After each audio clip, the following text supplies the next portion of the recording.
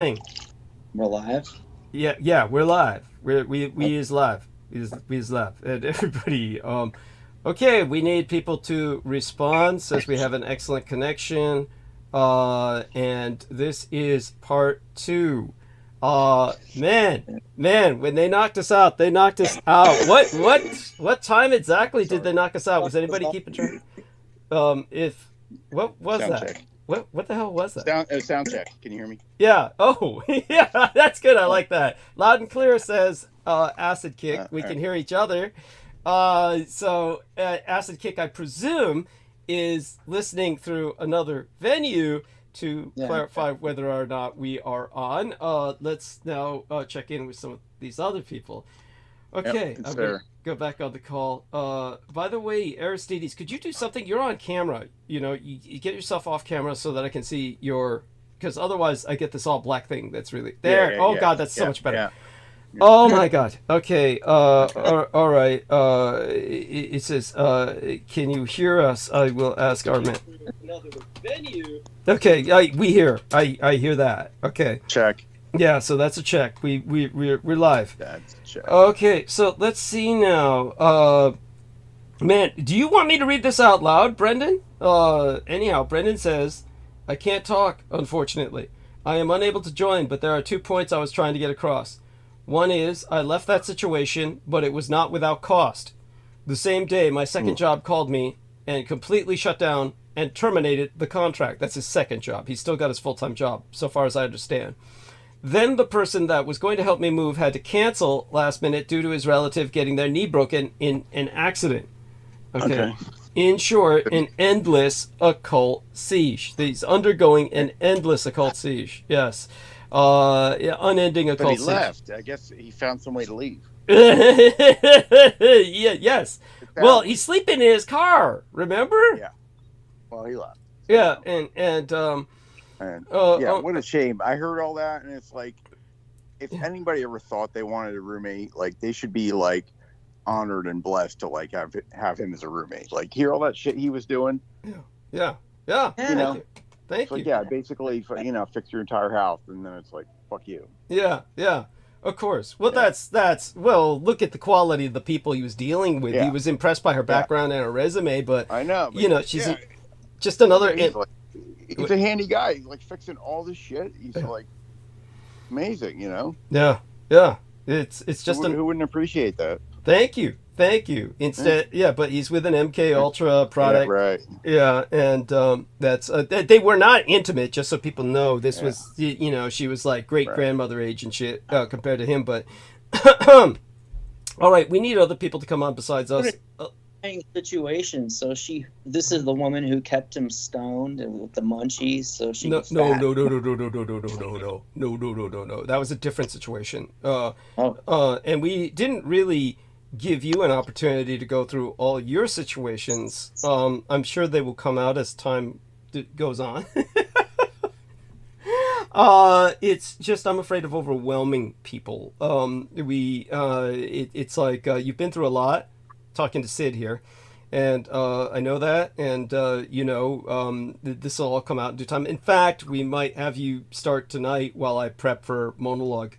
That way, I can finish my sandwich while you talk. You could go on telling people about just your Brendan Zogit type of suffering. Obviously, you've been through a lot. Let's see if we have anybody listening first. We wouldn't want you speaking in a vacuum.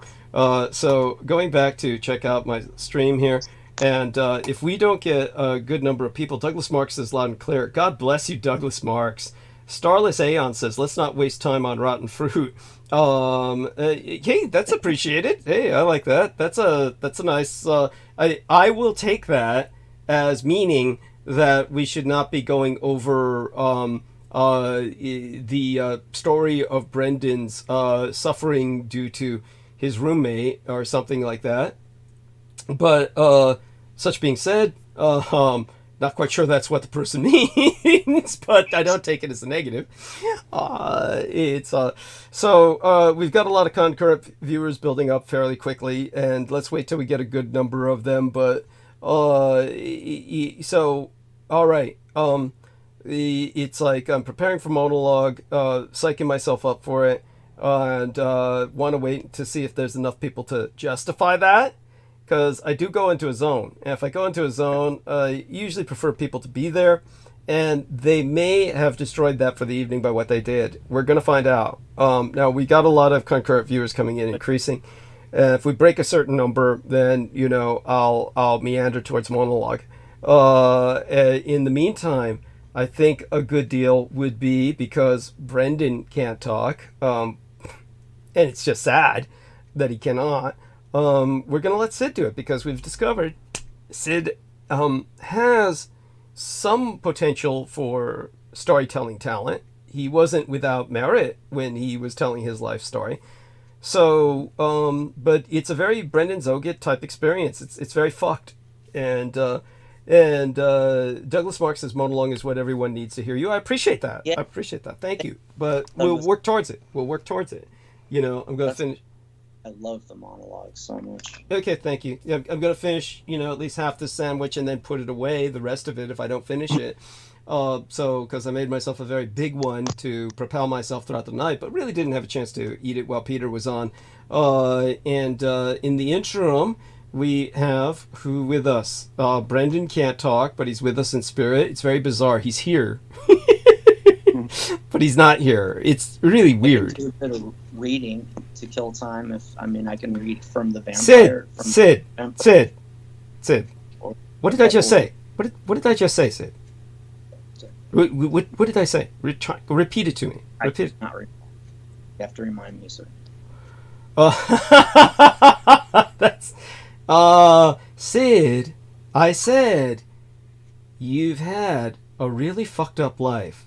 Why don't you share it with us like Brendan did? That way I can psych myself up for monologue. But you can kind of whet people's appetites. Tell us, you know, kind of like Brendan did. You know, I was born a poor black child on a sharecropper's farm and somehow realized I was a white guy that was adopted by all of them. I never really saw myself like that because, you know, I was just so well accepted and they all accepted me for what I was. So my outer appearance did not really strike me until they confronted me with it. And then that was when I knew I had become an adult and it was time to leave the family and move on. You know, it's Steve Martin shit. Come on, you can do it. You've been here before. You were telling us about, it was like when Brendan was saying, look, man, they had me down and they were scraping, chiseling. He said the word was chiseling the hematomas off my testicles. That's, you know, and then you said, oh yeah, when I was in the hospital, before they put me in the straitjacket, then they were fisting the guy next to me in the bed next to me to get the shit out of him and just flinging it in the trash next to me. So I had to smell it all day. I mean, come on, get back into the space, man. You can do it. You can relate this horror story that was your life. And that'll whet people's appetites for when I go in a monologue, because it's like it's like to put Brendan Zogit and you together. It's like one train is approaching carrying nuclear waste, and the other one is approaching carrying hazardous materials, chemicals, just toxic industrial effluvia, and you both crash in slow motion, and it just all goes up, and the entire area is rendered uninhabitable for the next several generations. It's just horrific. But people can't look away. They're just staring as their flesh melts off their bones. Come on, you can do it, man. You can do it. You got it in you.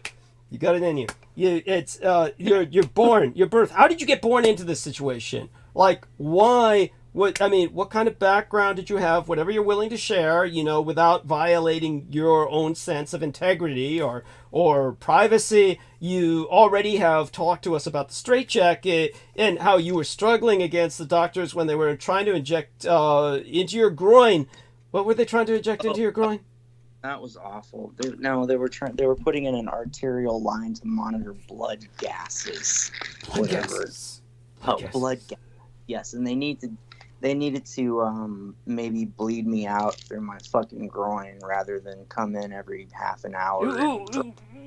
Why is the groin a better area for getting the blood out? I mean, you know, as a vampire myself, I really can't imagine biting somebody's groin to get what I need? Why is the groin considered a better area to get the blood out than some other locale? Because you can get that line in to that. What you should be able to tell me, right? What's the artery that would be right there between the balls and the thigh? Is it femoral artery? I don't know. Believe it or not, I forget these things myself. Yeah. Well, Yeah, it's because of the major arteries there. It's not like they're sticking it in his, like junk. Yeah. Yeah. No, well, tell us, Sid. It's as bad as if they were, right? I mean, you said it hurt like really bad, right? Well, yeah. Well, it raises all kind of fucking questions about, what drugs, the dosage. Why did I respond that way? If they needed to do that procedure, why? And blood gases. I mean, it seems like a pretty offensive explanation for that intrusive a procedure. It's like to save themselves. To be some person had to wheel in a cart and draw blood. That's it. So, I had to almost die for them to determine that maybe saving my life was gonna have to take priority, over saving whatever money they would have saved by getting that fucking line all the way up from my groin to my heart. Okay, no, just look. I appreciate this, and I want to get back to this. But it's important. This is important stuff. Well, obviously, you were in a situation where something very serious was going on. There must be some context as to, first off, as you said, they finally concluded saving your life was more important than, say, for instance, accessing this certain part of your body, etc. And what was the context of why you were in the hospital? Maybe that would be a good start. I had to have surgery on an infection in my neck. Okay. And how did this just happen, or what's the story behind that? I had a tiny hairline fracture in a bottom back molar, which didn't cause any problems. This is the hypoxia you were talking about? Yes. From the molar. So this molar, was this due to dental work, or this just somehow your tooth cracked? Yeah, the tooth just cracked, and I believe I know when. Okay. But it was something I accidentally bit down on. It was not supposed to be present in the finished meal that I was preparing. Okay, I fucked up. I bit down on something, and it was like, ouch. But it wasn't like really, really alarming. Like, I went to the dentist, and they took a look and said, okay, I see a tiny little hairline fracture, and basically that could heal. We'll just keep an eye on it. I was fairly young at the time. I mean, so life goes on, and like 10 years later, that 10 years later needs to come out. Okay. All the other teeth are fine. Got good oral hygiene habits and all that. Had good dental work all my life. My wisdom teeth out when I was young. Didn't have problems with that. Anyway, so this one tooth. And so it gets pulled. So they send me home with some painkillers and some antibiotics, and I'm fine for about one night. You don't need to make this too quick. You don't need to say, but go on. Just letting you know, your pace was okay by me, and so they gave you some. It was like you said, that was 10 years, and then apparently something was acting up, and go on. Yeah, there was all of a sudden, and I'm told this is how these things happen. All of a sudden, there was a huge amount of pain around that area, my jaw, near that tooth, and I knew something was wrong. So I got some help from a relative getting myself to a dentist and x-rays. Now, this is interesting to me. You had to have help from a relative to get to the dentist. And believe me, I'm not saying this as some kind of hostile interrogation. I'm just curious, is this because you can't drive? Or because of what? At the time, I couldn't drive. At that time, I couldn't drive. Pain? Or something else? Hmm? Pain or some other situation? Oh. Or you don't have a car? Or is that, which, or what? I was not driving at that time. I don't want to go into the details of that. Okay, okay. I have access to a car. Fair enough. Fair enough. Fair enough. And Yeah. I needed to, well, what I should have done and what anyone should do, the fucking takeaway is don't trust relatives around you. Ooh, what did they do? What did they do? Don't trust relatives and don't trust dentists like you've said, Douglas. Yeah. You know, the people who think they can be, I don't know, they can provide all the different levels of dental care all in one place. There may be people who make a claim of general dentistry, not gentle, but general. When it comes to general dentistry, of course, it depends on where did you go? It's just too and I'm being careful not to just like rattle off too many details, okay? Okay, yeah, again, I don't want to make this sound like a hostile interrogation, so I'll certainly lay off if something gets sensitive, but I don't understand protecting the dentist. Is that due to a fear of a lawsuit? Or simply it's just so unpleasant, you just have to bleach this out of your mind, the aspect of who the dentist was or their office. I mean, I could understand, maybe I feel like... I'm sorry? I don't feel like naming them. Okay, got it. Okay, so we'll roll with that, and so go on. So, but something, your relative did something. There's something you're angry about with your relative regarding this that involves the dental work. What did the relative do to get the was there some conspiracy between the relative and the dentist or something? The takeaway: if you feel serious pain. That could be indicative of a serious problem. Yeah. Call fucking 911. Yes. Excellent. I appreciate that. Good. Go on. Your brain fog, because fear kicks in. I mean, there are weird, psychological things that can happen when you start to have something serious going on internally. Yes. Yeah. It's a whole weird process kicks in. Yeah. All your biochemistry was fucked up by this infection. You were suddenly infected. It's fucking up your biochemistry, which is affecting your ability to process. I wasn't in a position to drive. Yeah. And so I absolutely should have called 911. Absolutely. I agree. Yeah. That's major. So to what? To get back onto.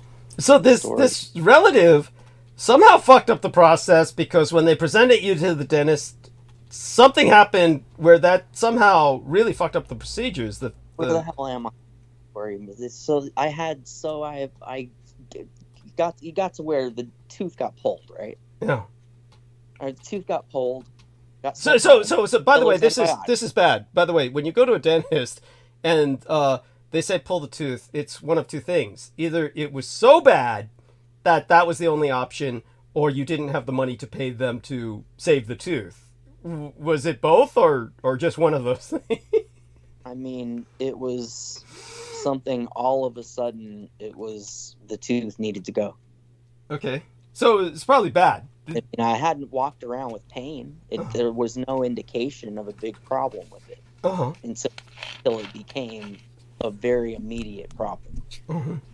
I wouldn't walk around, just carelessly with something going on like that for extended period of time. I mean, everything was normal. I'm brushing my teeth, I'm flossing, been to the dentist for normal cleanings, many times over the years, if not perfectly on that 6-month schedule or whatever, but everything's okay. Mm-hmm. Except for this one thing goes wrong. So the tooth's got to go, sent home, antibiotics and painkillers, okay, for one night.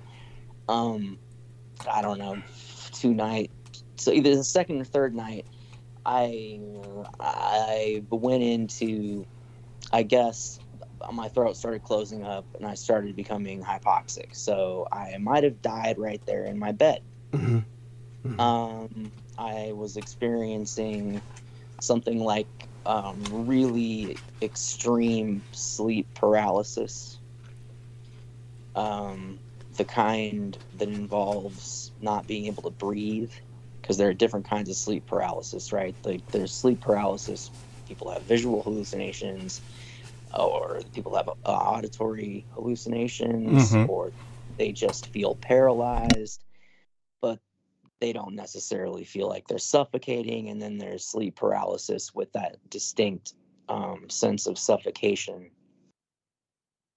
even up to the point of hallucinating like entities, malicious, like the old hag seems to be one of the universal forms that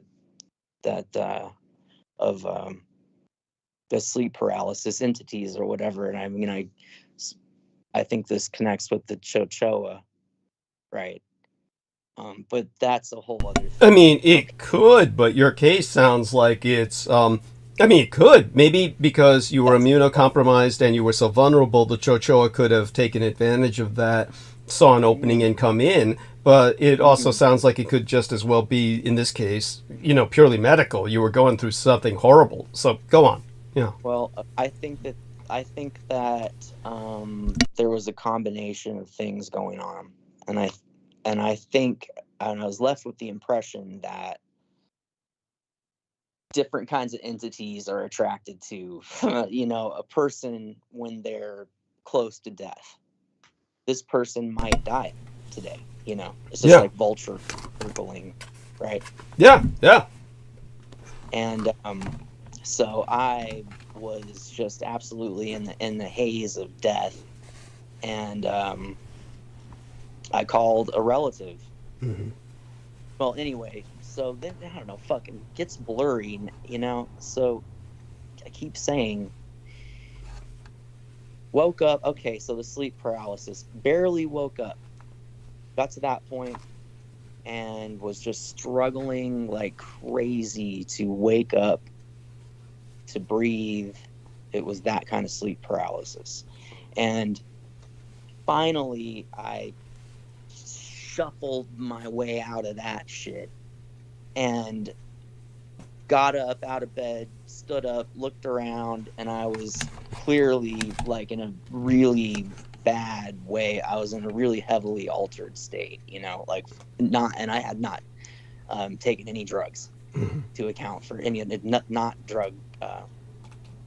A salient point. Yeah, okay, not drug connected at all in this case, but just a really scarily altered frame of mind, because I was getting hypoxic at that point. So again, should have called 911 immediately.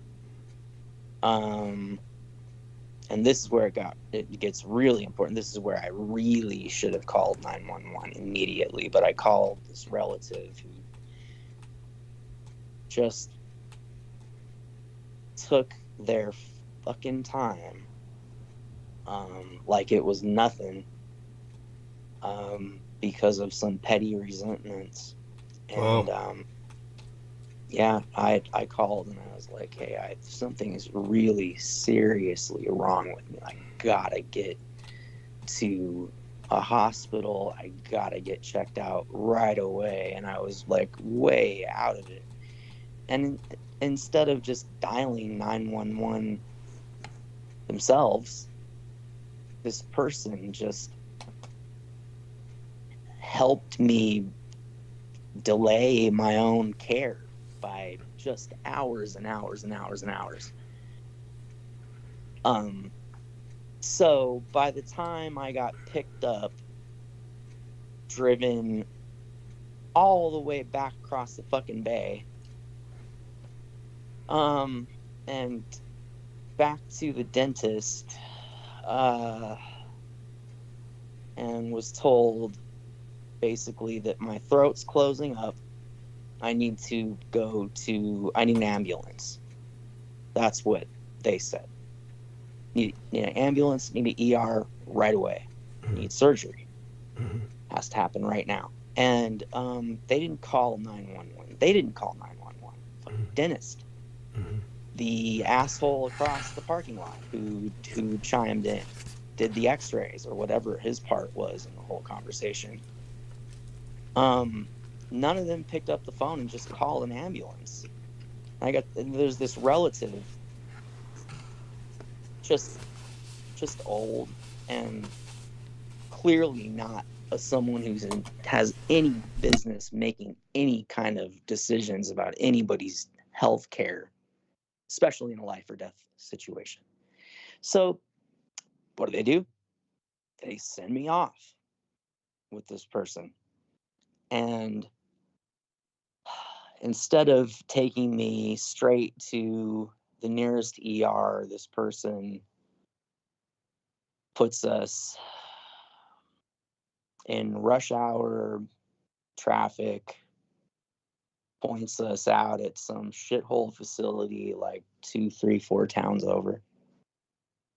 By the time we got over there, I was absolutely almost dead. And they took their time getting around to seeing me at all. I was just dying. And my mind was just drifting off because that's hypoxia. And by the time they got around to me, they could barely even get the tube down my throat. It had closed up so much. So that was a whole drama. They just took their sweet fucking time, like it was a totally non-emergency situation. For who knows? I don't know how many hours, but hours. And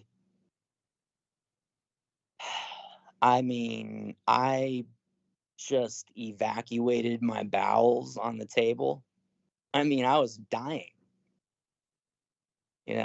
finally. And this relative just takes all my clothes and not just the clothes, but all my keys, my wallet and everything, throws it all the fuck away and says, "Oh, well, I thought you were dying." So I threw everything away. Later on, when so this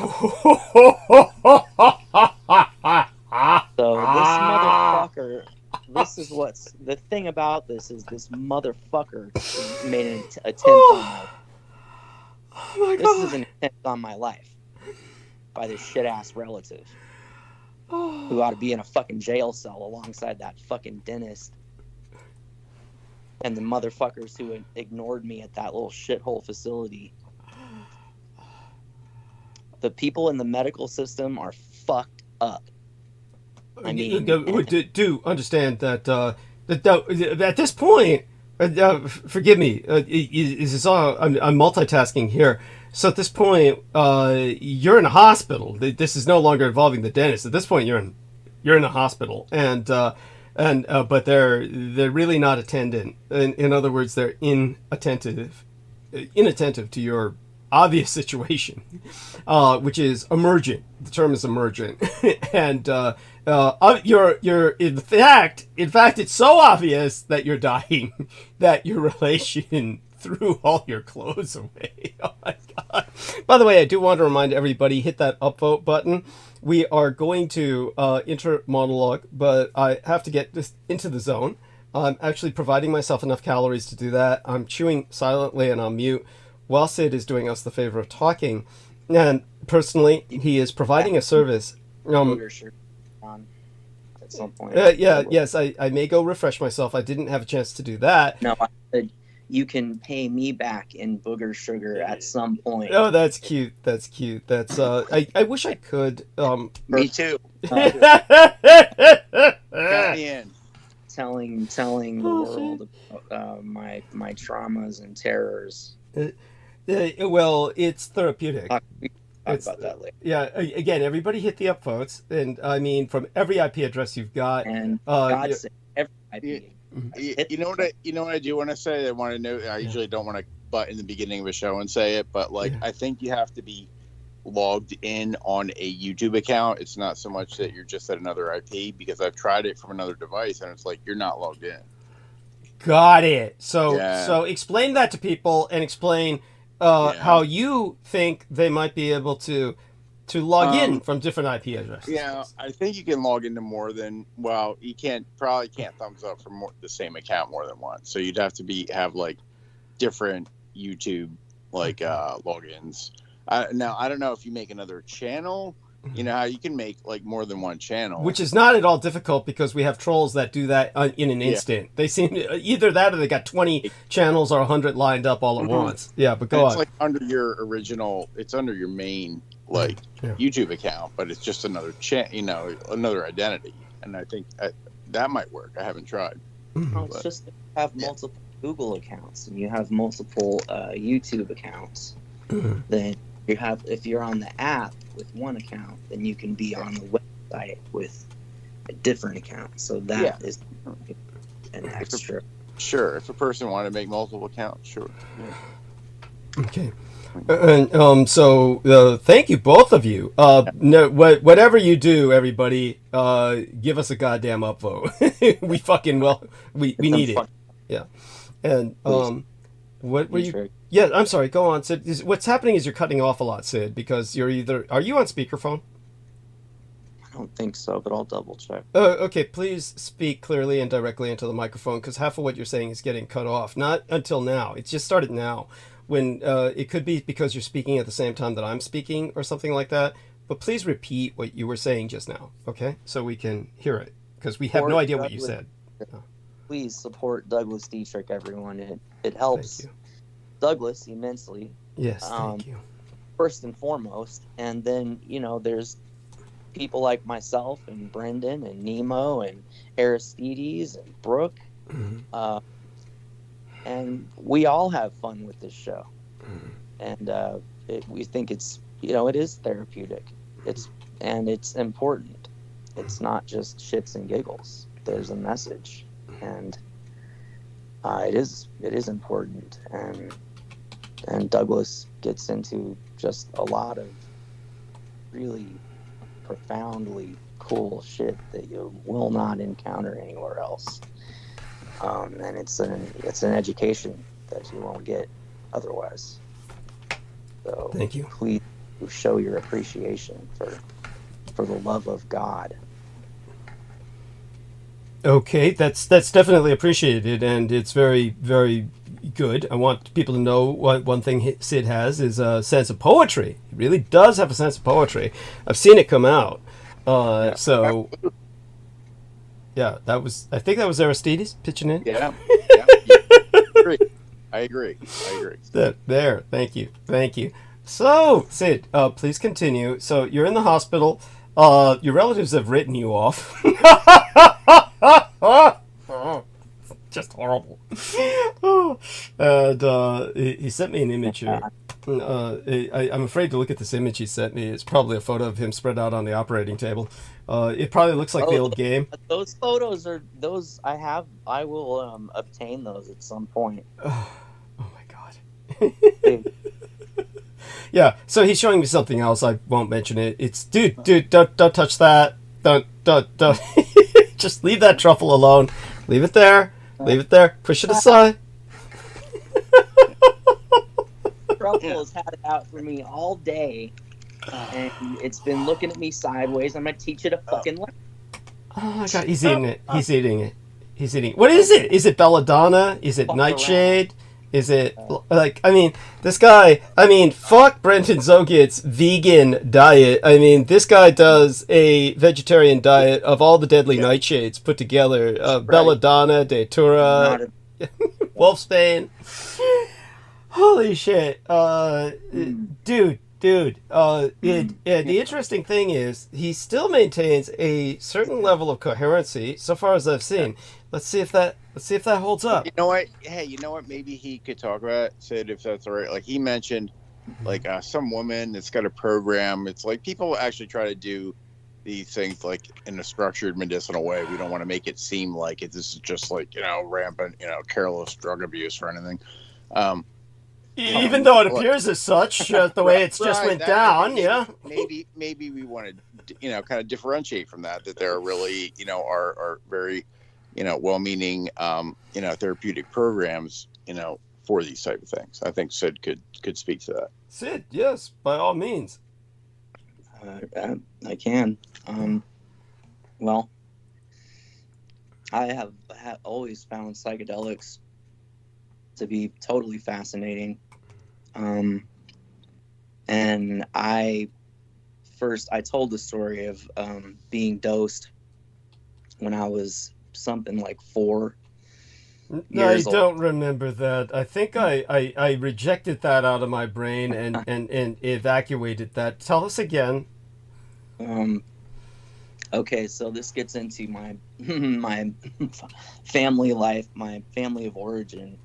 Okay, and so without naming them too much, By the way, I'm going to review this later. I just want you to know I'm going to take a trip away from the microphone for just a few minutes. I will not be able to hear you, but do go on. Okay, this is important, and this is actually a history. We can call this a case study in psychonautical experience, where ultimately Sid got on the path towards basically exploring the world through various chemicals, and he's okay. So go into it. Unfortunate that it starts this way, and I don't propose that I am any kind of poster boy for psychedelic therapy or whatever.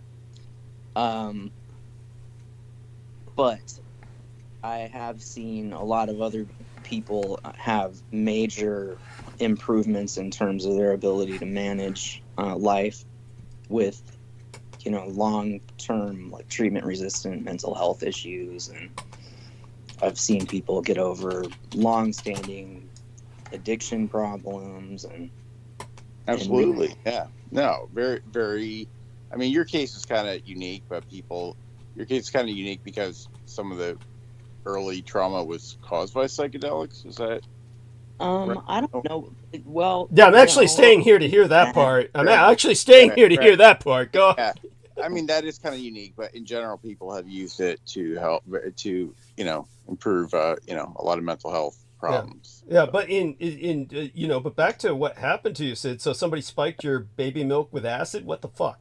I mean, Oh, the conversation was okay. So my brother, is about 14, 15 years older than I am. Whatever. Or maybe it's closer to 10. Anyway, he's my much older brother, and he's got a hit of acid, and he's talking to his little brother, and he's talking about, and the conversation would have been something along the lines of, "Oh, hey, big brother, what are you up to today?" Like, and he would have been joking around, so, well, I'm going on a trip, right? And he's holding this little piece of paper. It's like, I'm going on a trip on this little piece of paper. And he said at some point, it's something called acid. I remember that acid being mentioned. But I said, is it like a magic carpet? That's what I thought of. I was like, so you're going to go on a trip.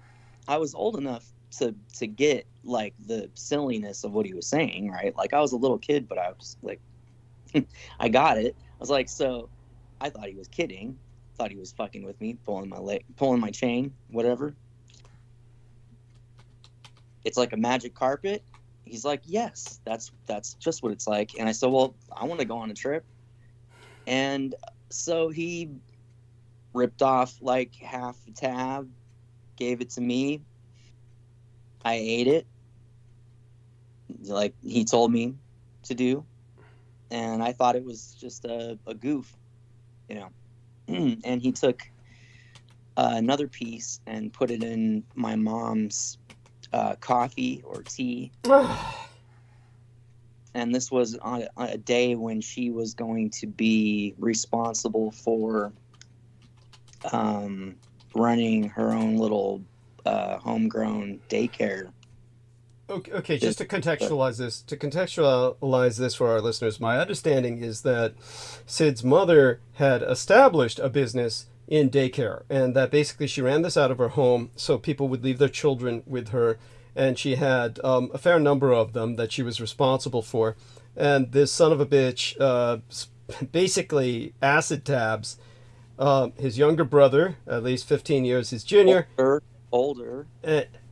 Wait, you're 15 years younger. I said, yeah, his older brother, I mean to say. I mean, kind of like he's younger than you in terms of maturity, obviously. So it's like, it's hard for me to even think of him as being older. It's like something a child would do. It's like, at any rate, he spikes both you and your mother, his own mother, and costs her at least one child in terms of a contract. In terms of contract, not a life. Which is, we're fortunate to say, or we're happy to report. It's good luck. It's just fucking good luck that one of them kids didn't get run over by a car. Or something, yeah. She did not have perspective. She didn't know she was on acid, and it wasn't enough that she was like. I mean, it wasn't enough that she absolutely would have known. I mean, it was an amount that if you gave a person, they might think that they're just having a weird day. They might just be thinking and behaving a little bit differently than they ordinarily would, and not really perceive that there's anything different, right? Mm-hmm. So I think that's what happened with her, and because I remember her walking us little kids, and I was older than the rest of the kids. They were younger. I mean, if I was something, I must have been around 4, and they were younger than that. And she walked us up the street to this park, and the kids ran around. We're lucky that none of them were kidnapped.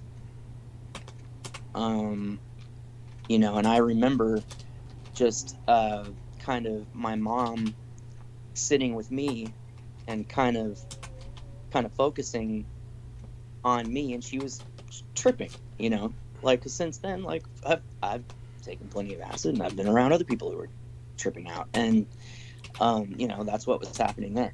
And it's funny, she was telling me how I remind her of the dude she lived with during the time in her life when she was taking a lot of acid. So something about the whole situation like reminded her of, you know, of her acid experiences. So there's that. So we hung out at the park for a while, and then she had me help her round up the kids. So you got like a 4-year-old on acid, like trying to round up some 3-year-olds or something. I mean, kids like just old enough to walk, and I don't know. You know, I haven't been around kids since I was a kid, so it's hard for me to say exactly how old they grew up, but they were just old enough to walk, you know, themselves up to this park, and I was just a bit old anyway. So I mean, well, your mother kind of walked them. Your mother was kind of accompanying them while they walked her to the park, right? Something like that. Well, she had kind of tried to structure it like the way adults do when they take kids on field trips, and what like she was at the head of the line, and she had me like playing the part of like the grown up at the back of the line. So here's my mom on acid, and but that's a logical thing to do. You're the oldest child, and you're at the back of the line. Yeah, I know. That's a common thing to do. Yeah. Yeah, sure. So that's how we got there and back. I mean, no, but en route something happened. Somebody spotted your mother, realized she was not in her right mind, and withdrew the kid from that program, her care, right? No, that's not quite right. What happened is one of the kids went home and told the story to her parents. Okay. Who then came back and confronted my mom and said, hey, what is the deal with taking these kids up to the park along this road? They're too young for that. None of that is right. And your mother couldn't remember it? She didn't remember. No.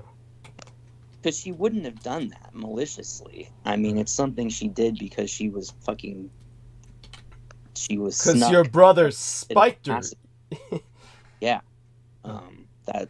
That shit she, I hope she disowned your brother and kicked him out of the house. Basically not. She didn't know. So the weird thing is, to this day, even I remember that kid's parents coming over and this conversation playing out, and I was there and I was saying, oh, I remember that. So Mom, no, we remember walking up to the park, like that all happened. I was like trying to be helpful, right? And there's my mom just thinking that no, like that her kids, she just thought that I was being an asshole. Wow.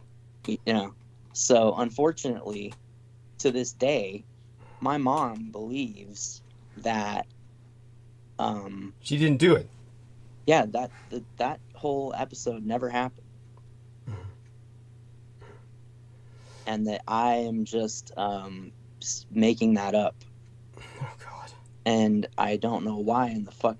I mean, there are other funner, nicer stories, and I mean, whatever. But the thing is, I have the memory. I remember the park, and I remember the conversation with my brother.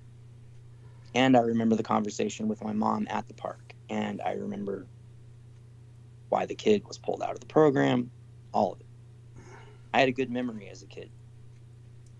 And so, I mean, put me on some acid at that age, I probably had even a better than ordinary memory. Better than I ordinarily would have had, which was already a little ahead of the curve at that age in some ways. That's just the thing. And something like that will really confuse a family. Okay. Yeah, obviously, so this is something horrible, and your family was impacted, and so after that, you just couldn't stop? I couldn't stop. No, I was a little kid. I was 4 or something, so I grew up. I don't know. I didn't encounter... I mean the drugs. What do you mean? Like drugs. Well, yeah, because you were saying this was the incident which led to your consumption, your chronic consumption of recreational narcotics. Oh God, no, I don't see it that way.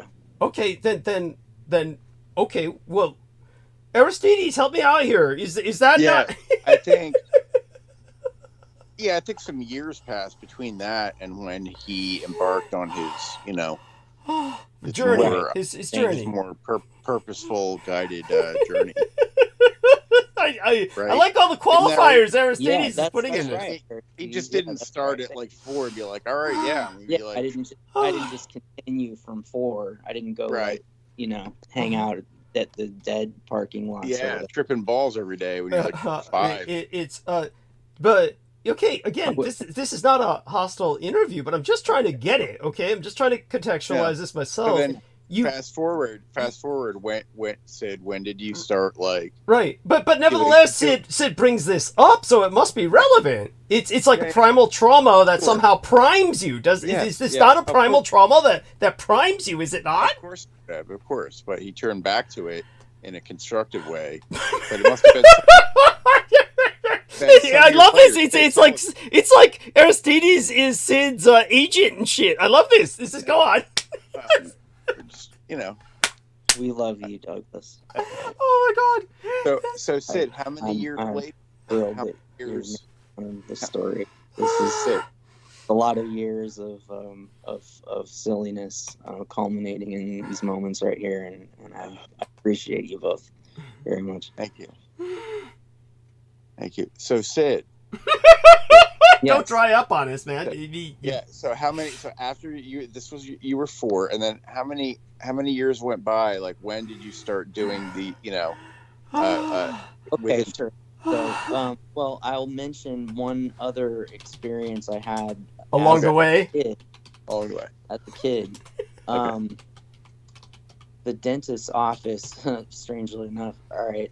At one Who'd have thought? different before. This is long before I had. I mean, any fuck the candy bars. I mean, fuck, you don't behave and you get a candy bar, kid. I mean, fuck that shit. It's this dentist was like, hey, you behave here, kid, and you get a dose of this. The rainbow colored pill. I'm sorry, couldn't resist. Go on. By the way, Shining Shadows, our dear friend Chris Collins, he's in the chat room. He's an artist. And he says, low-dose mushrooms have been profoundly beneficial to myself. Interestingly enough, I have also had major psychedelic trauma in the past. Not as a child, however. Yes, I mean, our man Sid breaks all the rules. Go on, Sid. We're turning it back to you. Okay. So, wait. Okay, so where are we? Aristides, help him. Yeah. Well, you said there was another incident along the way. Another incident along the way. Yeah. Okay. All right.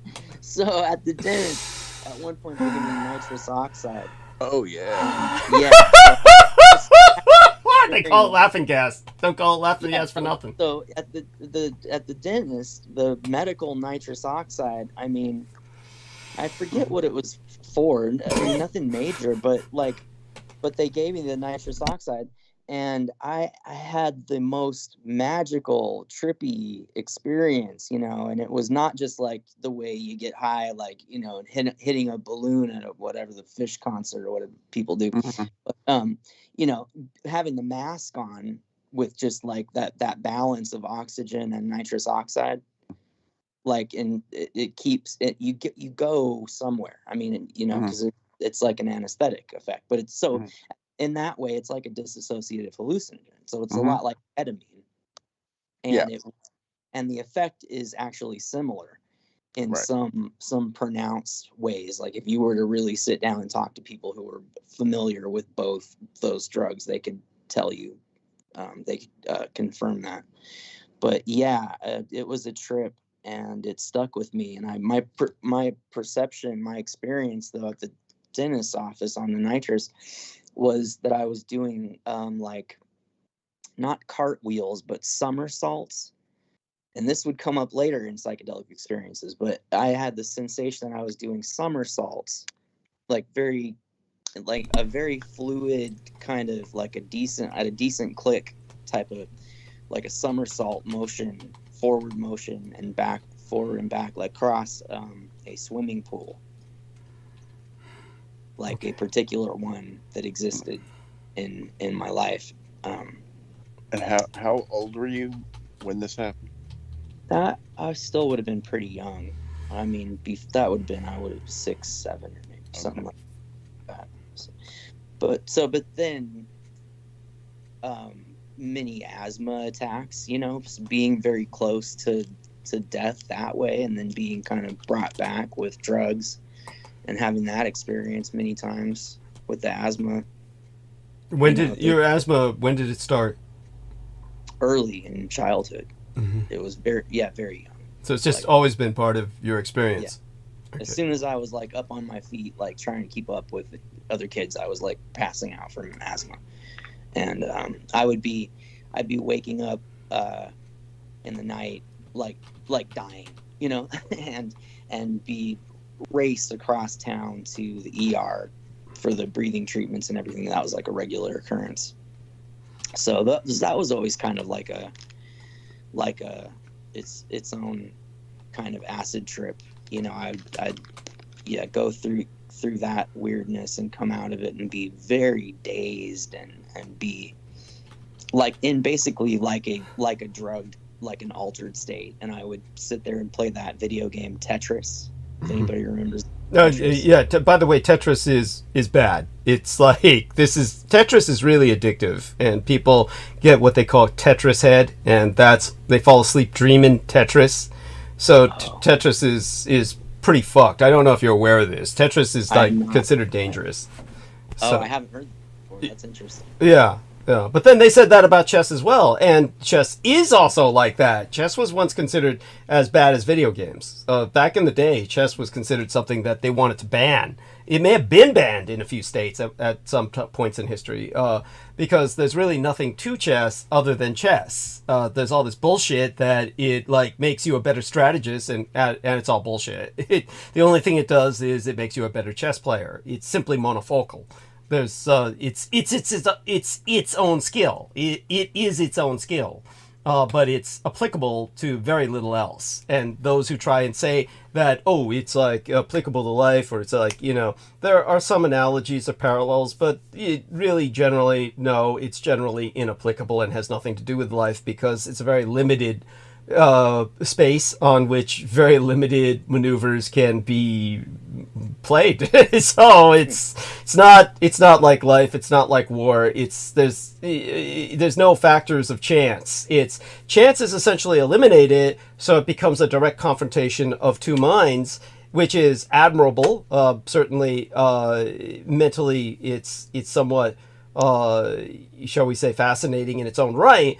But it's not really applicable to the outside world, where other factors come into play that break into anyone's environment. Chess is a hermetically sealed environment. Tetris is like chess in that sense. So it stands to reason that Tetris would have been part of your experience. But go on. Yes, please. That's very disturbing. Yeah. Something to think about. Yeah, it was very comforting at the time. It was like the dream machine, maybe. Like I would come back from this ordeal, right? And that's how I would kind of sedate myself back into a sense of calm and use it kind of like a drug. But I remember that. And then, so anyway, fast forward more, and then early teens, and then everybody was just, there was plenty of weed and acid going around where I lived, which is not that far from where you lived. I'm not going to say exactly where, but early teens. I saw the last bit of that old school brown weed that used to go around a little bit, like that kind of pressed brick brown weed, like it was not very good. And I saw the last days of that stuff going around, and then at a certain point in time I saw it was only the killer green bud from that point forward. But yeah, there was a lot of LSD, and it was and I think it's safe enough to say this after all these years, and they've done sentences for other things. And I mean, I don't know what Gordon Todd's situation is exactly, but so much has been said and written about him. Tell us a bit about him. Gordon Todd Skinner. Okay. Yeah, tell us. I'm not familiar with this. Oh yeah. Okay, so that's where the acid was coming from back then. So I was just, through multiple acquaintances, I just became hooked in with the acid circles about age 13. So anyway, the story is Leonard Picard was the chemist, and Gordon Todd Skinner was like a trust fund kid who had a big missile silo, or he had the money to go acquire one anyway. I forget exactly what, but anyway, he acquires a big missile silo and sets it up, and furnishes it like a big giant psychedelic laboratory. And Leonard Picard came in there and produced massive amounts of really high quality psychedelics, and his idea was just to flood the world, to flood this culture with as much high quality acid as possible, and get people, because I think he believed in it, that people would have an awakening and they would wake up to the psychopathy of the corporate person, as it were. And I think that's the aim with a lot of people who believe in psychedelics and have continued to spread them around. I mean, at the clinical level and at the fun level with concerts, festivals, and whatnot. I mean, you've got people who just said "fuck you" and they were ordered to throw all their acid away and don't look at this and don't study this anymore. And a lot of these clinicians said, yeah, no, fuck that. We're going to hang on to it and just continue to do what we were doing. And thank God they did.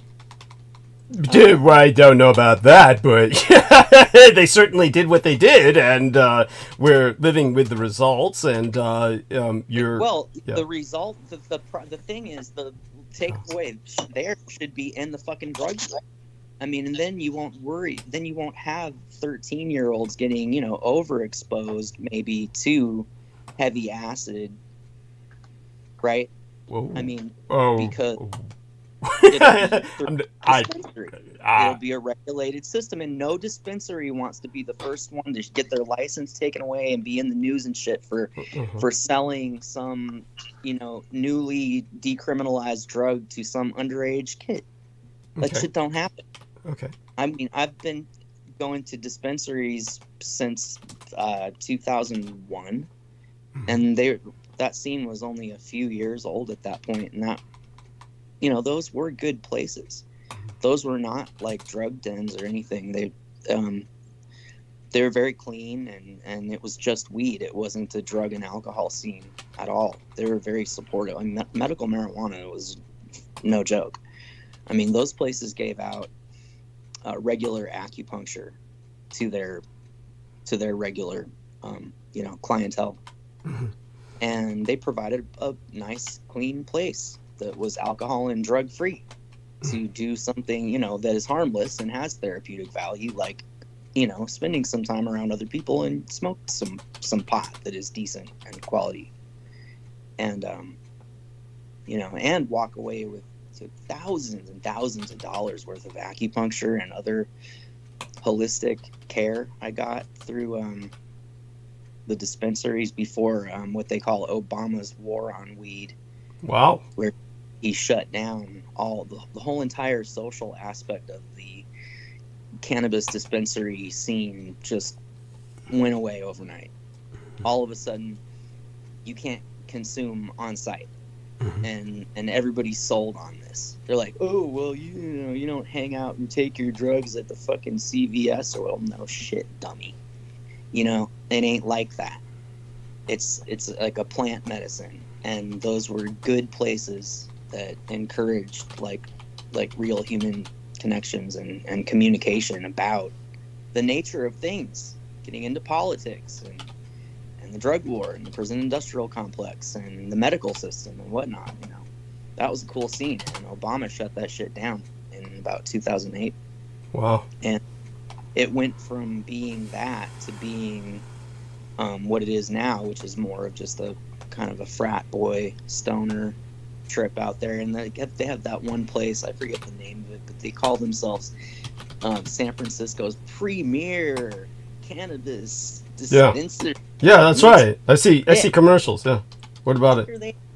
What planet are we living in? Go back 30 fucking years, man. 30 years. And all those places, it just pisses me off a little bit. And it also, you know what? Glass is half full. Like, I'm very grateful that I got to see some of these places. Like, there was a place or what was it? Polk and I forget what cross street, maybe Polk and Sutter. There was a space there that went down under the street, and I think the whole space, it used to be a speakeasy during Prohibition, and you would go down this very steep, staircase which would open up into this large, beautiful space with brick walls. And they had it all set up for, as a medical marijuana dispensary. And it was a fucking cool place to hang out. Now what I'm going to do is I'm going to refresh myself, continue, because we're entering the transition period where you're talking about how you became what you are today. I'm not quite sure that's the best way to phrase it, but it's you got the yeah. off a little bit, but yeah, but I probably do. I'm going a little bit all over the place with. That's fine. Don't even worry about that. You're doing fine. We're also, I think, doing well enough with holding numbers. I'll start participating again more aggressively, but we've been on for approximately an hour and 5 minutes. And obviously, if I wanted to, I could go another fucking 11 hours, because we basically have 12 hours ahead of us since they cut us off. We're back at square one with time, in terms of time span. Not quite sure I'm going to do that tonight. Of course, I know I'm not going to do that tonight. But we will get to a point where, I'll get into the monologue when I'm getting ready. And like I said, filling myself with enough calories, refresh myself a little bit with, as our friend so quaintly calls it, booger sugar. And then get back into speaking. So everyone who's here for the monologue, you'll get the monologue. But, that is if I feel there's enough numbers to justify it. When they do knock us down, they knock us down. And they knock us down for a reason. It is to prevent these monologues. You'll notice they never, ever interfere with Peter Moon. There's a reason for that. But that's something that I usually have to go into obliquely. So, but it's very seldom they knock us off with Peter Moon. It does happen. Did happen once in a while, but there's interesting, how would I say it, mitigating circumstances when that usually happens. And it's rare enough where it doesn't even count. So it's usually just as soon as Peter's gone, they usually knock us off so that I won't do monologue. Some nights that suits me. Tonight I was raring to go to ultimately get into the zone where I would do it. We'll see if I get to that point. And it takes, we had numbers kind of wax and wane while they're waiting for me to get there. But don't think that what Sid has to offer is not relevant. It's certainly relevant, and Sid is he is a vital member of Team Dietrich. He does everything he can to help. And with that, of course, we're going to ask Aristides, can you participate when you need to speak with Sid? Prompt him if, while I'm gone for the next 10, 15 minutes? Yeah, I'm here. Yeah, and you're going to survive whatever it is that you're... Sorry, yeah. Yep, I'm here. I'm going to hang with Sid. Okay, good. Honestly... Get a drink here. Yeah, love the both of you. Both of you guys got this. I have every confidence that both of you are capable of handling this, and I'm going to leave it to you. I'll be back. All right. Sid, just go back to talking about what you were talking about. It's what you're comfortable with. Yeah. And, Where did we leave off? Go back to munching on this truffle. So yeah. Oh shit! Oh shit! Yeah. Well, whoa! Weren't you at one point cutting this with a surgical blade into these microdoses? I mean, did you just give up on that? Yeah. And now you're biting into it. Oh no, that's great. That's a great way to do it too, for sure. That's not what you're doing right now. Yeah. No, it's like he's eating a pile of cookies. This is along lines of eating a pot brownie. Dude. Aristides, you have no idea. This guy once went through 7 of these fucking truffles, and one of them would kill a child. Okay, so... No. Oh my god. How your kidneys have not shut down on you yet is beyond me. I take it it's a tolerance that's built up like a city pigeon that just eats so much shit that it's like you could feed it poison and it's just not going to be impacted. It's something like that. It's healthy. I've eaten healthy. I've done other healthy things. I'm not one of these people who's careless with stuff. Okay. I don't smoke cigarettes, so. No, wouldn't want that. No. I mean, belladonna truffles here and there, a little datura. I mean, but, this causes the death of some brain cells and leads to those fancy hallucinations. But hey, that nicotine, no way, man. That's Yeah, man. no, not touching that. Near as bad as alcohol. Oh my god, nightshades versus the other. Now, that's an interesting story. Your struggle with alcohol. You are in AA. You are off. You're dry. Yeah. I actually Okay. am.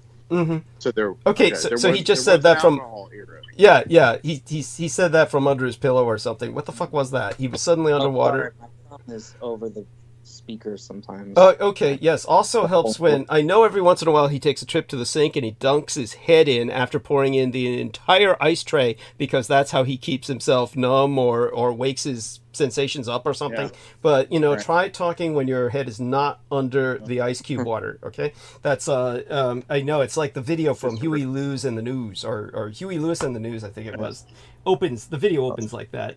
So. Sid, you've kicked the alcohol habit. You're how many days dry? I mean, come on, guys on AA, they usually know what day it is. By that I mean, like, is this like a year, like 12 years sober, 10 days sober? What's the time sober so far? Months. Okay. It's Well, months. generally, I'm not going to always provide. Okay, that is okay. But I'll respect that. I But don't see. today I'll say that I'll check. I do. I am keeping track. Uh-huh. Have to look real quick. So okay, here we're on day 12. So at midnight, 12? we'll start day 13. 12. 12. And it's been 3 months. It's been 2 months. Okay, it's been 7 days, and it's just something to keep track of. I don't go fucking nuts when I drink either. Like, I mean, it's like I'll drink a few beers and it's pretty quiet. Did you have previous problems with drinking much more than that? Yeah, I mean, I think with the depression and with the situation, there's potential for me to kind of just disappear into a haze with that stuff. Yeah. I mean, I can sit there and get into a particular author, and I'll sit there and gain a bunch of weight. Right. It's not healthy. That's all. It's just it's way more. It's way healthier to do some psychedelics and move around. Whoa. Not quite sure. What do you think, Aristides? As far as what? I don't know, really. I'm afraid to land either way. I mean, Well, I'd say, psychedelics probably better than alcohol. I mean, what's the worst? You take too many psychedelics, you're just like sitting there pondering your inner trauma and all this stuff. And like you drink a 12-pack of beer, you're like beating your wife. Yeah. Okay. Oh, well, So- How about that? God, Yeah, you may not be beating your wife necessarily. But I mean, people do. You know what I mean? It's like people sitting overlook overlook that. Yeah. Yeah, sure. I mean, some guys are beating their wives on a 12 No, pack. that, anybody can buy alcohol and just like do bunches of stupid shit, and you're just, it's like, Oh man. From the time you're 21, you can go right? buy It's totally legal. It's buy totally all the legal. alcohol you want on the top of your Right. fucking- Yeah. So what I'd like to know is, okay, now you're showing me this and I'm not offended by this, but it's kind of like a good-natured taunt. It's a good-natured taunt from our friend Sid. He's showing me the truffle, then he's showing me, pretty much he's eliminated the truffle except for the sugar skull. So is there a significance? Now, now I'm going to show this to Aristides because I think it's cool. I think it's all right. I think it's safe to show him this. I don't think it's disrespectful to you, Sid, to show him this at all. So I'm going to show him this, and because I think it's okay. So Aristides, this is what our man Sid had in front of him. This is the little, this is the little truffle. You've seen this. You've seen this, I think. And then this is what's left of it now. Now, what I'm curious about is there a significance to the sugar skull or the frosting part? Is there something in the frosting, or is this the most, how would I call it, the most just benign or neutral part of this? So, and you're kind of like rejecting it almost because it doesn't have any of the good shit in it, or what? Oh no, like that. it's kind of, I like this little skulls are all a bit different, you know, they're all handmade, and it's just cool to look at, and just Okay. you know, on the truffle and kind of save the skull. No, but I mean, is there something in them? I mean, like good shit. Like, is there something? I'm not aware of like you know, the as far as the distribution of the active alkaloids, you know, throughout the truffle. Okay. Okay. So I mean, isn't there a way to find out? Like maybe like yeah, check out that Emporium Black. Communicate with the guy who does the truffles. He's fucking awesome. I mean, they're a cool company. I thought it was like a she. Is it? It's a man. It's a man. If I'm not mistaken, this is a trans man. Okay. Truffles. I'm sorry. Did you say a trans man? Trans man. Oh, that's right. I remember you mentioning this. Yeah, that's intriguing. That's right. I remember now. That's right. It is. It's a trans man who is producing these things. Yeah, I think his story. Part of his story is he studied with some Native Americans who were very into these plants. So he went and specifically, you know, studied how to handle the nightshades. And so, you know, it's a fun thing to experiment with. But yeah, this is way on the lighter end of the spectrum as far as, you know, psychedelic experience goes. I mean, dude, no. This is serious stuff. I mean, it's as you said yourself. This is like for people who are truly committed to this level of psychonautical exploration, because this is like you're talking about something that's basically a toxin. This is a toxin that you're taking. It's not something to be taken lightly. I mean, you acknowledge this, right? So is the vaccine, isn't it? I'm sorry? So is the vaccine, isn't it?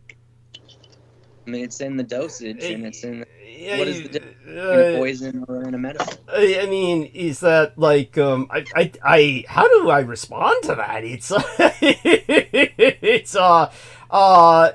the poison is in the medicine with the vaccine, yes, but there's a purpose to it in the sense that you are immunizing yourself against something. What in this case are you immunizing yourself against? That is an excellent question, and everyone should ask themselves that. I mean, why not? Like, if you're going to take a psychedelic, you know, why not think of it in that way? Like, what are you immunizing yourself against? And that sends me right back to another guy who I like to mention a lot, John Lamb Lash, and his whole. I've heard of him. Yeah. I don't remember exactly what context. What's that? I've always wanted to know what you might ultimately think of him if you were to take some time and check him out. Always wondered. Sid has material from John Lamb Lash. It's very interesting. Then perhaps he could read some of it for us. Yeah, well, I mean, before he starts reading, I think he's doing pretty good by talking right now. At some point. Yeah. Like I'm saying. Like, yeah. The option's always there. Good point. Yeah, your point's stuff there. Yeah, your point's well taken. So I'm going to let you gentlemen speak to this. I will be gone for about 10 minutes approximately, and I will be on mute. But these gentlemen have it. Feel free. Honestly, everyone who's listening, stay here. I mean, these guys are fine, and I'll be back. And honestly, it's not irrelevant stuff. I mean, all of this is somehow, regardless of what you may think about this, it brought Sid to us. Brought Sid to Team Dietrich. So I with good and evil, and how we live in society with each other, and it comes to questions of ethno-state versus, you know, more hybrid societies. Yeah, and I represent both, and I consider myself to represent both. I think the world is big enough for both, and certainly America is big enough for both. And so we'll get into that. In the meantime, if not tonight, we will eventually, inevitably. So I'm going to go mute. These guys have got this, and thank you, both of you.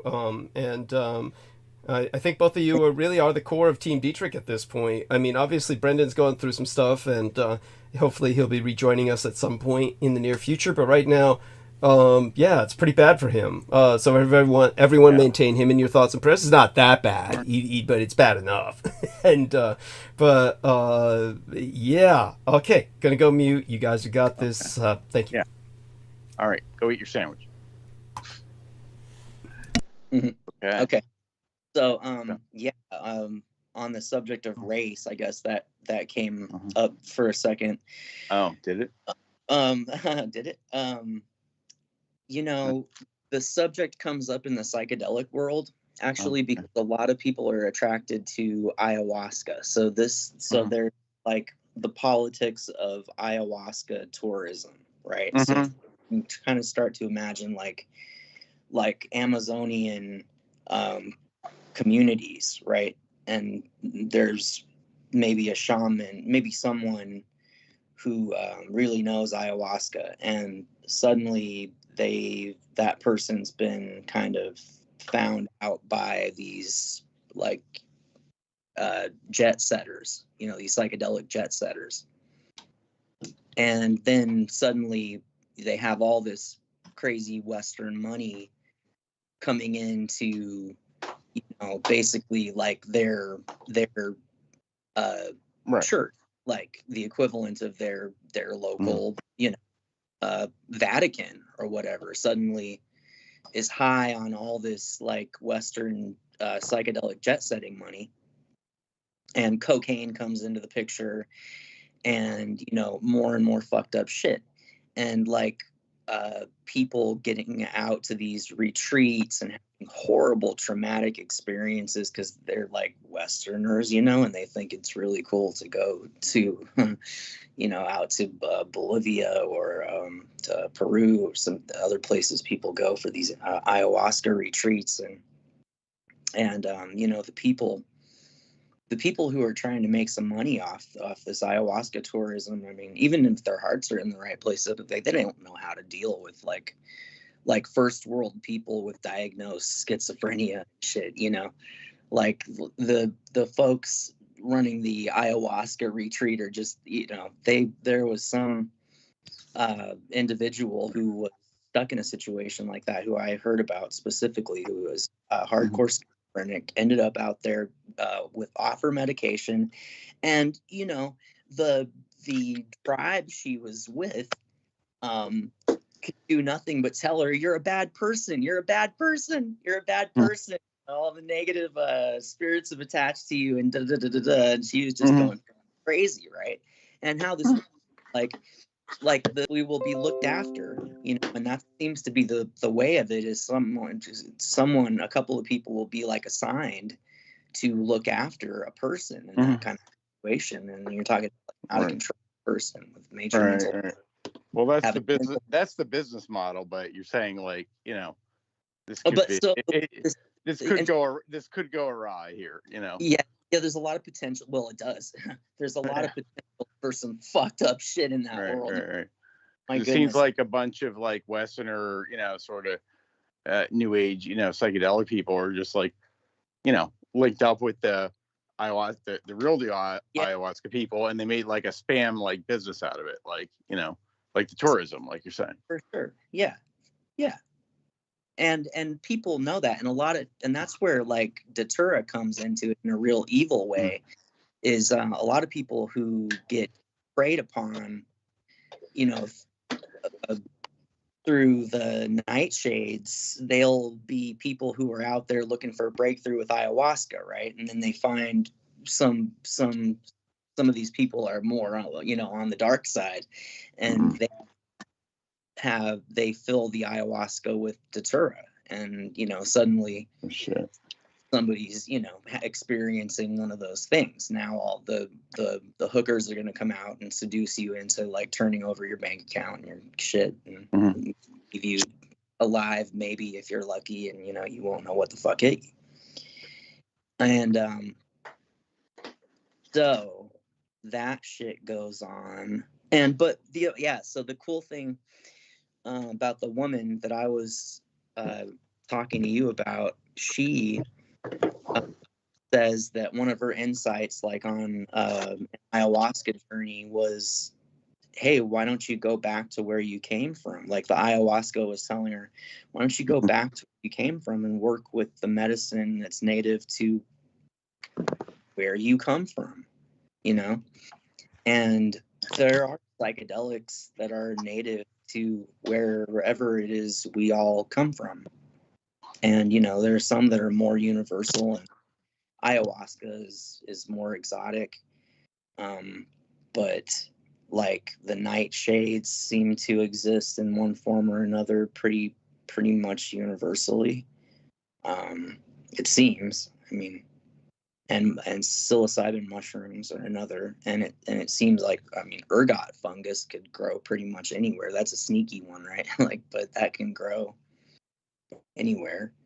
And they've turned up like residue of like tryptamine containing, you know, resins, hash type things in mummies, you know, preserved corpses, and they'll have their drug stash. They're traveling the desert, whatever. They've got their shit to trip out on, and so there's a lot of history there. And like, okay, so John Lash.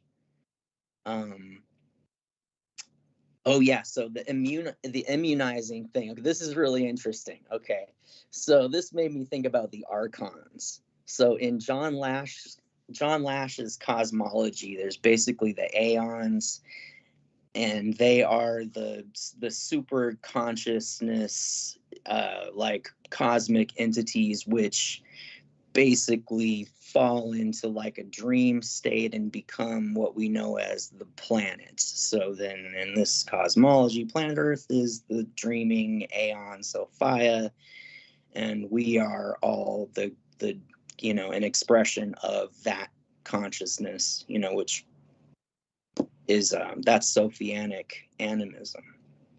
And John Lash has his own like YouTube where he expands on this stuff, and a lot of it's really interesting, and I've been a fan of his for a very long time. But okay, so the aeons, I said what they were. The archons are kind of like an offshoot of this process of the aeon becoming the living earth, let's say. And in that process, these entities are born out of it, kind of like insects. And there's even a word for this, whereby there's a certain kind of insect that will spontaneously come into existence under the right conditions. And maybe Douglas would know what I'm talking about. Have you ever heard of that, Aristides? Sorry, I just had to go off mute. I have heard of instances of little creatures spontaneously coming into being. I'll say that much. Okay, cool. So imagine on a cosmic scale then, as the Earth becomes the conscious Earth, and the offshoot being like these little insectoid, life forms, those would be the archons, and those would be like the gray aliens.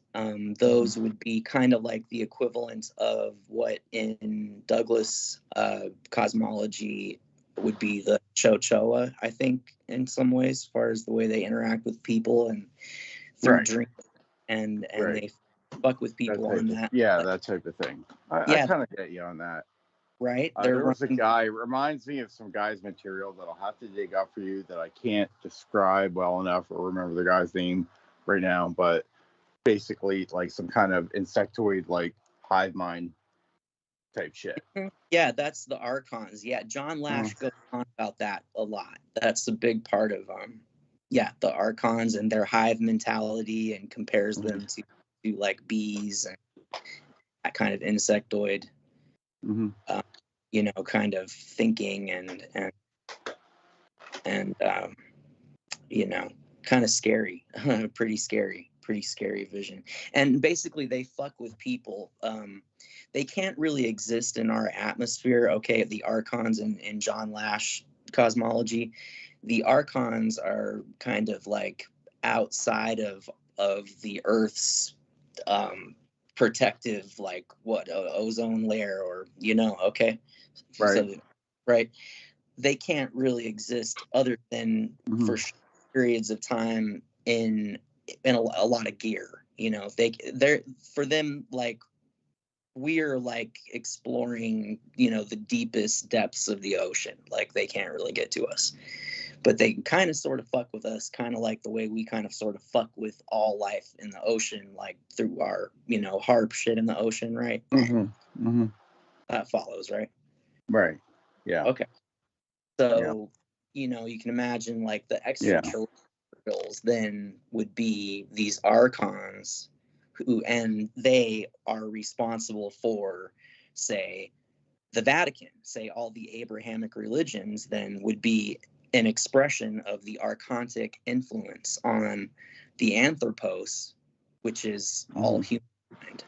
The anthropos, which is basically the child of, or the the expression of the dreaming aeon Sophia. Yeah.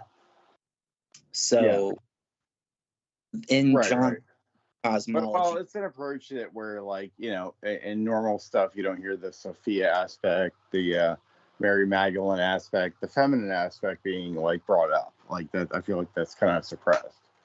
Oh yeah, and the Sophia mythology is the most suppressed of all the mythologies in the world, at least according to John Lamb Lash, comparative mythology.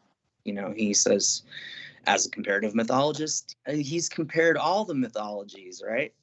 And this is the most suppressed one, because it basically has to do with the public lynching, rape, murder of Hypatia, the daughter of the man who ran the library at Alexandria.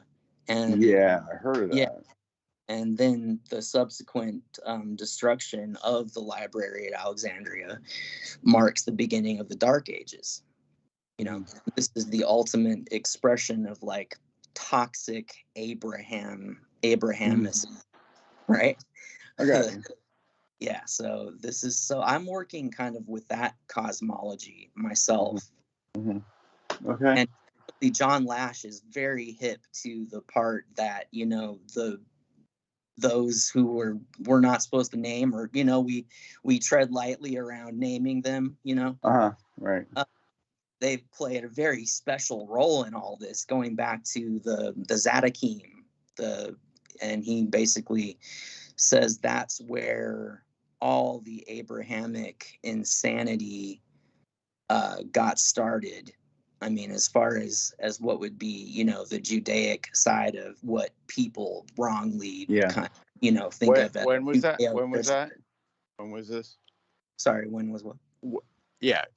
This was when? What was what you just said? Like, when was this that you're describing? When was this? What, the murder of Hypatia? Yeah. Sorry. I guess. And then what was after that? The Zadokim? I don't know. Go on. So this is all in this book, Not in His Image: Gnostic Vision, Sacred Ecology, and the Future of Belief. John Lamb.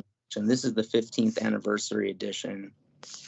And he, I don't like Donald Trump, and I never ever did. And this comes up for me because, like, I was quite a bit younger when I was really, really enthused about John Lash, and I was really enthusiastic about what he called the Gaian navigation experiment, which was what he was doing, online, with his kind of, he kind of, mythopoetic interpretation of world events and things like that. It was all pretty fun. And then for some fucking reason, he got all excited about Donald Trump and ended up, like, going on that with that Henrik Palmgren, like, jerking each other off when fucking Trump got elected. Who got excited? fucking John Lash went on Red Radio and like sucked on Heinrich's fucking butthole. Okay. About Donald Trump, and then I lost all kind of respect for John Lash. Yeah, that's kind of a weird move. It was. You think? Yeah. Yeah. It sounds like a weird move? Like, I mean, but somehow, like, he became part of the machinery of convincing all these white morons that Vladimir Putin is like the great white hope working through Donald Trump, and this is David. Voting for a vote for Donald Trump is like voting for David Duke, and this is like a vote against the people that think we don't like, and then you get fucking Donald Trump, and he does what he does. So how does someone like John Lash get sucked into being excited about that? And I don't know, because that doesn't sound right at all. It's very strange. But I think he just had a complete contempt for Hillary. I mean, and I think like a lot of us did, and Douglas outlined all her crimes as far as draining all those soldiers of blood, along with her friend, whose name I can't remember. The one from the Asia, like Eastern Asia. Yeah, you know what I'm talking about, right? Yeah, that whole story. Yeah. The I don't know, things of that. Though, I mean, not to get into all that, but I held my, well, you know what? It's not. I guess I didn't vote for Hillary at that, but I didn't vote for Trump either. But I didn't, I saw it differently at that moment in time, and just I was caught up in the idea that the statement I wanted to make was it's whatever anyway, Yeah, so that's where I was at with it at that time. But the point, I guess, being how fucking weird is it for someone to write such a strong vision of humankind just to then like pander to the likes of Donald Trump on fucking Red Ice Radio with Henrik Palmgren. On Red Ice Radio. That shit broke my heart, Air Seas. Yeah. Something happened there, yeah. I would just leave it after that, be like, okay, I learned what I learned, and I don't know what happened, and But the thing about it that I keep going back to, and he's gonna have to be like one of the extreme exceptions where I maybe overlook this, and I, to some extent, and I'm gonna read his work anyway, and I'm maybe keep up with what he does to some extent over the course of his life, as long as I can, because I find him interesting.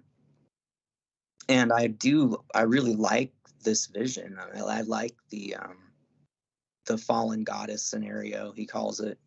And I felt that this is something I picked up on with psychedelics. Okay, so this goes right to the heart of like my own personal cosmology, which had to do with the LSD experience, where, I mean, just, I felt that there's an aliveness to everything that transcends, like some of the obvious things that we associate with aliveness, So, I mean, obviously hurting a table is not the same as hurting a person, but, I think like there's the idea of the commies, right? That's where that word commies comes from as the slang, Really?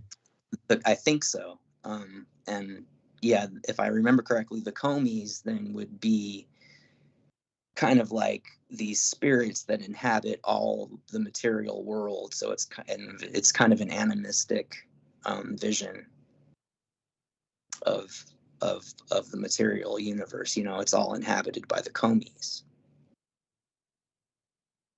And so that to me sounds similar to, all of us being an expression of the dreaming goddess, the planet Earth. And I have fun with these ideas, and it, and taking acid as a young kid, I think I was having a vision of things on a cosmic level that line up very closely with what John Lash outlines with the Sophianic creation mythology. Mm-hmm. You know, I had this idea of a consciousness that somehow falls into, you know, being this planet, you know, this playing out on this cosmic level, and then okay, this consciousness now is kind of this living planet, and that we all evolve as in some way an expression of that consciousness. So then what does that mean or not, you know? But I mean, I don't think it means open season on young kids for a bunch of faggot priests, you know? Well, of course not.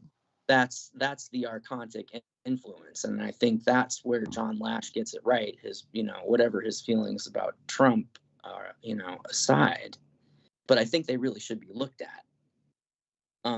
You know, this is a vision that should, you know, be in line with like decent like morality outside of what would be the, you know, the Abrahamic spectrum of reality. Right. So what is what's John Lamb Lash doing now, or is he still around, or? He's got his YouTube. And speaking of which, still going? Go over to and I'm sure that we're still on. Yeah, maybe you can post that or something. I'll have to.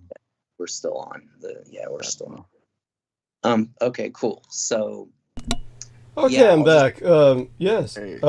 Finish what your thought there. I noticed that our friend Nemo was entering some text that apparently you had brought up Benazir Bhutto. Of course, I can explain that in context.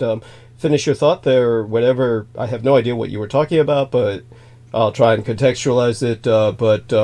Yeah, seems like you guys really held well. Nemo's typing some more. He says, oh, yeah. Okay. It had some very interesting cosmology. It was, you know, related to John Lamb Lash and some kind of I don't know what you would call them, Gnostic sounding things. I don't know.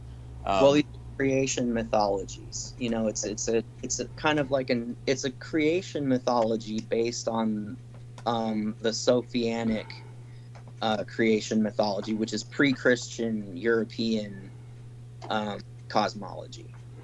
Right. So, yeah, this is it's meant to be, you know, Gnostics basically represent all the knowledge that would have been stored up in the Library of Alexandria, and then, you know, the Abrahamism gone fucking wild, right? Yeah. Burned down the library, raped and murdered Hypatia, and sent us all into the Dark Ages, and now we, you know, have organized religion up to and including, you know, whatever the fuck, you know, the TOS and and whatever may or may not be going on with any of these organized religions, you know. Please, whenever you use acronyms like TOS, just say it out loud, Temple of Set, rather than the acronym. No one knows what you're talking about when you use those acronyms. So the TOS is just like the Catholic Church, you know. They're just like the, you know, any of these really toxic mainstream religious organizations which use their position to prey on kids. Okay, now, obviously, I can't let that slide without some level of qualification, so let's just put it this way. Our man Sid is expressing the fact that the Temple of Set, of course, is known for its affiliation with Michael Aquino, and its evil is, I think, should be self-evident. It's something that just by its affiliation with Michael Aquino as the man who founded it, this is not something that is tainted by an individual. It is something that is shaped by him. So it is obviously something that is nefarious from its very foundations. So yes, Temple of Set is a dangerous organization full of dangerous people. There's a difference between that and a historical entity that's been around for over 2,000 years, and then carries the weight with it of corruption that comes with time, and the essence of what it's dealing with. As I've expressed before, I've told people this plenty of times. I think people understand it to a degree, or maybe they don't, or maybe they don't care. The biggest problem in America is, of course, America was founded by puritanical Protestants, and so they have a papophobia. And obviously the church is, you could make an argument that the church is one of the longest running and most well-established and successful criminal organizations that ever existed. Certainly, there's elements of plunder, there's elements of slavery, exploitation, etc., etc. Nevertheless, regardless, the church does offer, shall we say, a balance in terms of the debit and the credit on the ledger, in terms of history, by preservation of at least a sense of literacy. They were responsible for the education of the royal families.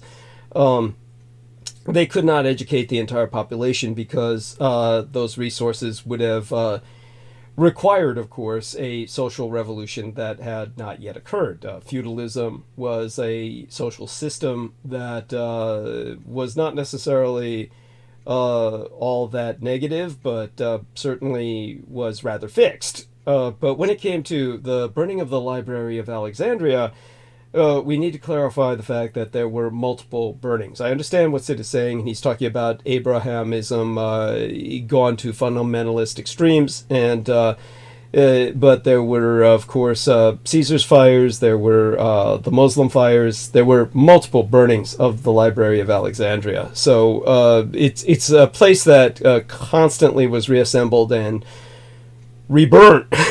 So whether it was under papal orders or the Khazarian orders, meaning Caesar's, or the later Mohammedan orders, and now, of course, the Mohammedan world, the Muslim world, is attempting to rebuild a kind of Muslim or Islamized Library of Alexandria.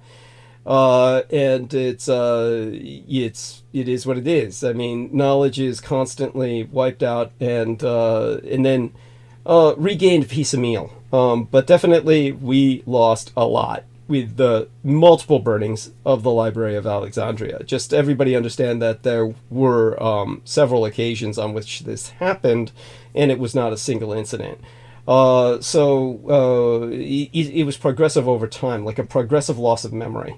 It's something like an encroaching cultural Alzheimer's, if you will, with the phenomenon of what our man Nemo was referencing. Benazir Bhutto, how did she enter the conversation?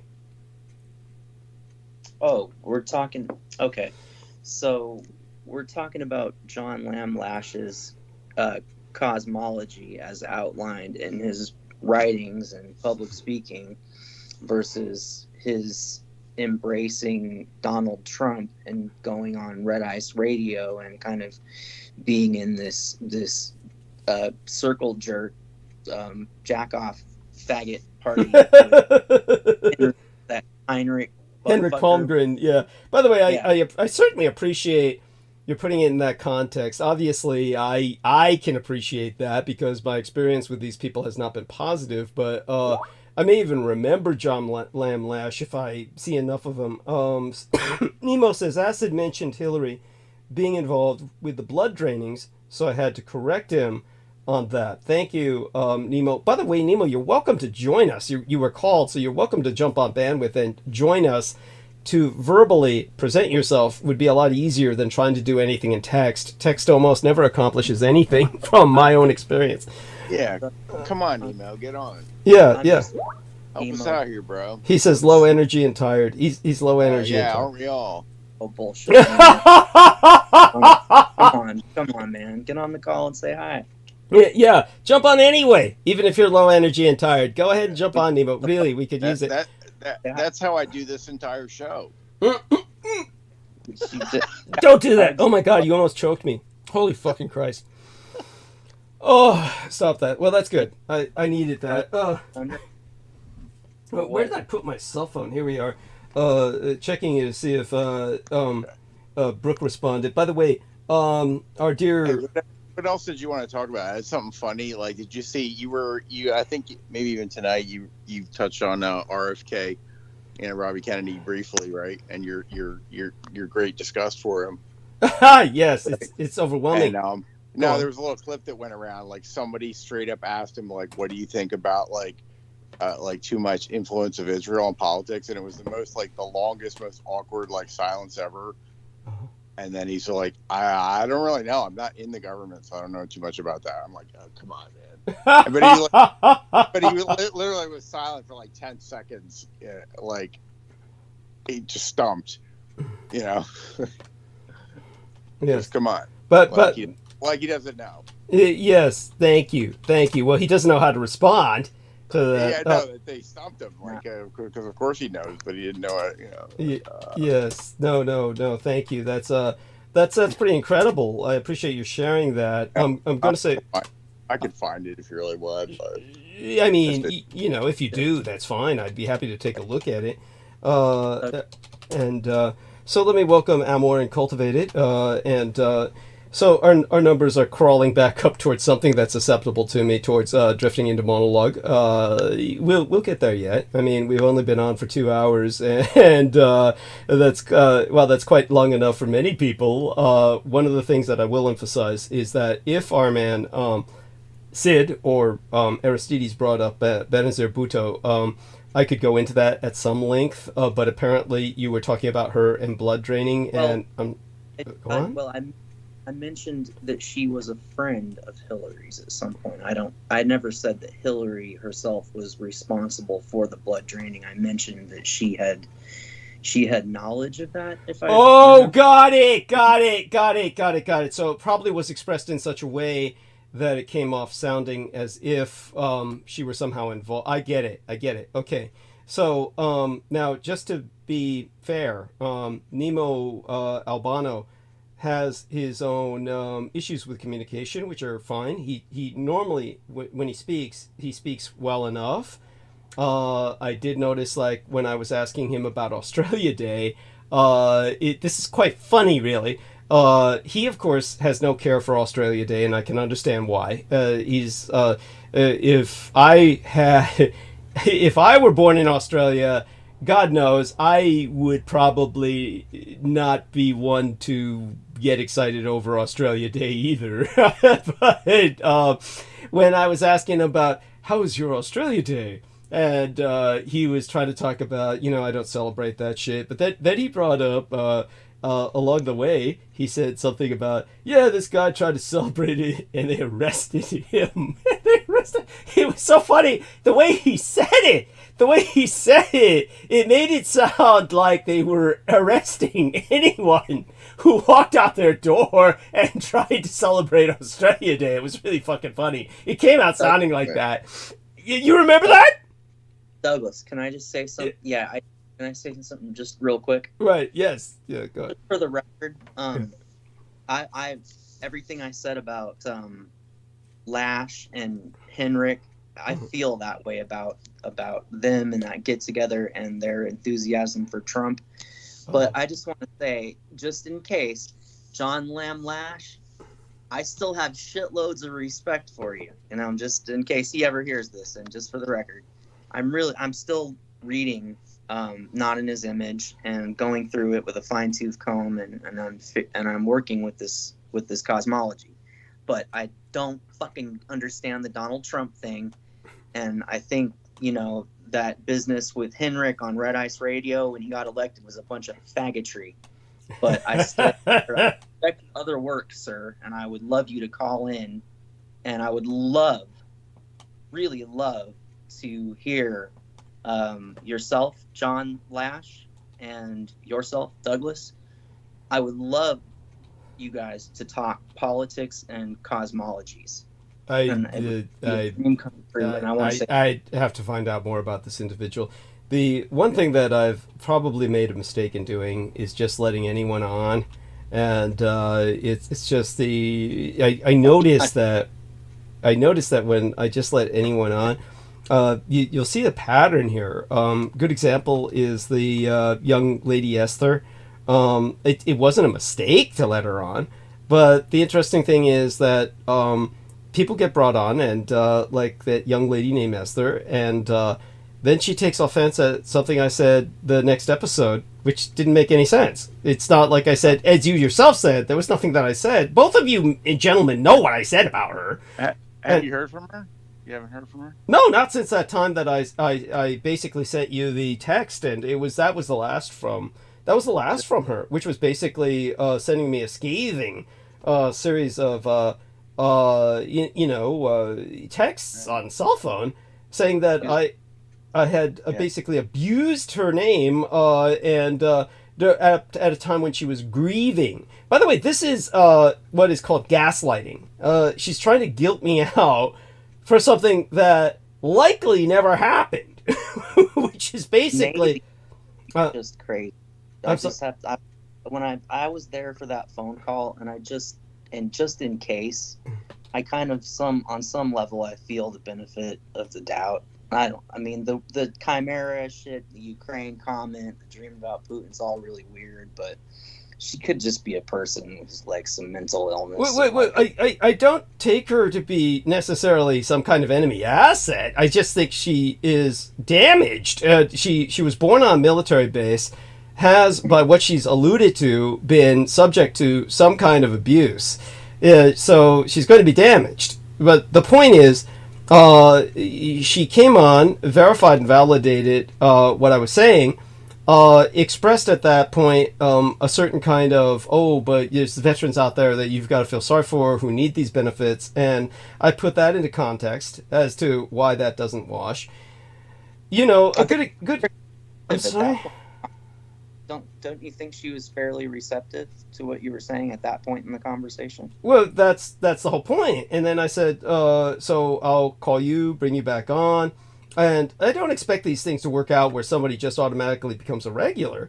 But what strikes me is that, so the next day when I was speaking to Aristides, and both Aristides and Sid here can testify to what I'm saying, we just said, I got to be careful about new people, and some of them turn out to be assets, but, I think she's fine, and, Aristides saying, give her the benefit of the doubt, and I'm saying, yeah, of course, and she took that, she took great umbrage at that. It was like, she said we were dissing her during her time of grieving, and for those who don't know, the context was she claimed, when I said, hope you can come on tonight, because I was going to talk to you privately, I had set up a private scheduled appointment with her, but I couldn't, I couldn't uphold that. I said I have to cancel that.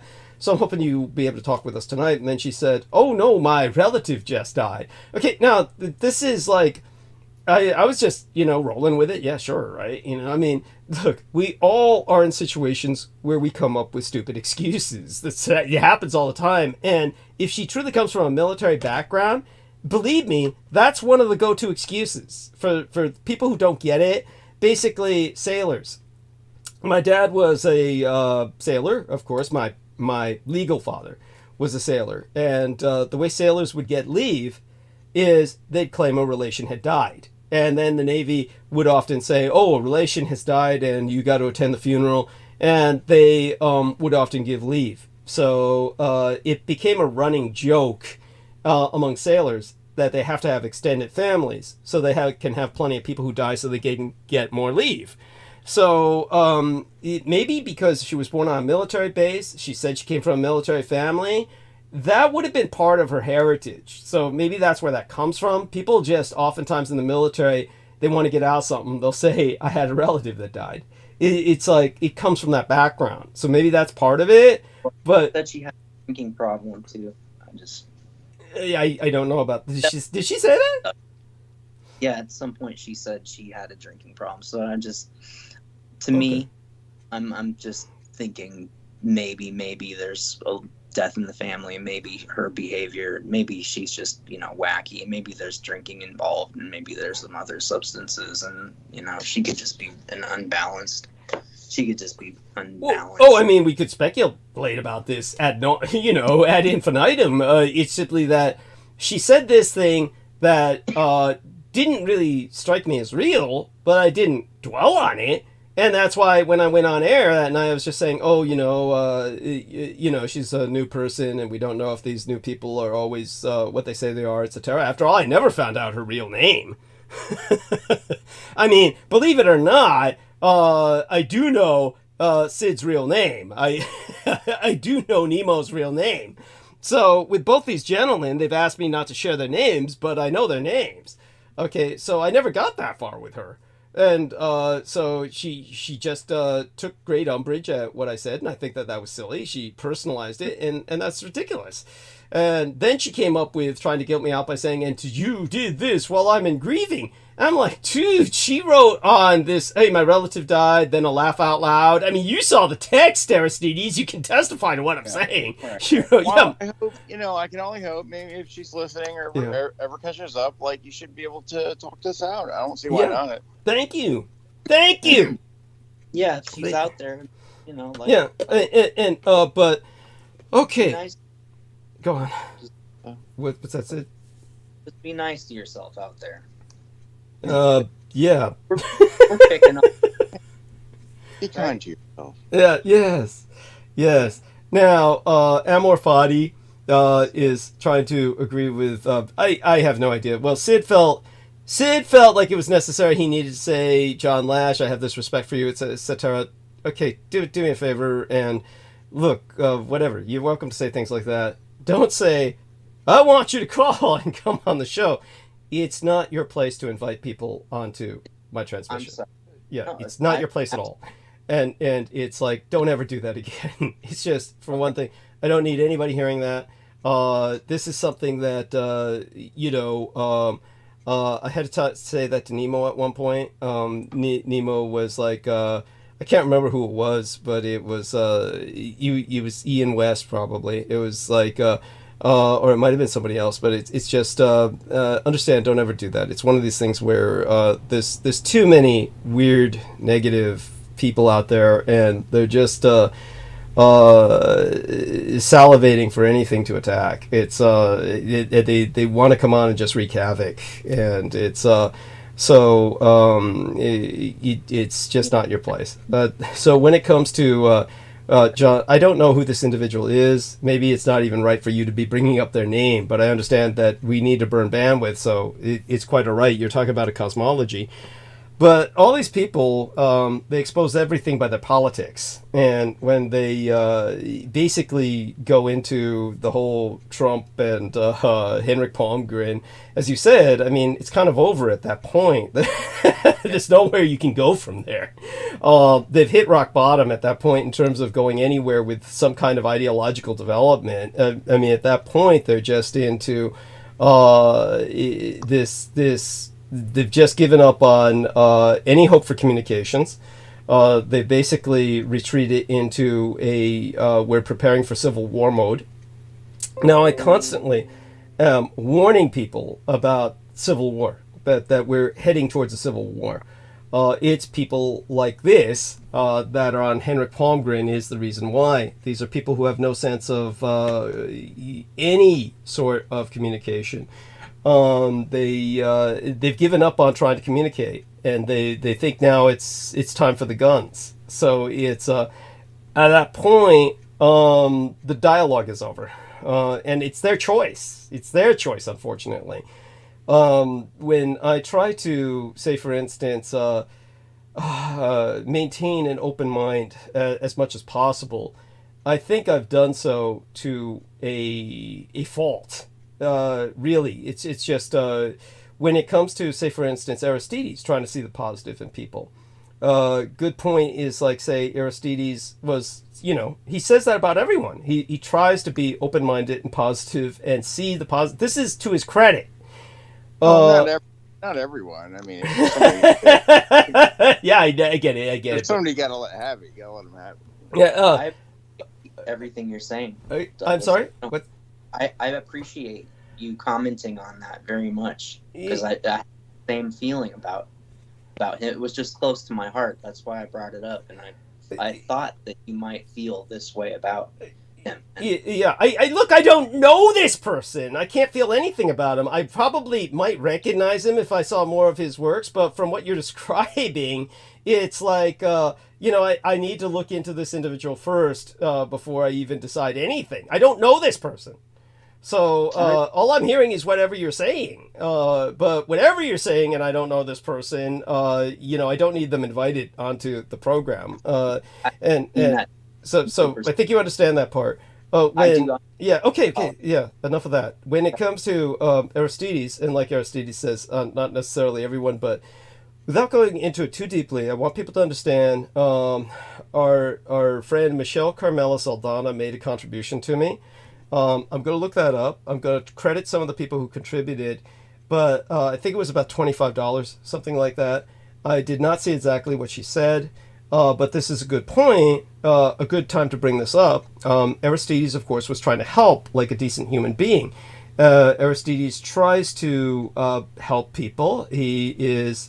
So when Michelle was on the show, and this was around the time that Ian West was still involved with the show, Aristides was trying to help her when she made a statement that she was suffering from a certain condition. And the problem was, I later found out that there was something else to this, that Brooke Gibson, of course, investigated and spoke with her at length. And basically everything was not what it seemed.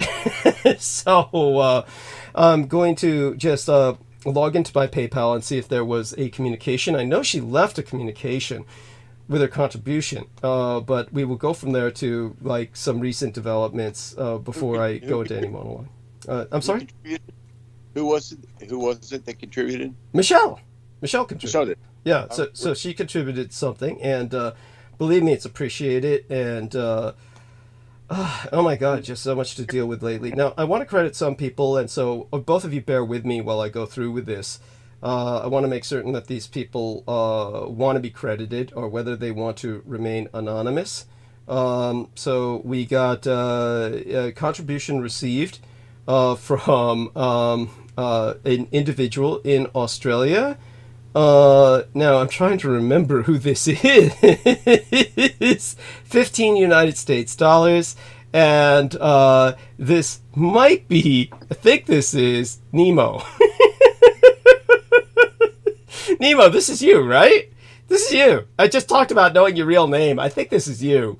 $15 from Australia. That was a contributed. He says, yeah, that is me. Yes. That's right. Thank you. So I'm not naming you, not giving out your real name, but that's his real name. See, I said I knew his real name, but I, didn't consciously remember it till he confirmed it. Thank you, Nemo. So he just gave that on February 7th. We had 108 United States dollars from Amy Como recently. I'm going to see if she left a message with that. Something besides fuck you. Let's see what we got from her. No messages, but 108 United States dollars from her. Now, of course, I've had her on. She's talked a bit about her working conditions, and it's very concerning to me. But she seems to be handling it well, and going through some of her own changes, somewhat similar to Brendan Zogit. Let's see if this young lady who contributed wants to be named or wants to remain anonymous. Now, if anyone does not request anonymity, you will be credited, meaning I will give you credit for your contribution. Sophie Hop, and she's in Australia. So God bless you, Sophie. Wonderful young lady in Australia. 30 United States dollars. It's amazing. It's like she was trying to outbid Nemo and double what he contributed. Of course, this was contributed before Nemo contributed. This was from February 5th. But I don't think the two of them know each other. Very different parts of Australia, I believe. She's in New South Wales. I think I could give that away without giving away too much. So Goddess bless you, Sophie. Hop, Hoppe. Love you. And we have a automatic payment, recurring payment from the lovely Brooke Hagberg. Brooke Hagberg is a wonderful individual. She's got me on auto pay once a month with 40 United States dollars. And Goddess bless you, honey. Love you. Without people like you, literally I'd be homeless. And then we come to, let's see, oh gosh, goes back towards, I think I gave maybe credit to Stephen Myers already. So it's right after him. There's an individual, we're going to see if they want to remain anonymous, who contributed 100 United States dollars, basically $99.99 from Robert Binda. Okay, no request for anonymity here, so we're just going to say Robert Binda. And so he says hello and thank you. There we are, 180 now. There we are. So that's 180 now. God bless you, 180 now. That's Robert Binda. Okay. Wonderful, wonderful human being. And he was in the chat earlier today. May still be in the chat. And hope you don't mind my calling you out there. And with Stephen Myers earlier, we credited him already. So that was $70. And before him was Nolani Bouchard in Hawaii with 30 United States dollars. So finally, I think I may or may not have credited Andrew Aird and Mark Blitz from late January. One was $25 from Mark Blitz and $10 from Andrew Aird. And I don't think either one of those gentlemen left any particular message, but I'm going to check. Then we'll finally get to Michelle Carmela Sultana, which brings us back to kind of like a somewhat sensitive topic before I go ultimately into monologue. And Andrew Aird is in the United Kingdom, so God bless him. And Mark Blitz, let's check with that, see if there's a location. Yes, Mark Blitz is in Las Vegas, Nevada. Nuclear test zone, and he's kind of out of the range of the Rontgens or the radiation, but close enough. 25 United States dollars from him late January. Okay, so all of those people are credited. That means it's on the different account that I got the contribution from Michelle Carmela Sultana. And I know she said something. She left a message. So we're going to check into that. And so with our latest contribution, John Kulik did ask about Miyamoto Musashi. Okay, I'm going to try and see if I can remember anything about him that you can't look up. This is the problem, is that Miyamoto Musashi, of course, is world famous at this point. And he is someone that is often delved into. I'm not quite sure what I could contribute to his life without delving into my mother's notes. So I'm going to look around, see if I can find something. But I haven't, I've just reminded myself, John Kulik, about what you asked. So I'll try and get to that at some point. Now, with Michelle Carmela Saldana. 25 United States dollars. Okay, so she says, thank you for all that you are and do. Makes my heart happy that you are my brother. Love, Carmi. Okay, love you dearly, Carmela. And she looks good in that photo. And she contributed this on February 1st. And there we have that. And like I said, at the time that she expressed what she did, our man Aristides said, yeah, he said he tried to help, and you know, it all happened. It all went down the way it did, and I will have to decide whether or not to have her on again in the future. We'll see if I'm comfortable with that, and I'll you know, certainly bear her in mind. it's a hard decision to make because when she's on, she she she takes over. And, and you thought you sucked the air out of the room. Yeah. Oh man. Yeah. You remember when I was bringing up George Knight? I said, "Hey, George Knight's also on with us," and she just went on like I hadn't said anything. It's just, Right. oh, 2 hours later. yeah. Oh my God. And then that's when she said her battery was dying, and yet somehow she still managed to participate in the chat. It was, oh my God. So it is what it is. Now with the sensitive thing that I feel obligated to bring up. We were speaking earlier about Mark H, and this is the issue that really struck me that night. Now Aristides did listen to it, and one of the points he made was, well, you gave Mark H an out. And for those of you who aren't aware, what happened was the last episode before tonight's. It was the episode before the last episode, actually. It was the episode before the last episode, before tonight. And that was, I could look it up just so people can have an idea of what to look for if they're interested in this. It was basically, I would say, if I'm not mistaken, this would have to be around 7 days ago. It might have been around Sunday the 4th. And that was when I think it was that episode or the episode before it. And what happened was that Mark H asked me a question. And these are, of course, very hard questions. And they're often almost troll questions. It's not necessarily that he was trolling, but he asked it to me privately in the private messages. And I give him leeway because it wasn't like he asked this in the chat. He's someone who, in a sense, knows me. In a sense. He's been on Team Dietrich for a while. And now, he's had a history of some odd behavior in the past. One was with Brooke Gibson. And this was an inexplicable kind of... now, the other person who was on with me that episode was Amanda Yu. And Amanda Yu also has just a hard history. Her history's hard. And she suffered an assassination attempt because of her desire to sponsor myself. We've gone into this history before, and we'll go into it again whenever she joins us. She wished me a Happy New Year, left a cell message, and I'll have to get back to her on that.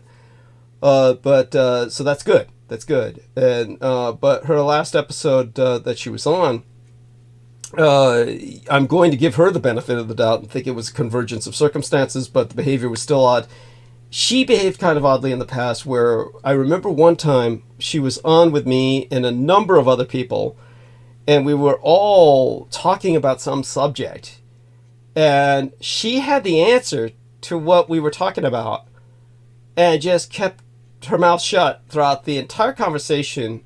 And then after we had all basically given up and gone our separate ways, she then somehow came up and said, "Oh, here's the answer," or something like that. It was just so bizarre. It was like, why did you refrain from participating when you were on the call, you were on bandwidth, you heard everything we were saying? Why did you not participate and just give the answer out? There was something just really passive-aggressive about that. And it's just, some people fall into that space where, okay, something inexplicable is done. In Mark H's case, the precursor was when he was online on a cell phone call or a Skype call. It was on Brooke's cell phone because she had the Skype loaded on her cell phone. Everyone else presumably may have had something similar. I, of course, never use Skype on my cell phone. I truly, truly demarcate what I do here with my personal life. So the Skype is only on my PC and not on my phone. So, but these other people tend to have it on their cell phones. And so they were all on the same call, and I guess this continued after an episode was over. And so after an episode was over, Brooke Gibson and Joe Ty and Mark H were all on the same call. And I don't think Brooke or Joe Ty were aware that Mark H had not dropped off. That they probably thought he was gone because he was not participating. And Joe Ty took advantage of that to start tormenting Brooke by falling into a monotonous repetition where he literally had her screaming in return because he kept repeating the same question monotonously. Now, the problem is that Brooke kept trying to give Joe Ty the benefit of the doubt, thinking that he's retarded or brain injured, but he's really quite evil and malevolent, and all of that is really just an act. Now, the whole thing about Joe Ty was that, and even Amy Como had to agree to this, and she's the only person who has had a positive experience with Joe Ty, was that Joe Ty gave her some medical advice that she then followed up with her doctor, and she says that it proved to be efficacious and really beneficial for her. So she gave him that credit, and that's fine by me. But she's like the only person who had that positive experience, and even she had to agree when I told her, look, she says, he was born in Taiwan. And I'm like saying, so Michelle Carmela Saldana was born in Taiwan. It's like, there's plenty of people born in Taiwan, and a number of them aren't even Chinese, and we don't know if he was born in Taiwan. He claims he was born in Taiwan, but if you ask me, he just says that because he is literally assigned to Team Dietrich to try and make all Taiwanese look as stupid and as malevolent as possible. Now, the one time that I was deathly sick, and this I think was before Aristides even got involved, I was suffering from vagal depression. For those of you who don't know, it's a vampire thing, okay? And you're never going to get it. So it's basically, the problem is that we have taste buds. And yeah, blood tastes good and we can digest it, but blood's not always around. And we get hunger pangs. And so we sometimes succumb to eating food. And my problem is, being only a quarter vampire, I will eat more food than most vampires. A true vampire, of course, is purely hematophagic and would rarely take in other kinds of food. But sometimes even they probably can't resist food simply for the taste. The problem is our bodies really don't process it. It just sits there, inert. And then until you get enough of it in your system where you have to void your bowels, and what happens is it depresses the vagus nerve if you collect enough of it in your system, and because your body's not really processing it. So humans don't have to worry about this because baseline humans, they process their food, but vampires are not processing that kind of food. So it just sits there, and then by the time it gets to a point in your intestines where it's depressing the vagus nerve, which runs all the way across your spine, so you're fucked. There's no way you can avoid the vagus nerve. Somewhere along the line, your vagus nerve will get depressed when there's too much crap in your colon or your intestines, and it reaches a point where it depresses that vagus nerve, and then you feel like you're going to die. There is no describing it. It's horrible. You get faint, nauseous. You break out in a complete, total bodily sweat, and your system shuts down, and you can die. You can faint and have a horrible brain injury happen as a result of hitting the floor really hard. It's just, you could die like that. So it's just, this is the horror of being a vampire, is that sometimes you're going to eat solid food. You're not going to digest it. You're just trying to solve the hunger pangs, just trying to put the pangs, and you pay the price later, and you could die from it. So I was suffering from vagal nerve depression, and I was just lying there, seriously considering calling the ambulance, which I think I ultimately did.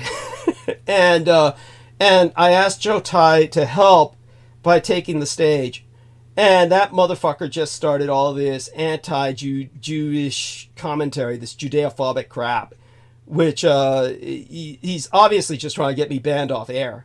And this is what all these fuckers do.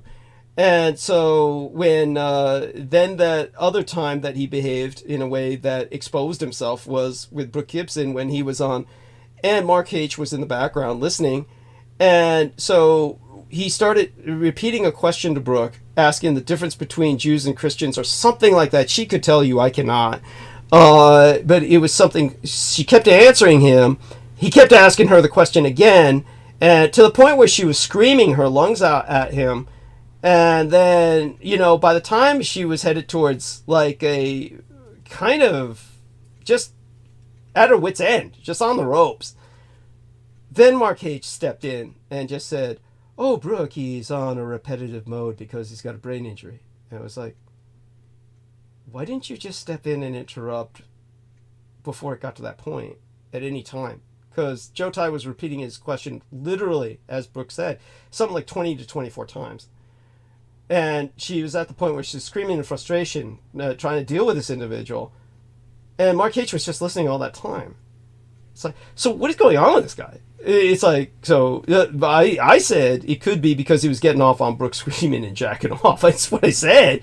Of course he took some umbrage at that, but it's like, okay, well, if not, what were you doing? Why would you just sit there listening to something like that? I mean, I couldn't even stand listening to something like that after one or two repetitive questions. I mean, I would step in after that happened about 2 or 3 times and say, okay, let's find a way to do something else with our lives. Rather than sit there to listen to that, even a dozen times. It's just, so that's odd. So then what happened was that with the latest incident, he had asked a question about human child trafficking. Of course, serious subject. And what are you going to do about it? Okay, this is at the point where it's kind of heading into the... and I don't feel that this was necessarily a conspiracy on his part. It might be, but it's like he asks, okay, what do you do about human child trafficking? Now, as I pointed out before, we're dealing with a profoundly serious subject that has effectively destroyed my life. This is something that I took down the biggest operation in human child trafficking in human history. Period. There's nothing beats what I did. It's something truly historic. It is monumental. It's and the problem is, of course, that doesn't solve the problem. You'd have to be in a position of secular power at an imperial level, meaning at the level of running an American empire. And it literally has to be at that point. Almost, there's no other position you could be in where you could do something. It would have to be something like the American Empire or the British Empire at its height, the Roman Empire at its height, something with a unipolar, meaning it's just basically a global reach, in order to do something about this problem. Because the problem is that the American empire, through its military, is running the human child trafficking operation or economy in general. If you were to take the entire economic pie where you've got oil, you've got food, you've got, meaning agriculture, agribusiness, petroleum, medical industry, and this is on a global scale.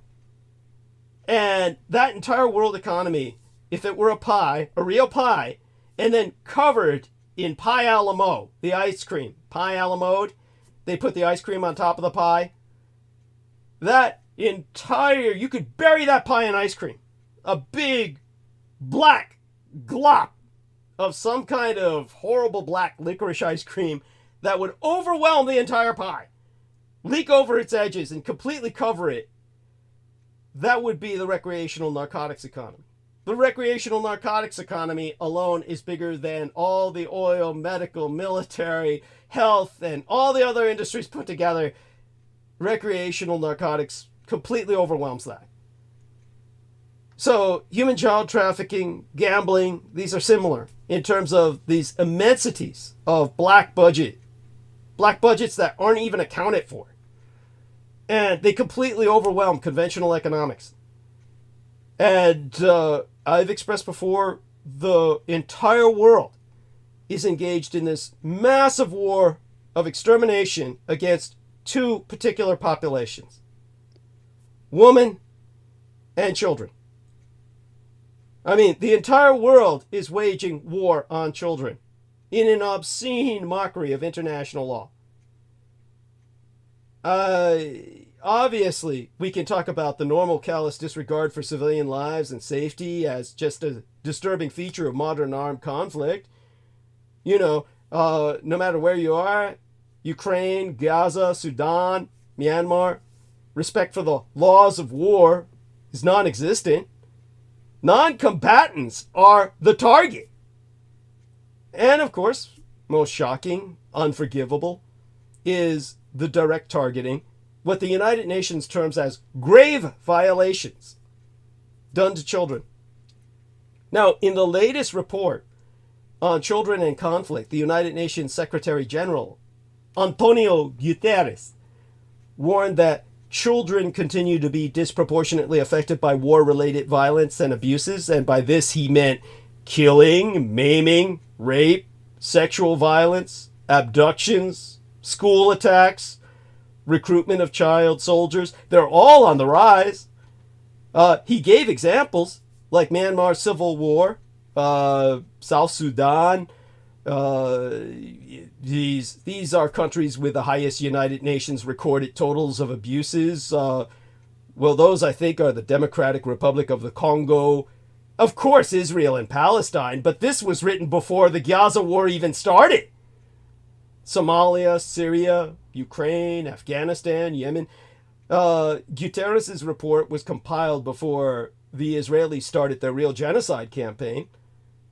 And since then, it's got to be at least more than 11,500 Palestinians under the age of 18 have been killed. Many, many more have been injured, orders of magnitude more. About 24,000 children have lost one or both parents. 17,000 are separated or unaccompanied.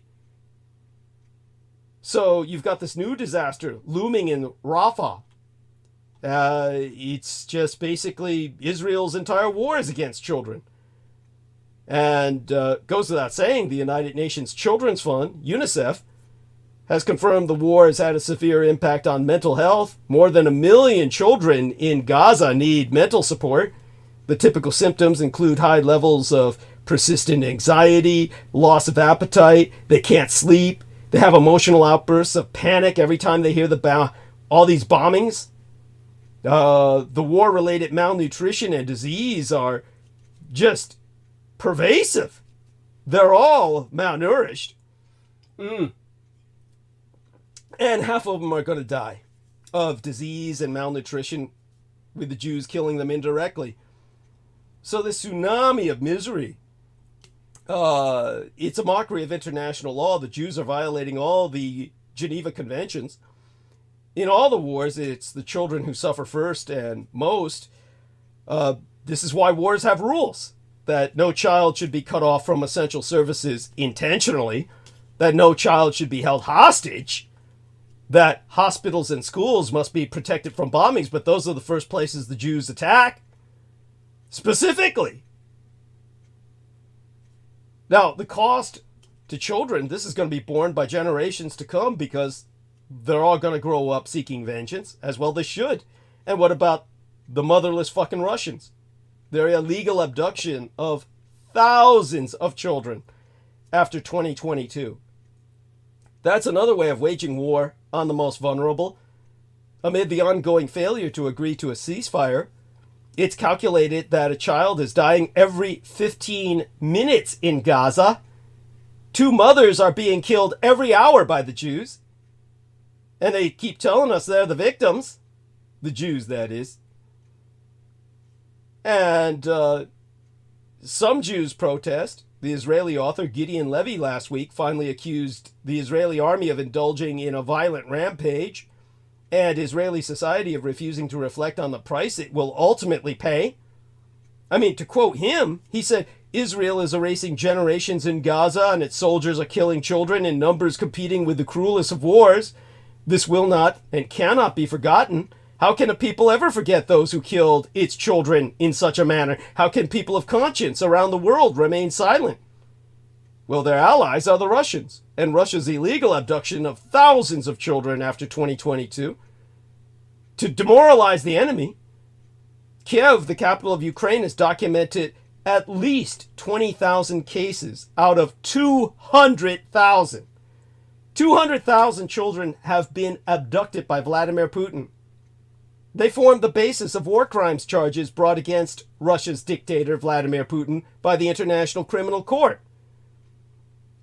While these abductions have never been publicized in the West, since they've never been publicized, nothing has been done to rescue those children, those victims, and nothing has been done to prosecute Putin. Instead, we're talking about his stupid fucking interview.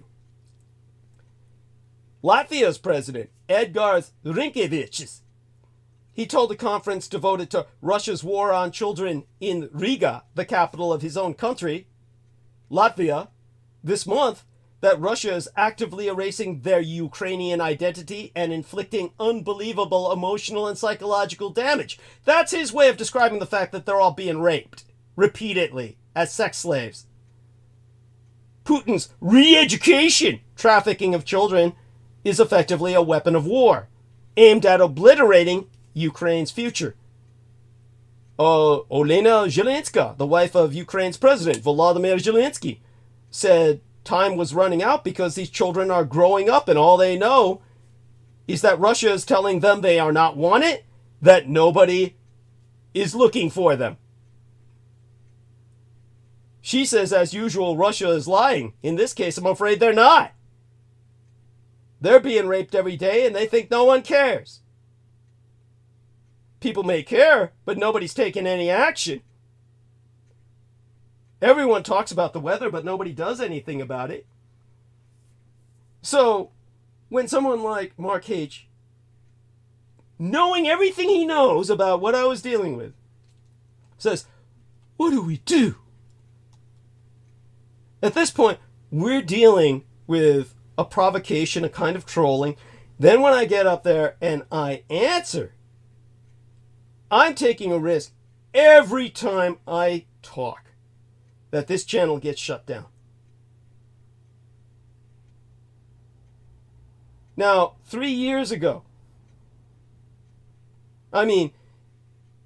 amidst this social context of what I've just described about these kids disappearing, think about what I've said about the U.S. military and its role in this. I just showed on the screen share the other day, I don't know if Aristide saw it, I was showing it to Peter Moon. You've got the U.S. military saying, one thing the military gets right, child care. Fuck war machines being all about breaking things and killing people. They're all about child care. So where are all these children they're caring for? What the fuck are they talking about?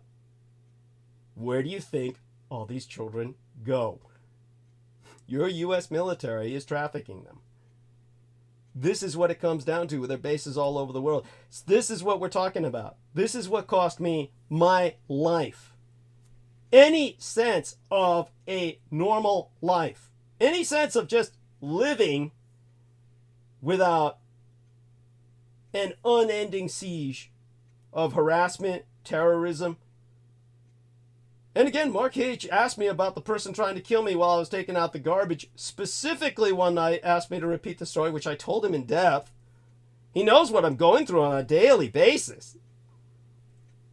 And just the fact that I have the ability to speak about this is a privilege.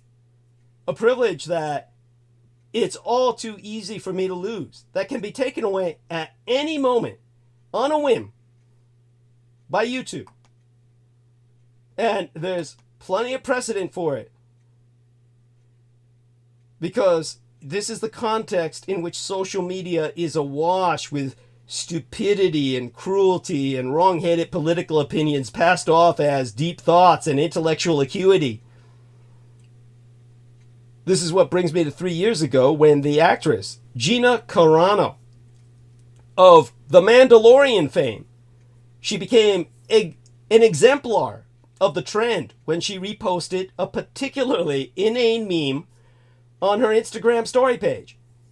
And it featured this famous, sickening image of a terrified, half-naked Jewish woman running from a pursuing mob, including a child menacingly brandishing a stick.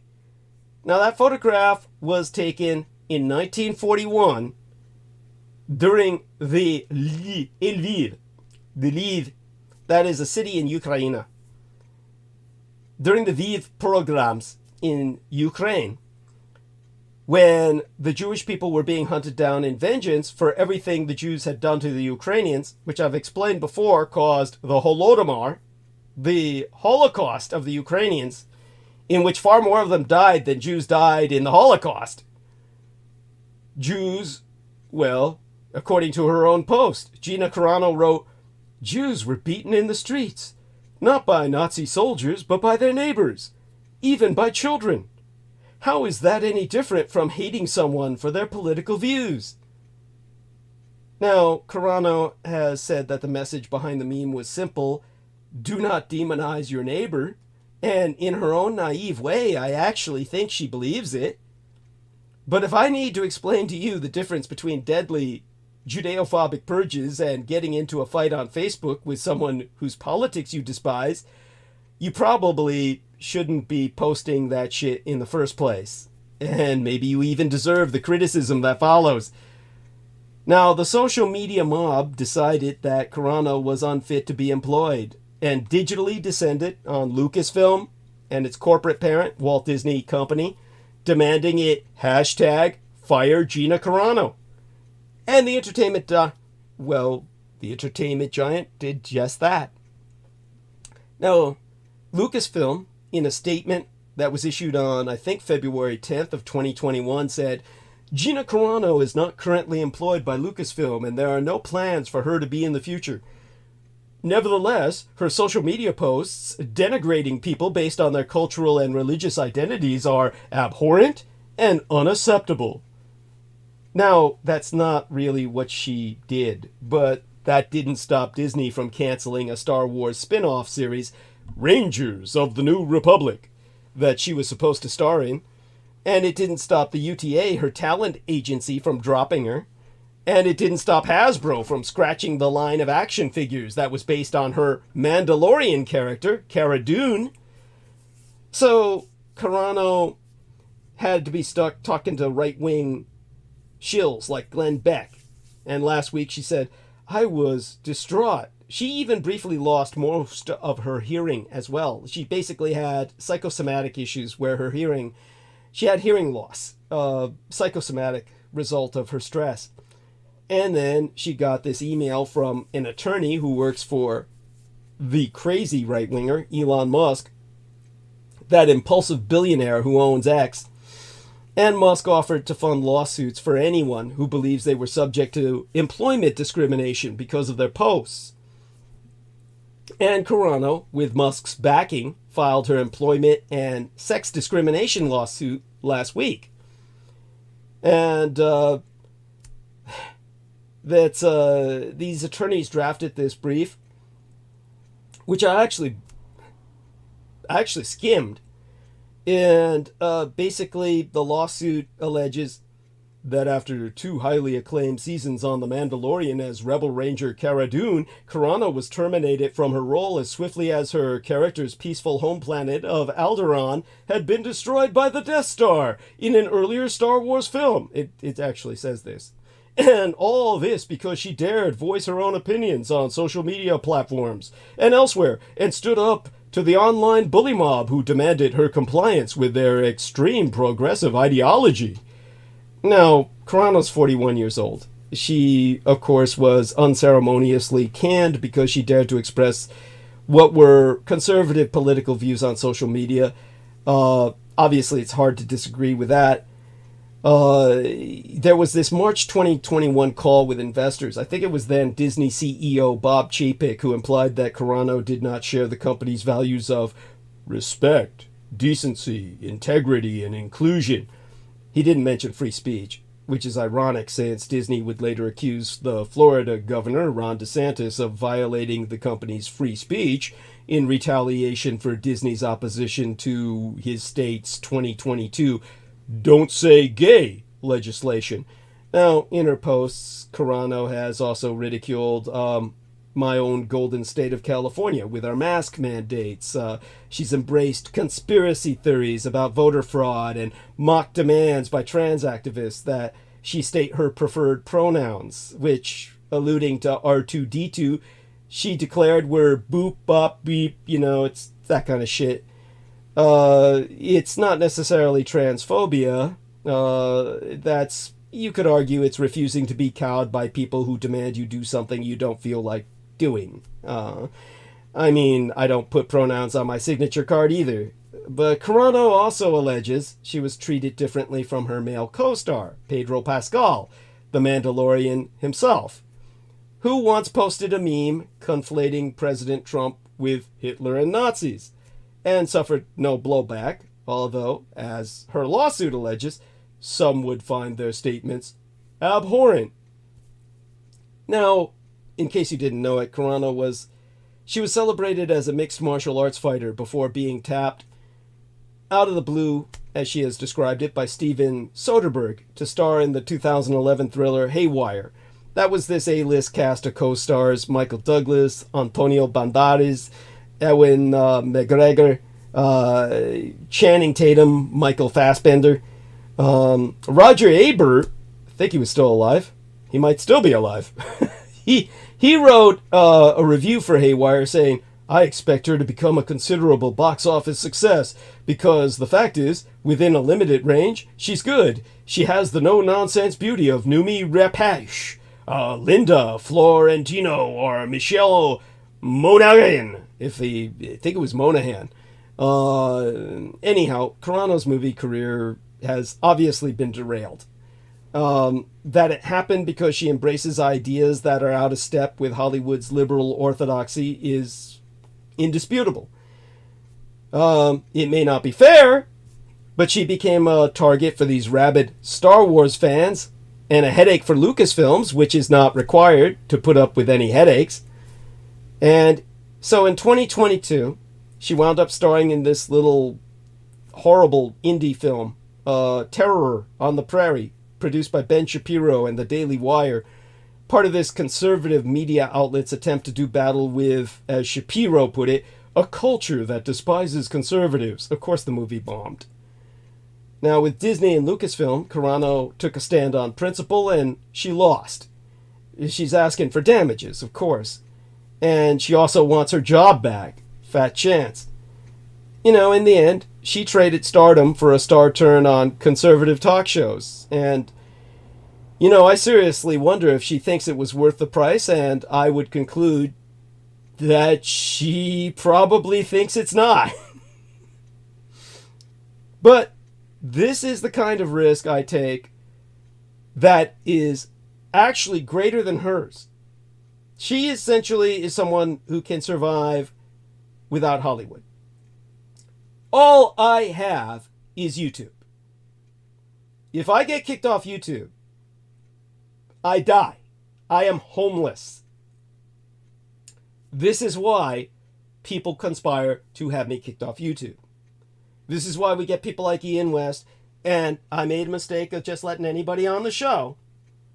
And then he comes on my show, and then when I'm exhausted, when I'm worn out, because this is what happens to you.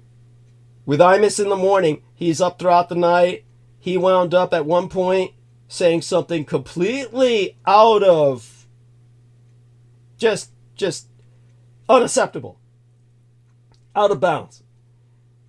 He called a team of black football, basketball, black basketball girls team.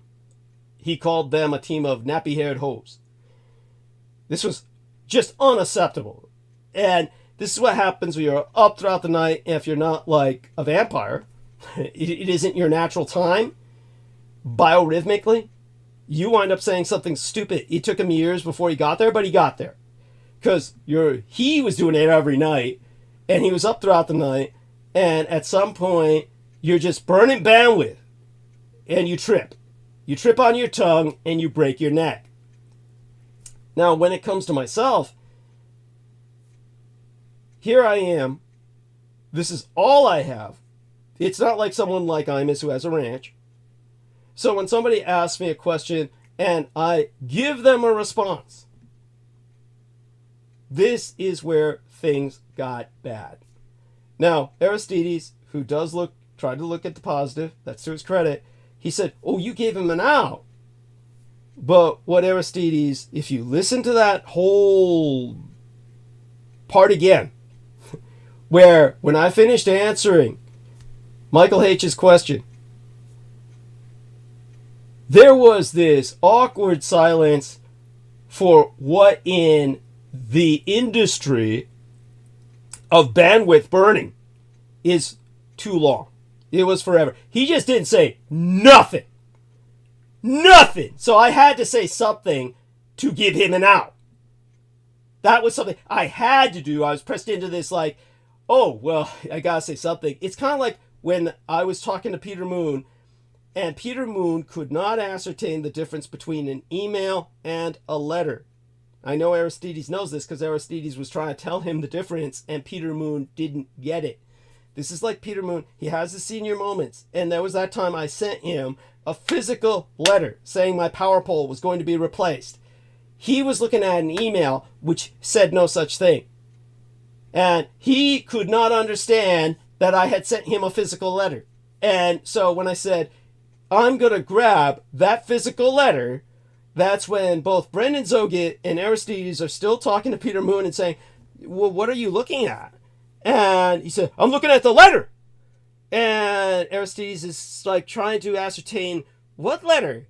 And he says, the letter. And he could not tell the difference between an email and a letter, a physical letter. So when I came back and I said, do you have a physical letter? And drove that point home. Then he realized, no, because I said I sent you one through your P.O. box, which you knew I was going to send.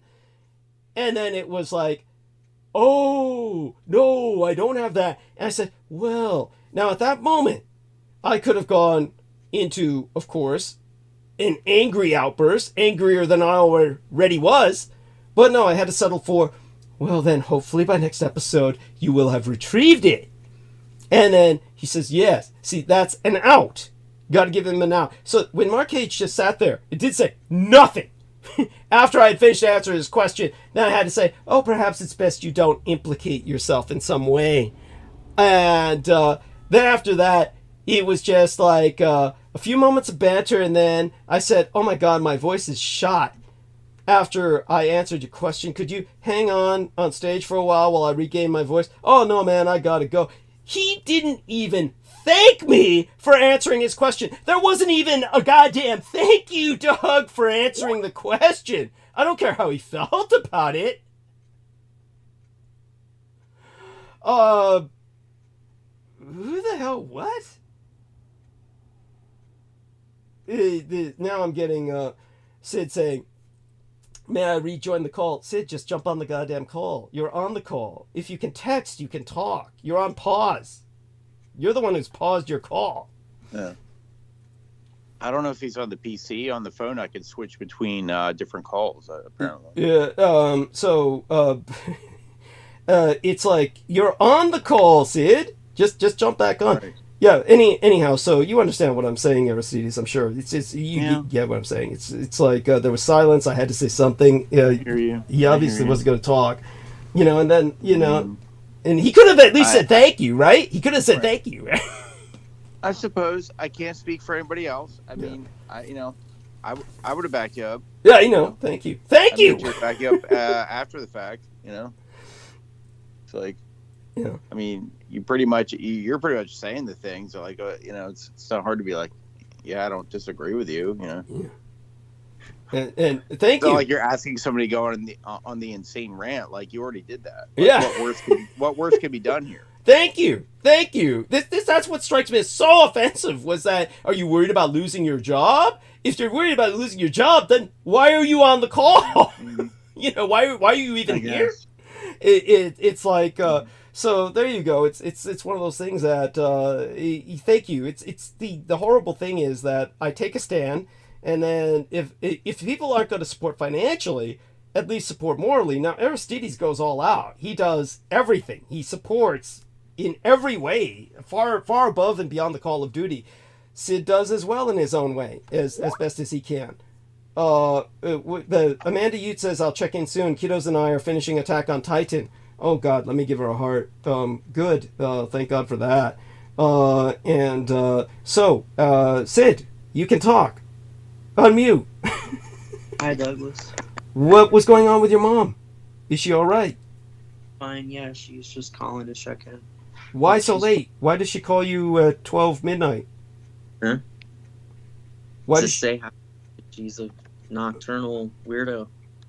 No need to refer to your mother like that, but Whatever. Yeah, she's lovely.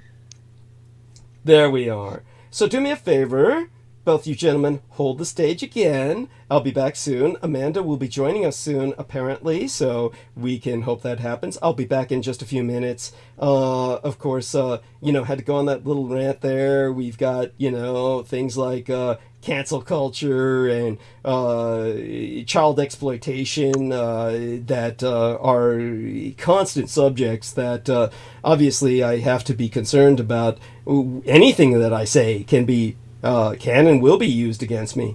So I take a risk every time I open my mouth, and I do so for 12 hours at a time. It's really miraculous we get as far as we do. But such being said, a lot of that has to do with the fact that we don't reach all that many people. Of course, hopefully that will change with time, and that's up to our listeners. And again, I want to emphasize to all our listeners, you really have to spread the word, as well as hit those upvotes. That'll get us on searches. And as it is, we're very blessed to have the people that we do on Team Dietrich. People such as Aristides and Sid and Amanda, hopefully, will be joining us soon, that make all these things possible. Aside from all of that, I'm going to be back again, a few minutes. These men have got this. And then shortly after that, hopefully, our dear friend Aristides will maybe hang on for as long as he wants with Amanda. If Amanda comes on, obviously I'll go into monologue shortly after that if he doesn't. And he'll probably need to go to sleep soon because I'm sure he's got work to do tomorrow. And he's like, it's like, what, 3 a.m. where you're at right now, 3:30? Yeah, at least, yeah. Oh, God, he'll need to go to sleep soon. So, yes, okay, let me go mute. I'll be back in a few minutes. Yeah, well, yeah. Okay. Hey, Sid, you there? Hey, how you doing? All right. How are you doing, man? Oh, hi. Sorry about that. Yeah, I got kind of. Yeah, you're fine, man. You're totally fine. I had totally those fine, so. for a long time. That's all That's all right. I think that was all good stuff. Thank you. So where you at now, man? With what Douglas said, it's just I kind of needed to hear that. Yeah. No, man, you're good. You're good. So where you at now, man? What do you got going on this week? What's your week look like? Any major plans, appointments, or anything? Nope. I got that stuff taken care of. I was stressing about that, and I met my new doctor, and he's a really cool guy, and Okay. actually he went and brought up the subject of psychedelics and recommended a couple of legal resources in our area. He's very pro psychedelic, and he was talking about he was on his way to like a seminar to learn about psychedelic therapy. So I gave him the names that I like in that field right now, like Susan Gunner and James Fadiman. I like those two. And so that was cool. And other than that, just laying low and taking care of myself. What about you? Just it's usually pretty pretty predictable, flow. Weekend, work during the week, and mostly chill at home, to be honest.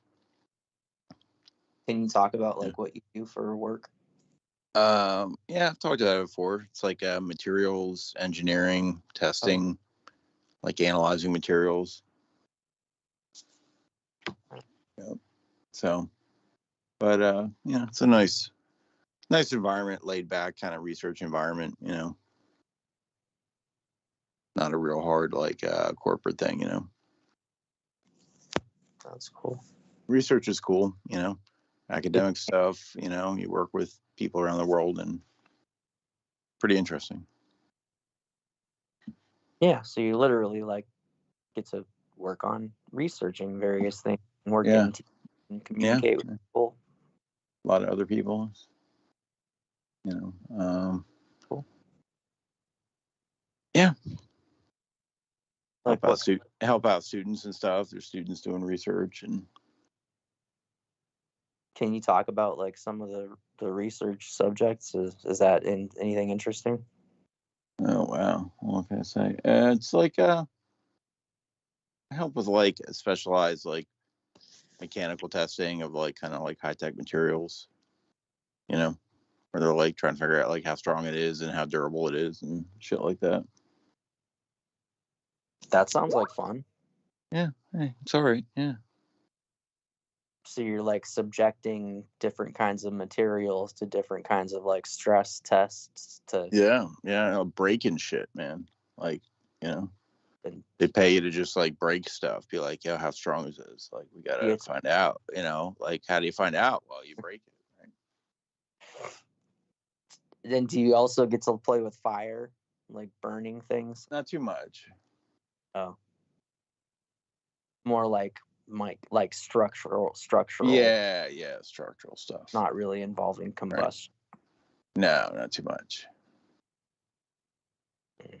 But do you get to like play with sledgehammers and things? Sledgehammers. Sometimes some stuff like that. You actually do physically? What? I mean, not too many sledgehammers, but sometimes it could be, hands-on shit. Then you get to smash shit up? Yeah, well, I mean, they have like machines that test stuff. Like, we don't just be like, how strong is this thing, and like hit it with a hammer, or like. Right. Yeah. Yeah, we don't do it by hand. It's like it's all like instrumented. It's like they have special machines to do that called like instrument machines. Mechanical testing. Called what? Which kind of machine? Instron's like one brand. That's what we call. There's different brands of machines. It's like different mechanical testing things. Oh, and they like apply pressure and shit. Yeah, right. It could be like your little bar of stuff. Be like, well, how many pounds does it take to break that? We need to know that about this stuff before we build anything out of it. Right. Somebody's got to make sure your like fucking building doesn't fall down. For sure. Somebody's got to make sure like your cannabis vaporizer is not emitting. Yeah, like, I mean, so many engineers, all that shit too, man. It's not always like you're building the fucking Grand Cathedral, Like, so yeah, somebody's got to make your little doohickey like, thing. They got to do tests to make that happen somehow. For sure. Like, anything. It's a small idea. Like, to build a prototype, see how it works. We're kind of like our own little experiments in that regard throughout our lives. Yeah. Stress testing ourselves, experimenting on. It's a good analogy, yeah. So many ways,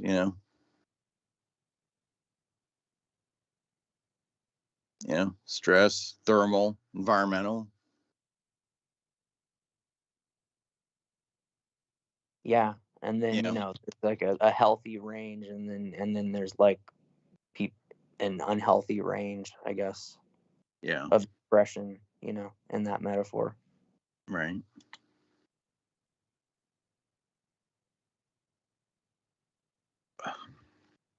For sure, man. Well, I appreciate all your like input on all that stuff. Totally. I just like hanging out. Yeah, I'm about to get into another one of these truffles right now.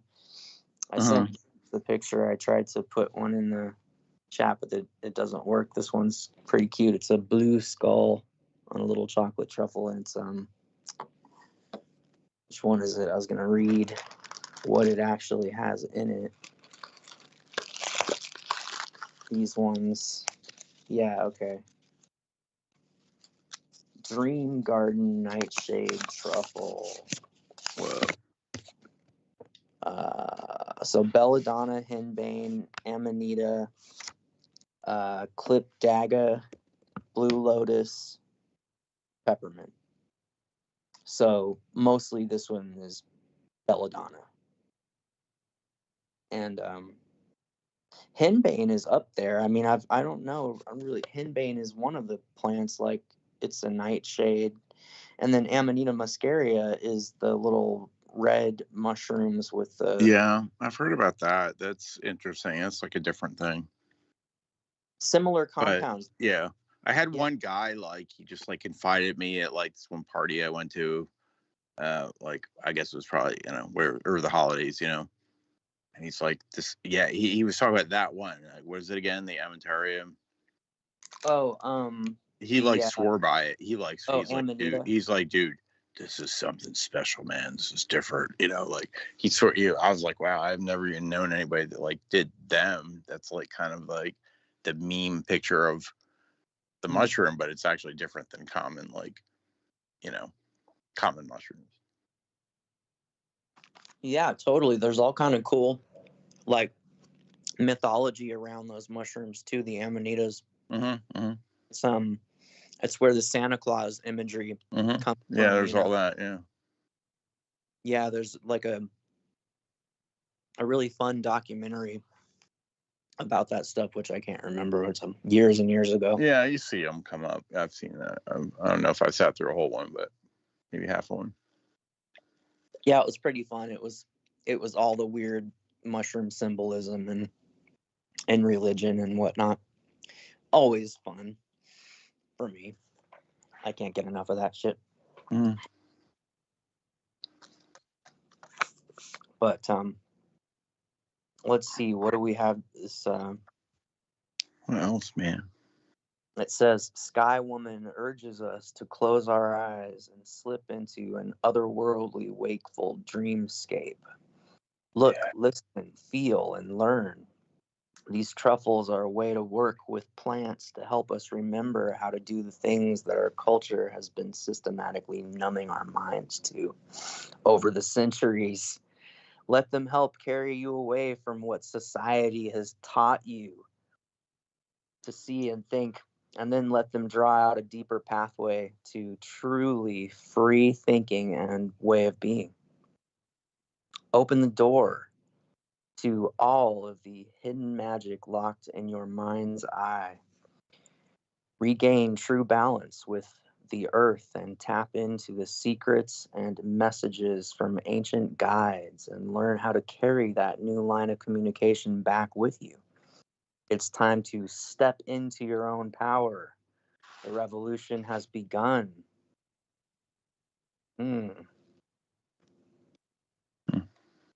Where's this from?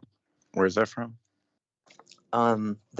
Each truffle comes with a different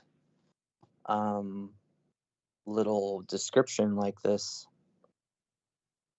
and they're all pretty well written and poetic,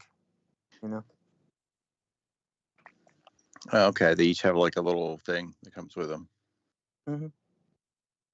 And then it has down the ingredients. So made from a blend of premium Belgian and American chocolate, belladonna, henbane, amanita muscaria, clipdaga, blue lotus, peppermint, and other natural flavorings. It has a muscaria one. Mm-hmm. What? Okay. Yeah. What did you notice from that? Well, in this, I mean, along with belladonna, so this would probably it'll be mellow, just very mellow. Because I like, a lot of people like Amanita muscaria. If you figure out a really good source online, a lot of people find them helpful in going off benzodiazepines. Mhm. So, like, a lot of people are trying to get off that last milligram a day of Klonopin, you know, that they feel hooked Mhm. on. Right. And yeah, Amanita muscaria is a thing that people like for that. And Okay. Yeah. I mean, I hadn't thought about it much, but I said, like I said, kind of recently, some guy just kind of, you know, pulled me aside. He told me how much he loved it. I had never heard anybody really talk about it specifically. oh, It's not common, you know what I mean? It's like, how'd that conversation come about? I don't know. I guess he just felt like he needed to talk to. I don't know how it, you know, must have been talking about something similar. But then he's like, "Yo, but like I do the what's it called? Amantaria, right? Amanita muscaria. Amanita muscaria, right? Yeah." He's like, "Yo, this stuff like I've done this," and like he's like, "You got to know, man. Like this is like really helped me." How do you say it helped him? I'm not sure. I don't know. I was kind of partying drunk, so. Yeah. But it sounds like along the lines of what you're saying, you know, as far as how it helps somebody. It seemed something was going on in the background that, you know, could have been. He didn't say, but like you're saying, people are really addicted to other stuff. Yes, we're all addicted to something. Yes, I'm back now. Hey, Right. yes. You just got to strategically trade one drug for another, right? That's it. I guess. I mean, yeah, like, this is why I don't get when people attack someone by saying they're an addictive personality. I mean, what exactly does that mean? I mean, people, this is like our man Aristides hits the coffee in the morning. I mean, Right. good God. I mean, that's heavy shit. It's caffeine. Oh, How many cups of coffee do you drink throughout the day? I mean, like I do it a couple times, and you know, I don't know, 1 or 2 cups each time, but make it really strong too. So Okay, I noticed that. Just so you know, he makes his strong cups of coffee. Before I go on, cream, sugar, or just black. I used to do just black. I've been putting maple syrup in instead of sugar a little bit. Wow, cool. How's that work? Yeah, it's actually really, really good, and it's easy, and it like gives you more like minerals than just the white sugar. Yeah, you know? yeah, oh yeah. Yeah. It's actually really good. I suggest people try it. Just get a bottle of maple syrup at your store and just really use that instead of sugar. Cool. Yeah, and so I just got another photograph from our man Sid, and it's like another truffle. You're not seriously eating another truffle tonight, are you? I think it's another one. Yeah, it's another one. Yes. This is a different one. I can see that the skull is different. Yes, that's yes. Since you ate the first one, I would presume it would have to be a different one. Yes, there's kind of a logic there. Aristides, did you get a copy of this photograph? This one's a blue skull. I'm not. I don't think I've seen the. I don't think I've seen the new one. Okay, let's treat him. Treat him to this. I've got to do a screen share. Here we are. Nice share the screen here, and yes, we go to the message box, and our man Sid. Yes, here we are. This is the new one. Yes, for earlier today. Of course, it was this one. Got all chewed up. I don't know. Do you save these little chocolate skulls? You save them? I'd like to maybe, I'll put them in a little scrapbook or something. I'll just try to do something with them because I think they're neat. Yeah. Yeah, that's adorable, and so yeah, very, very unique collectible item. Yeah, they're good bookmarks. I mean, they're perfect for that if nothing else. How are they perfect for bookmarks? Don't they like melt? Well, the truffles they don't make good bookmarks, but like the little boxes that the cool little image on them, and then they come with the little papers, the description of each one with the ingredients, so you see the different combinations of nightshade plants and the different truffles. Like the one from earlier was Brugmansia, Datura, Belladonna, Wormwood, Angelica, Chokeberry, Muria puama, and other natural flavorings. So For those of you not in the know, these are all poisons. Go on. these they're nightshades, and Brugmansia, Datura, and Belladonna, definitely strong ones. Wormwood is interesting that they have that in some of them, because that is, I mean, I guess it's considered a nightshade, but it's what is in absinthe.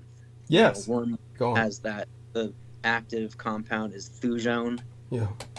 And that is kind of more of a euphoriant, stimulant kind of a thing. Mm-hmm.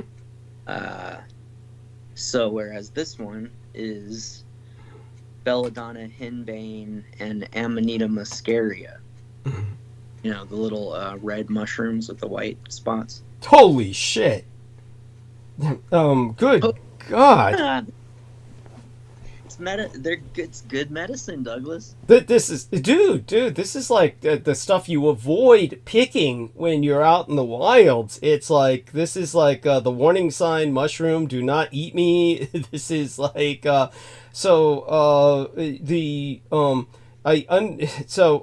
Sid is obviously, like he said, it's like, to him, he's using the kind of, I don't know, vaccine parallel where he says you put a bit of the disease in you to build up an immunity. I'm not quite sure what he's building up an immunity against, but yeah, go on.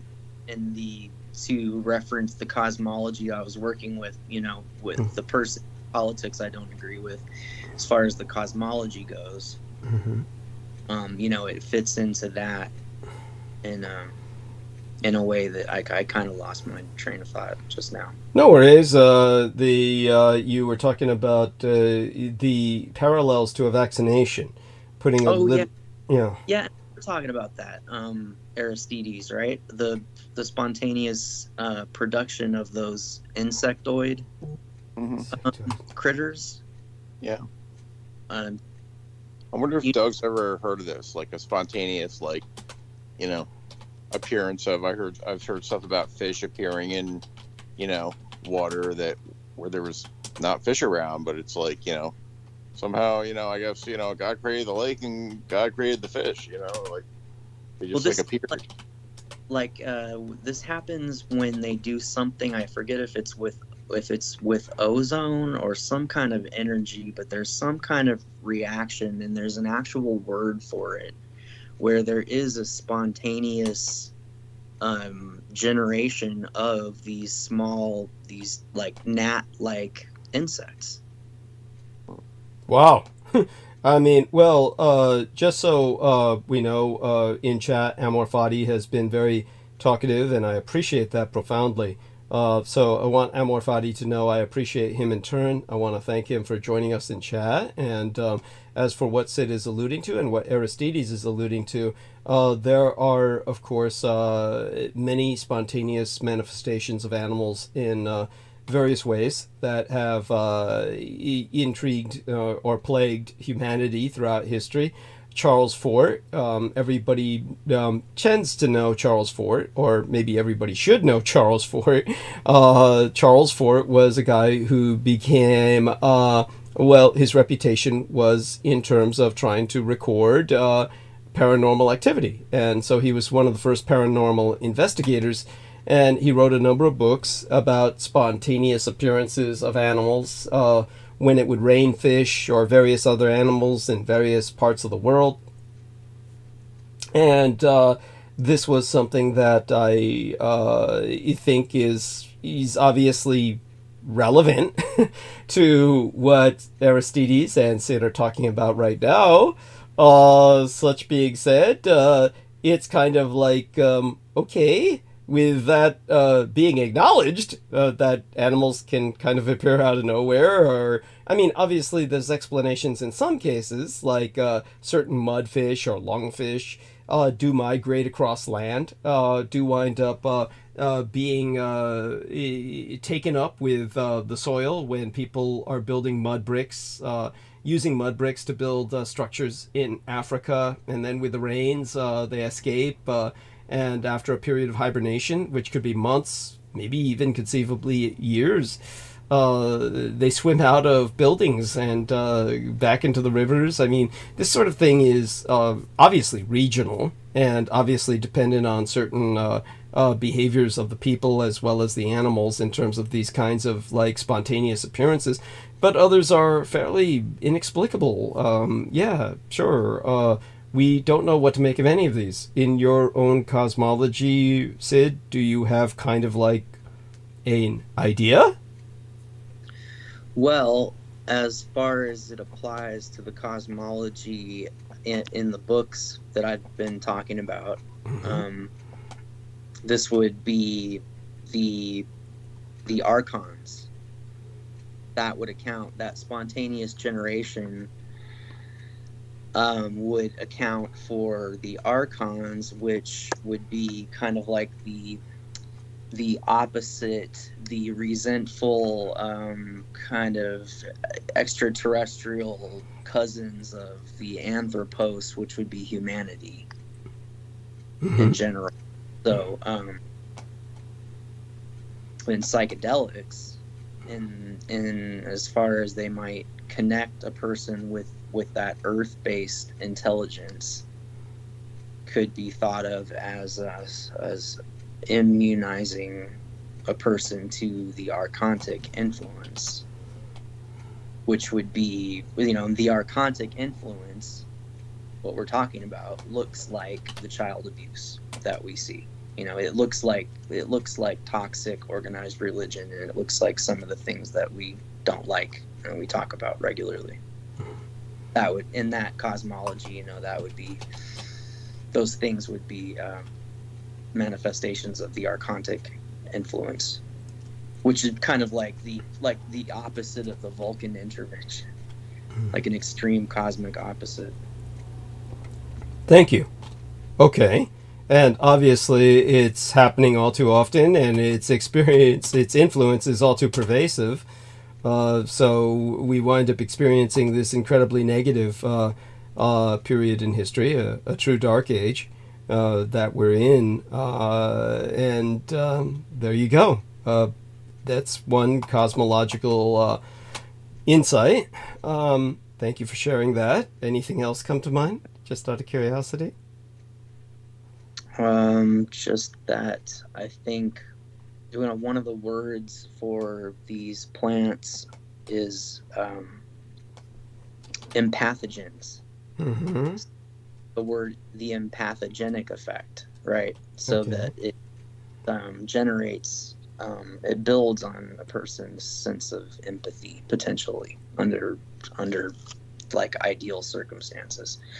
And so that would bring people into a more balanced way of living, maybe. If remove prohibition, given a chance,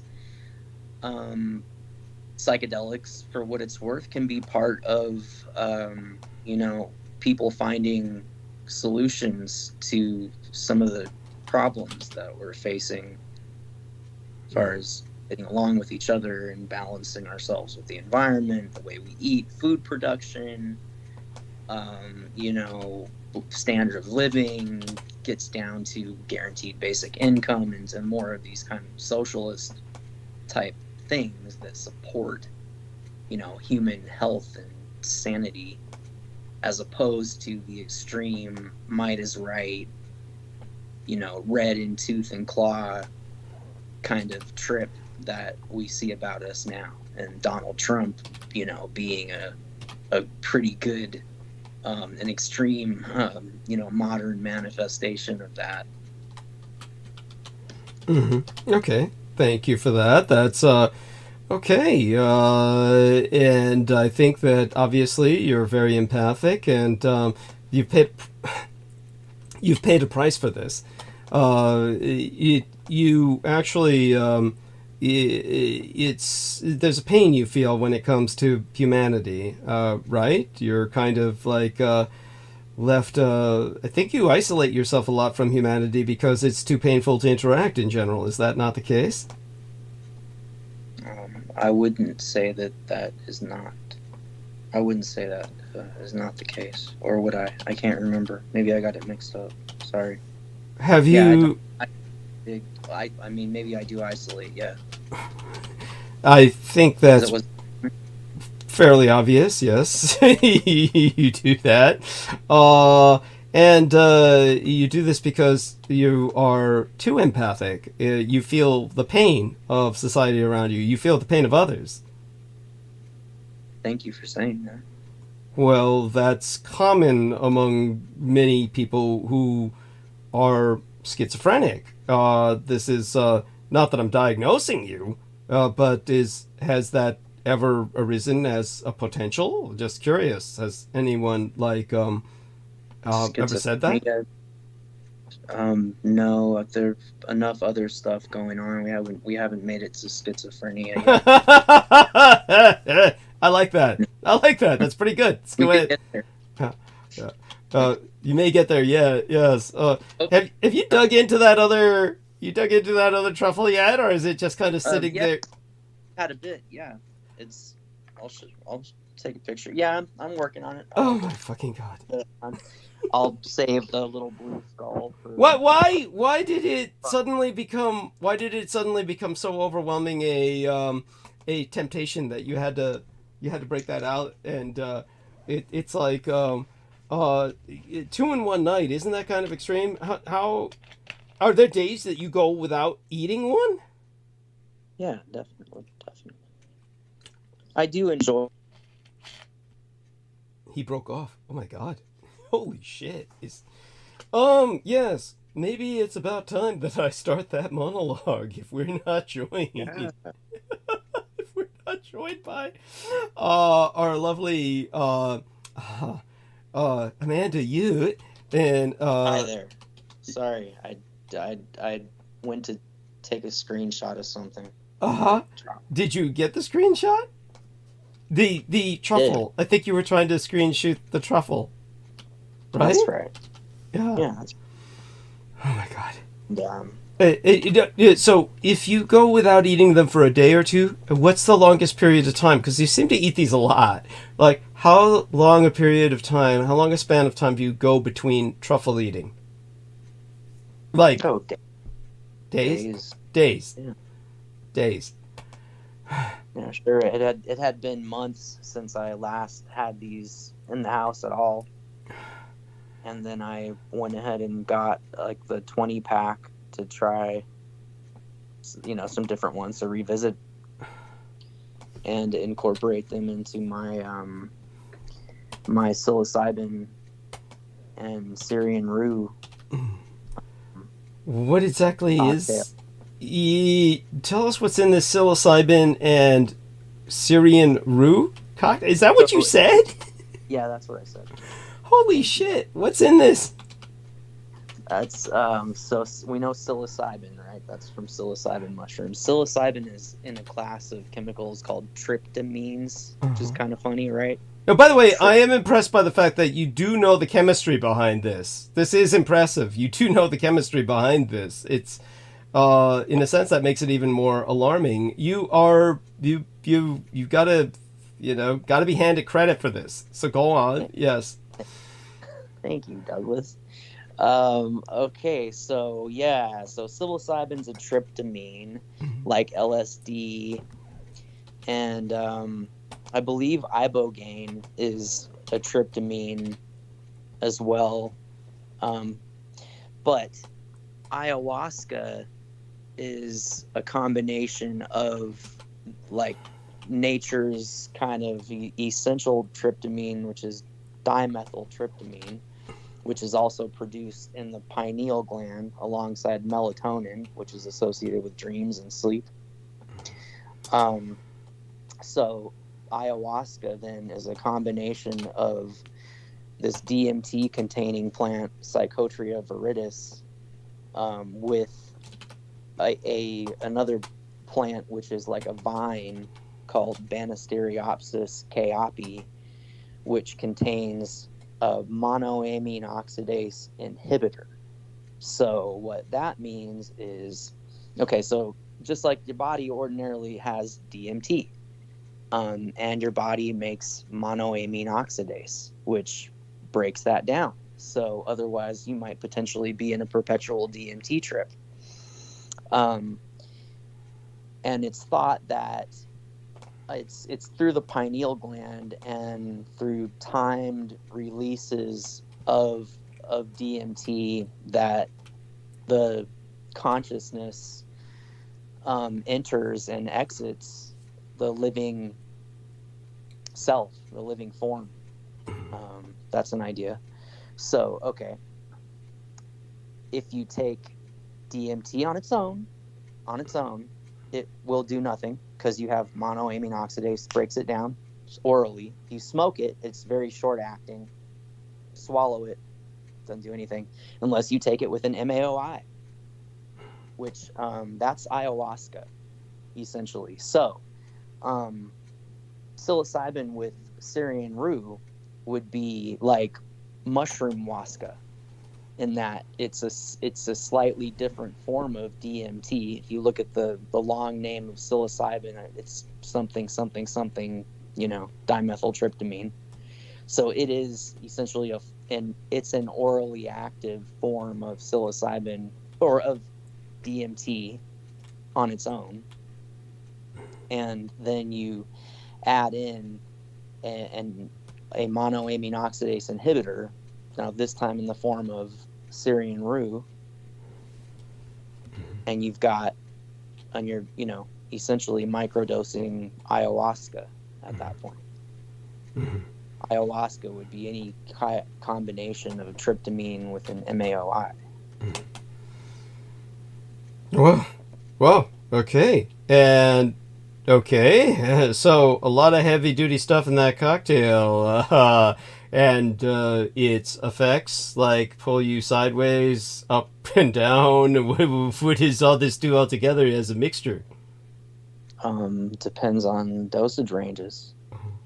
Okay. So with psilocybin, a microdose would be about 1/3 of a gram. So I think like 0.33. Sometimes maybe 0.1. Something depending on, some people take 0.1 anyway, but 1/3 of a gram, and that's enough. That's about one little capsule full of the ground powder, roughly, or one very small piece of mushroom that would like fit in your fingertips. Okay. And so that plus the MAOI just has the potential to be like, it has the potential to act as a kind of natural antidepressant, or something that might open you up to more lucid dreaming. I mean, so a lot of people are doing this just looking for a creative breakthrough, or just to enhance their cognitive faculties, around various projects, or some people are doing it to overcome some of the effects of trauma, and treatment-resistant depression. So. Okay. And has this helped with your depression? Yeah, over the years, it's definitely part of why I did not commit suicide earlier in life. I've had problems with depression and PTSD from an early age. So when, as in my early teens and discovering mushrooms and acid, I was able to, I felt like it helped me come to terms with reality. I guess that's basically what happens. Okay. Like, whatever you're going through, it's like, oh yeah, it's back to like, oh, it comes from you, and All right. it's All right. or experience of yourself, man. Thank you. And all right, so you've obviously been self-medicating, and you've certainly acquired a great deal of knowledge in your self-medication. And you, of course, out of curiosity, you again, without getting too much into your private life, I presume you're also continuing formal or conventionally recognized counseling? Yeah, I do some mainstream treatment as well. I mean, so that's complementary medicine, right? Mm-hmm. That's holistic. Yes. Yeah. Yeah. Or at least it's holistic in the sense that you're at least maintaining a foot or a toe in the waters of conventional treatment when you're seeing such counselors, or you share with them what you do with all of the self-medication, right? Or not? Just curious. I mean, I'm not so sure. I don't know about the term self-medication, but I don't, like I don't want to go down like a rabbit hole of semantics with that, but Okay. it's necessarily always self-medication. So, I mean, I think some of this stuff is fun, and it has the potential to bring people into a deeper understanding of themselves and how they got to be the way they are, and what their relationships are made of, and what their living situations are made of, and what their lives are about. What's going on. Okay. All right. I definitely appreciate your speaking to these issues, and I'm going to go into monologue. I'm hoping, I was kind of holding out, hoping for Amanda, you to drop in, but she's welcome to drop in. If you're listening, Amanda, just drop in, even if I'm monologuing, okay? And aside from that, our man Sid has taken us quite a bit of a ways with his, shall we say, what he's sharing, and we have given our listeners more of an opportunity to find out what he's about. And I think that that's a positive. It's important. Mary Sini Halina Kiskonian says hello, and let me give her a nice big kiss. And our man Amor is saying he's also very empathic, and I'm sure he pays a price for that. A price in pain. There's always pain for when you're empathic. It's basically it's a painful thing to be an empath. You feel other people's pain, and you're therefore you suffer for it, and it's hard. It really is, and you wind up withdrawing. And so, such being said, all right, let me try and get started. Make certain there's not any particular particulate matter in my throat that'll inhibit me from speaking. Let's check in again into the call itself, see if Mandy is showing up. And I hope you're holding an ongoing conversation with everyone in the chat, welcoming them and all the rest of that. And you know what to do now in case you get knocked off the call. You leave and rejoin. I can't believe Aristides is still up. I mean, oh my God, shouldn't you have fallen asleep by now? I'm fading right now. Okay. Well, we definitely... what was that? But you're doing okay. Yeah, we're doing okay. I'm going to go into monologue. We adore you. Thank you so much for everything you do. Hugs. And in case you don't wake up, when we go off, say good day to everyone now. All right. Well, if I don't talk to you later, good day, everyone. I'll maybe try to catch you for a few minutes in the morning. And thanks. Please donate to Douglas this month. It's getting harder than ever. Yes, thank you. You're a wonderful person. Talking with you tonight, Aristides. All right. Yeah. Thanks, Sid. Thank you, Ari. Ari, that's his kind of nickname there. Okay, Ari's a wonderful guy, and he does everything to help, and we're very lucky to have him. Okay, with that, hopefully Mandy drops in, and if she does not, well, we're going to basically talk to everyone who's here. There we are. Fadi says, yes, I do suffer a lot for being so extremely empathic. Any suggestions or recommendations are welcome. If you have any for him, Sid, I would say, of course, to block it out. That's what I learned to do.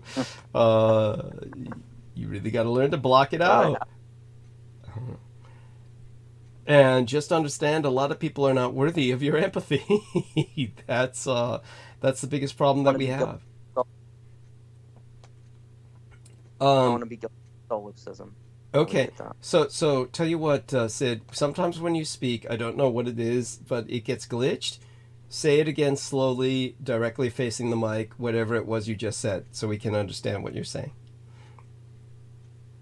Don't want to be guilty of solipsism. Okay, excellent. Go on. Explain to people what solipsism is. Well, I had a sense of what it was about, but I always had a hard time articulating it. But I thought you did such a wonderful job whenever you've gotten around to that subject, and I can't even begin to do it justice the way you can. Well, try. Let's give you a chance. Solipsism, I mean, it has to do with the idea that you create your own reality. Yes. And it's projecting your own perceptions onto other people, perceptions, sensibilities, your own sense of what norms or what would constitute like normal levels of courtesy, consideration, and expecting that from other people, only to learn the hard way that other people are likely as not to treat you like shit in spite of your best efforts, and forgetting that, being completely just dismissive and careless with that reality is, I think, got something to do with what solipsism is about. Okay. That's good. I think you did a fairly good job about solipsism, and there you have that, and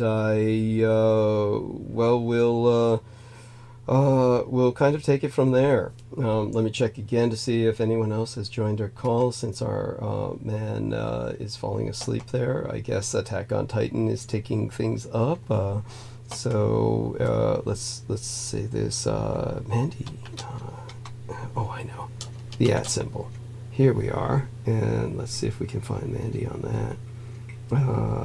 But no, she's not on there for some reason.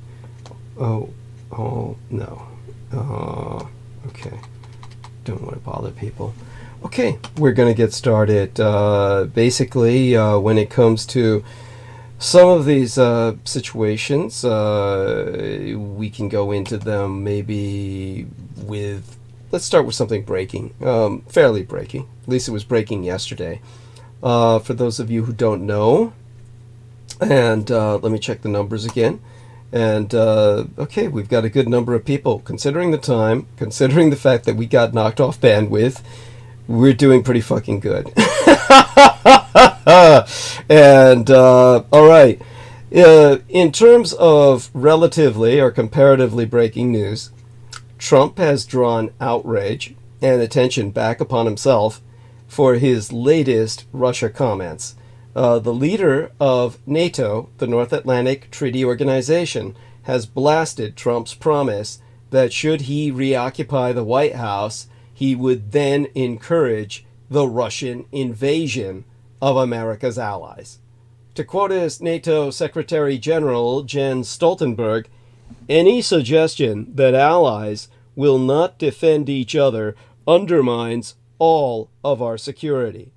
So the top line of this is that former President Donald John Trump managed to distract attention from President Joe Biden, whose cognitive abilities face increased attention after a special counsel's recent report by attacking alleged non-paying NATO nations on Saturday, what was essentially the day before yesterday by now, saying he would actively encourage Russia to do whatever the hell they want, his words, if other coalition members did not pay more, drawing immediate condemnation from foreign allies, for essentially suggesting that America is running a protection racket via NATO.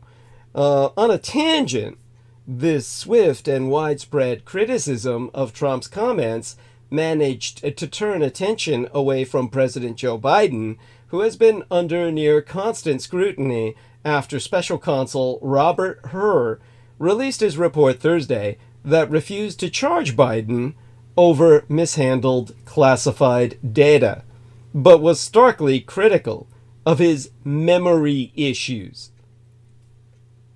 Yea, verily, 'twas a bad day for Biden midweek last when a special counsel explained why he won't face charges over classified documents.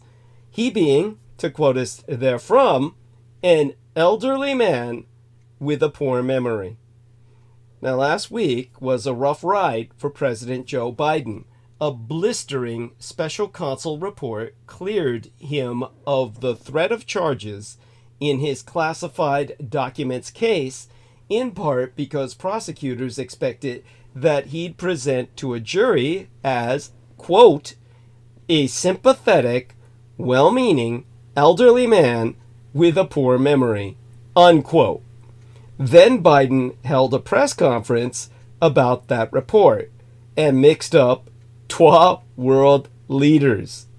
All of this is bringing to the fore an issue that Biden has tried to push aside: his age.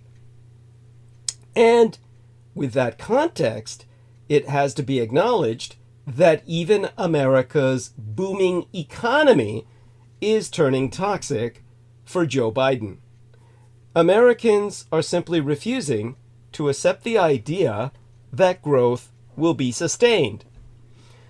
You know, it's difficult, looking at the main economic indicators, to say that the United States economy is doing poorly. Yet it seems to be a near impossible task to convince Americans that their economy is performing well. The United States can boast the strongest post-pandemic bounce back in the G7, the top 7 economies on planet Earth, and our empire continues to boom. Economic growth was just shy of 5%. That's at an annualized rate in the third quarter of yesteryear, and estimates for the fourth quarter are still above 3%.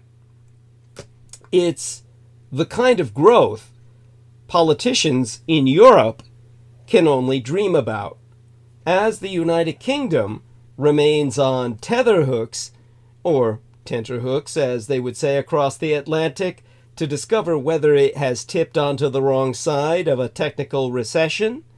It's not hard to imagine Rishi Sunak or Keir Starmer making a deal with the devil to get a piece of this action. Moreover, anyone who wants to be working in America right now appears to be able to do so. According to the latest statistics, if I can ever pronounce that correctly, statistics. In January, employers added an extra 350,000 employees to their payrolls, the strongest figure for a year, far exceeding expectations. Unemployment remains very low at 3.7%, while wages continue to outpace inflation. Like the Bank of England, the Federal Reserve is watching these figures closely, nervous that a booming labor market could stoke price rises. But unlike in the United Kingdom, the reception to higher wages is more positive. The chair of the Federal Reserve, Jerome Powell, described the latest labor market report as a good situation. Quite the contrast to the Bank of England's Governor Andrew Bailey, who continues to insist, wrongly, that higher wages are disproportionately responsible for the United Kingdom's inflation miseries.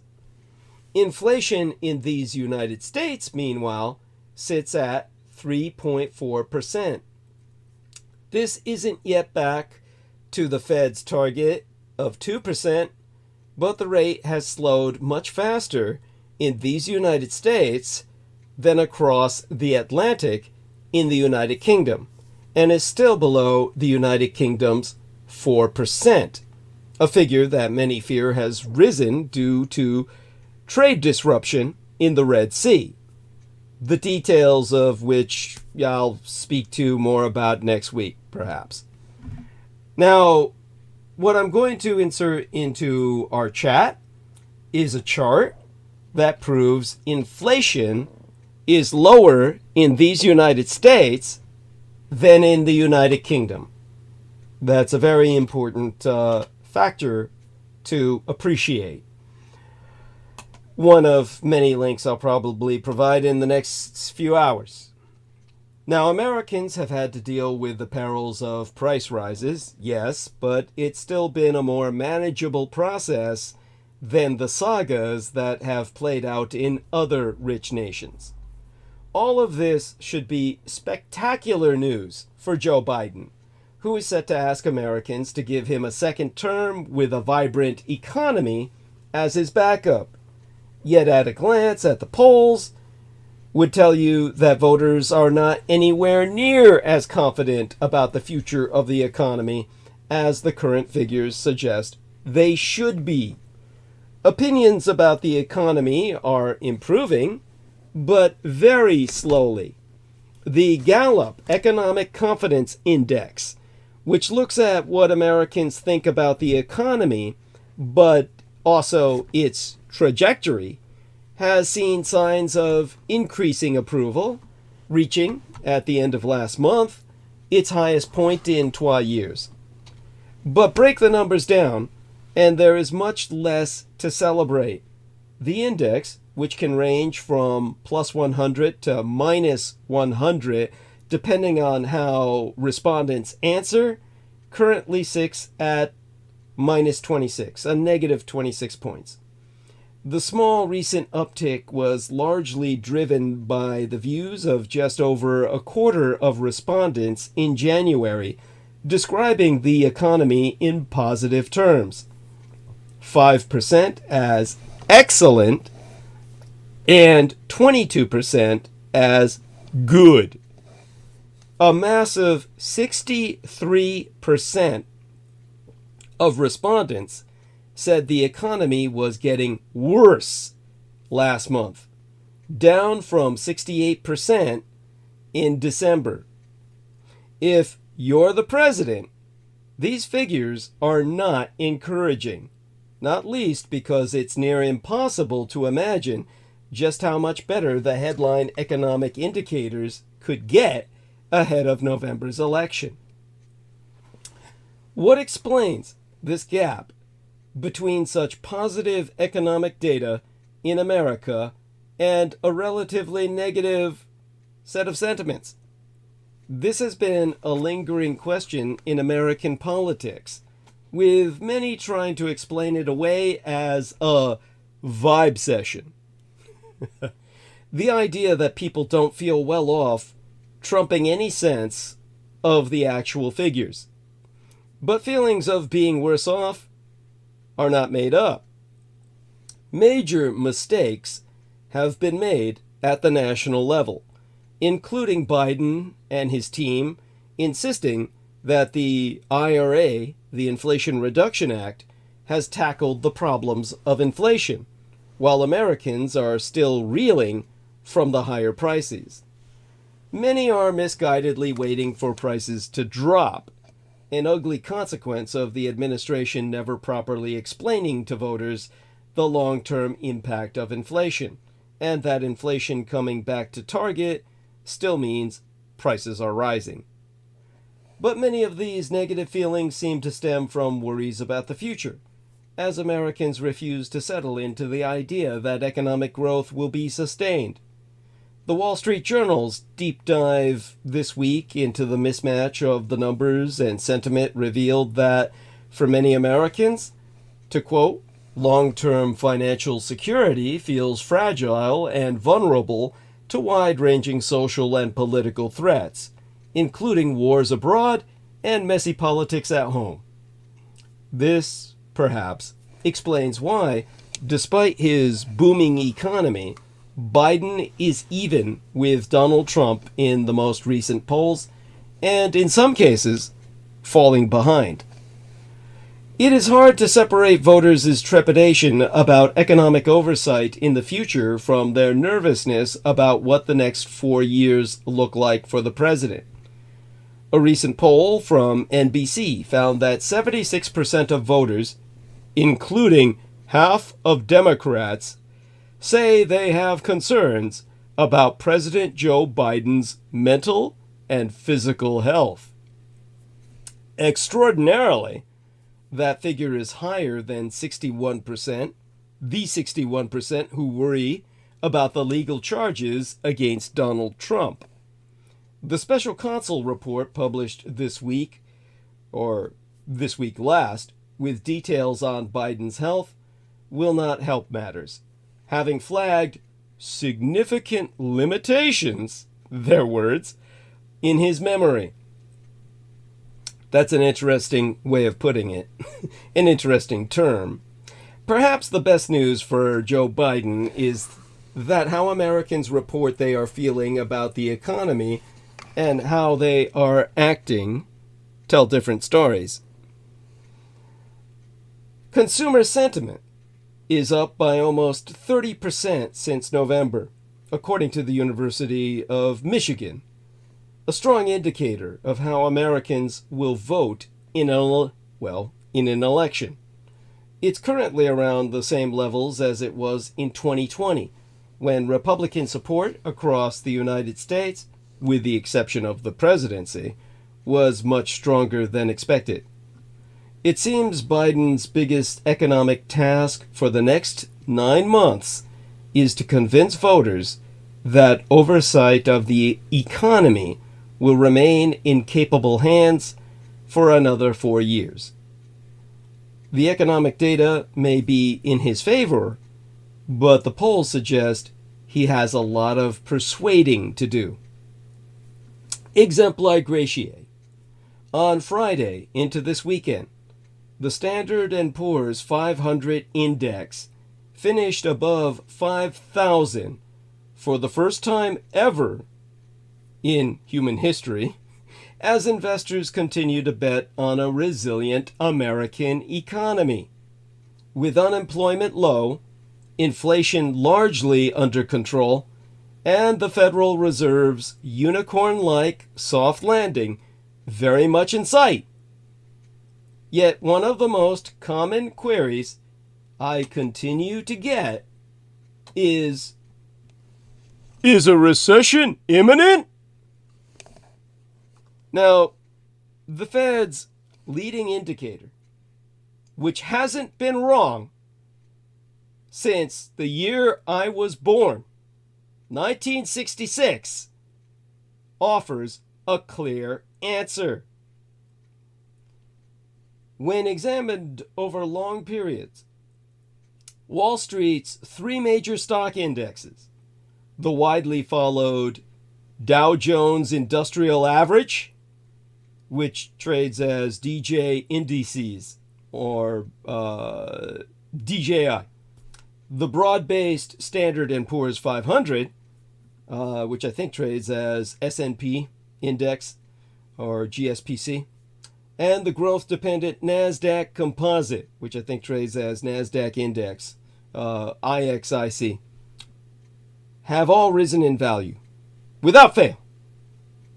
But it's a far different story when the lens is narrowed to mere months, or perhaps a few years. The Dow Jones, S&P 500, and NASDAQ Composite, just like the American economy, can be completely unpredictable over shorter timelines. In fact, all three stock indexes have traded off bear and bull markets in successive years since this decade began. Truth be told, there is no perfect forecasting tool or ideal blueprint that's going to, with 100% accuracy, tell investors or economists what stocks or the American economy will do next. Nevertheless, there are a couple of predictive tools and money-based metrics that have, over extended timelines, correlated strongly with moves in the stock market and or the American economy. One of these indicators, which happens to be a leading tool from the Federal Reserve Bank of New York, has an uncanny track record of forecasting downturns in the American economy. So, back to that question that people constantly ask me, is a recession imminent in these United States? At the moment, the American economy is humming along nicely. United States gross domestic product, or American GDP, is growing on an annualized basis, and the labor market appears healthy, with the unemployment rate clocking in at a low 3.7% for January. But all may not be what it seems.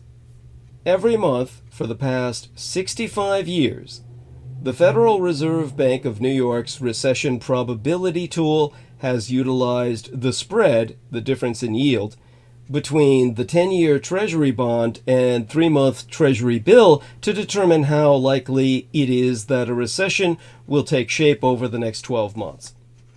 Normally, the Treasury yield curve slopes up and to the right. This is to say that bonds set to mature in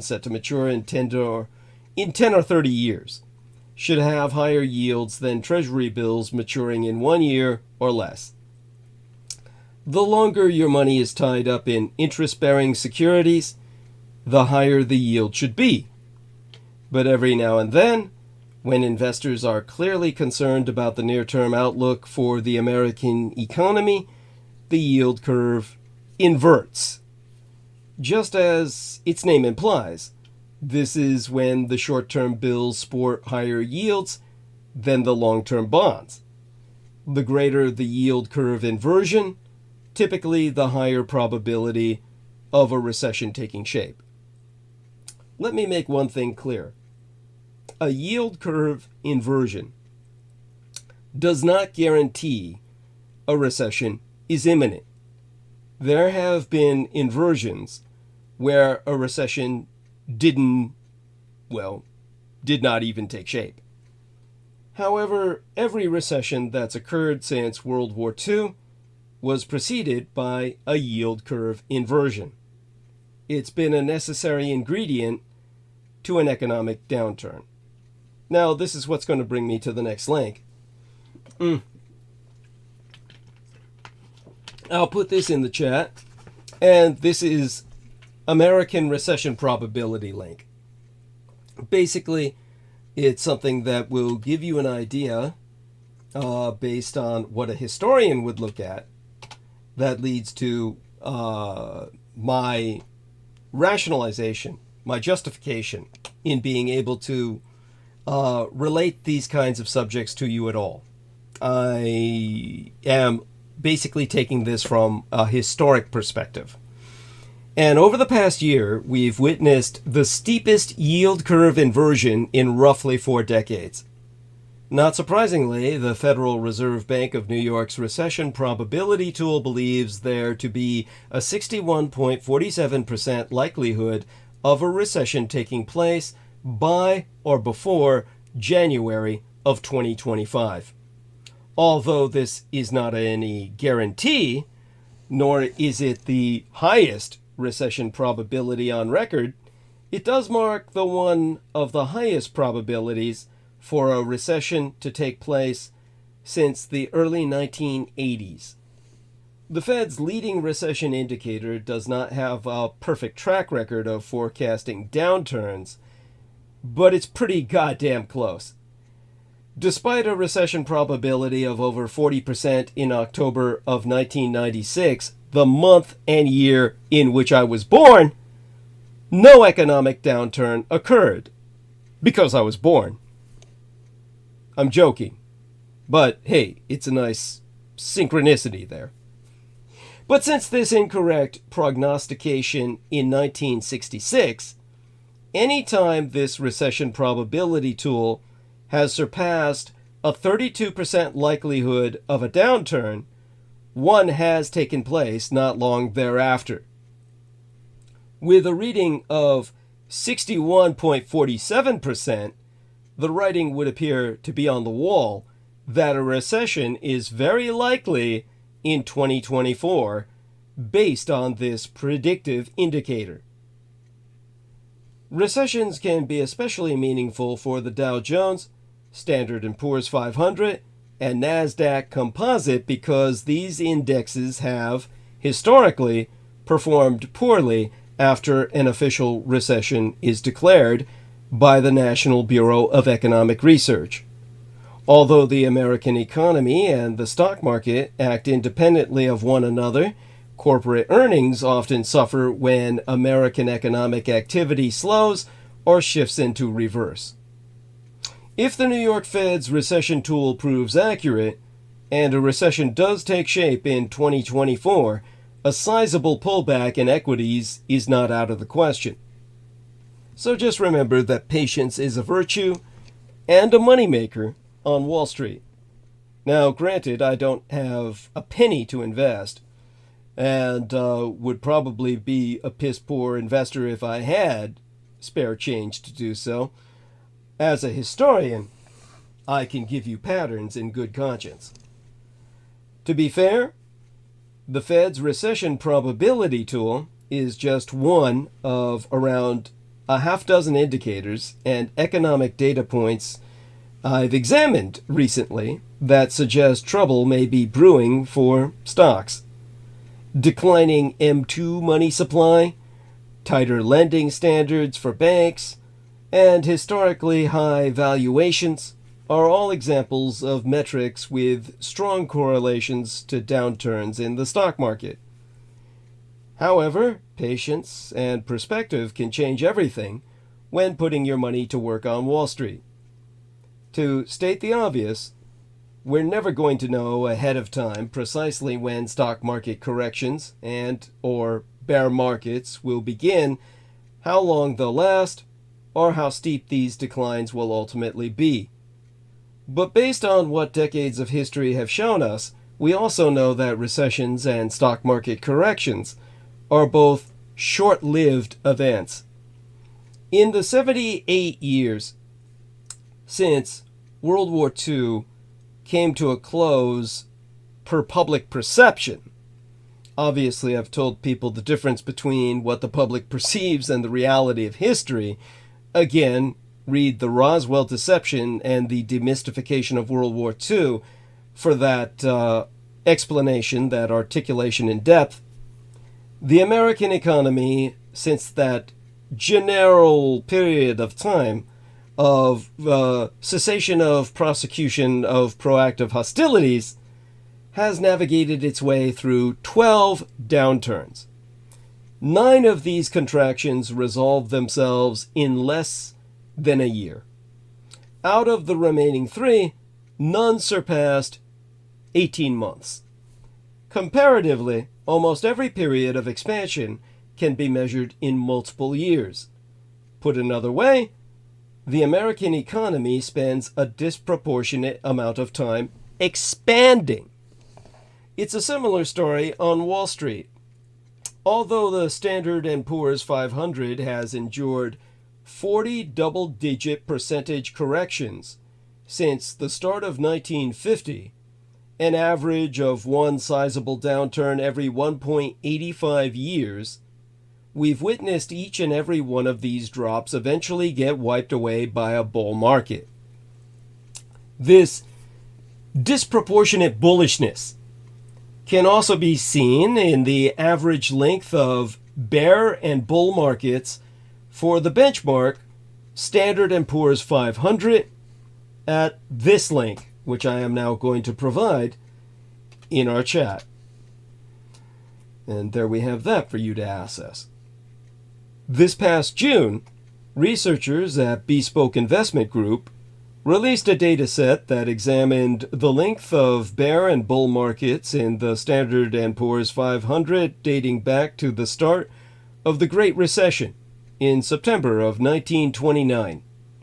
While the average bear market has stuck around for only 286 calendar days, or about 9.5 months, the typical bull market since the late 1920s, the Gilded Age, has endured for 1,011 calendar days, 1011, or about 12 years and 9 months.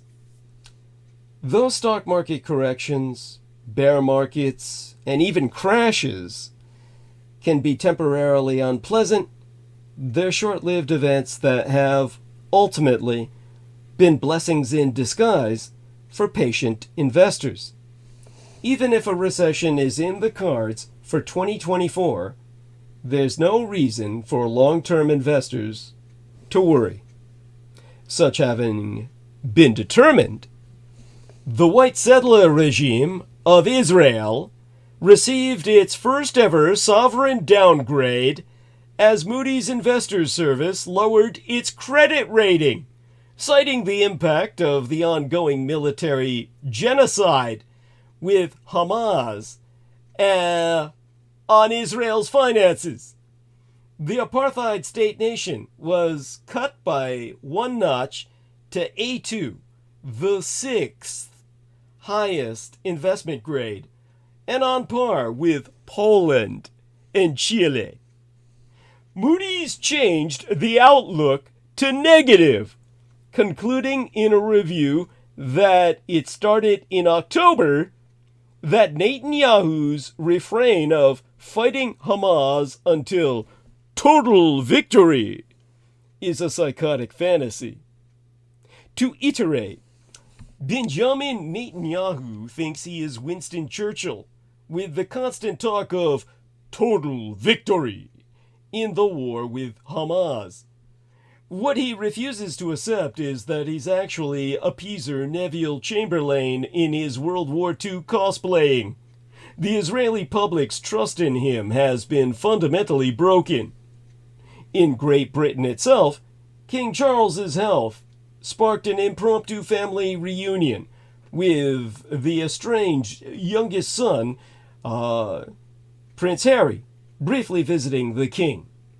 While His Majesty undergoes treatment for an undisclosed cancer discovered during a separate operation, the Prince of Wales, Prince William, will step up to perform some of his father's royal duties. This, while midweek last, Prime Minister Benjamin Netanyahu did not even need to hold a press conference on Wednesday.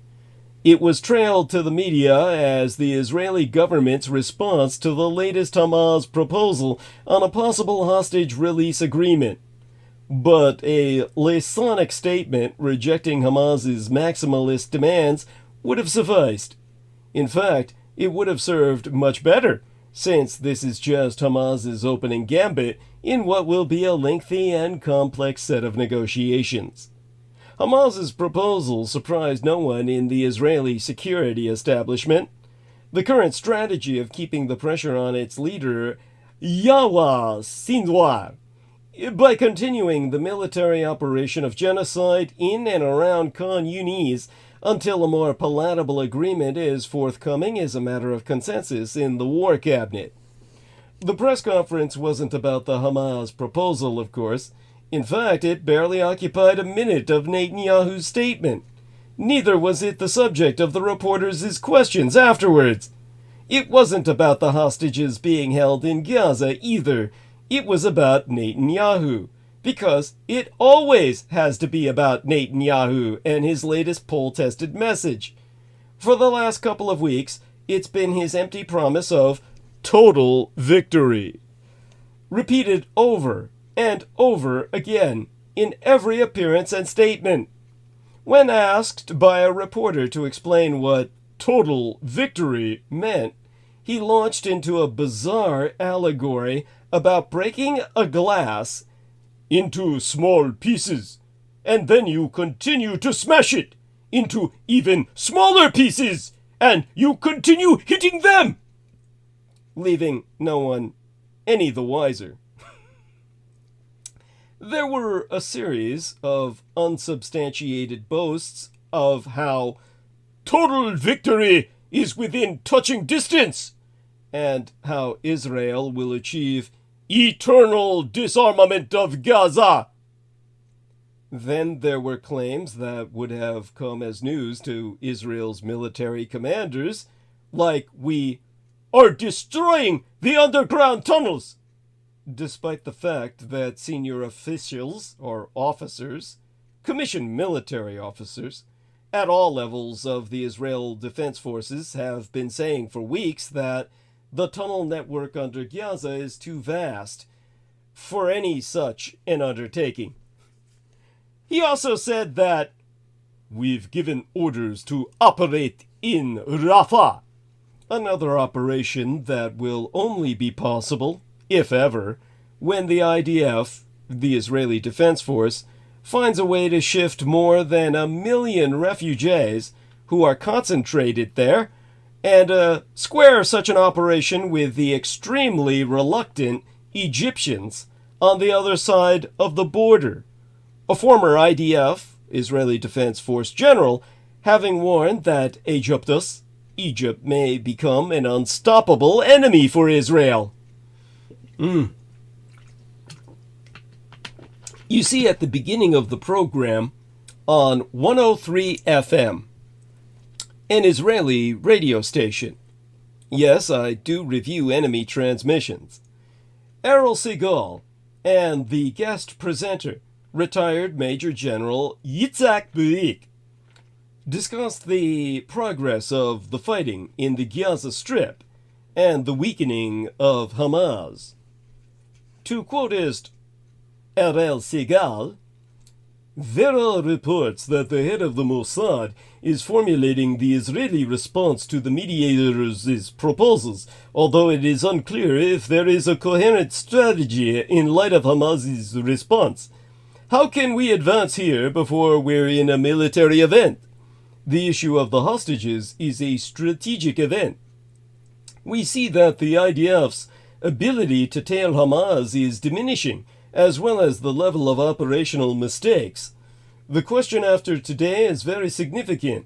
There was a dream here from the perspective of those who managed the hostage and missing families forum, but the pressure on the government did not work.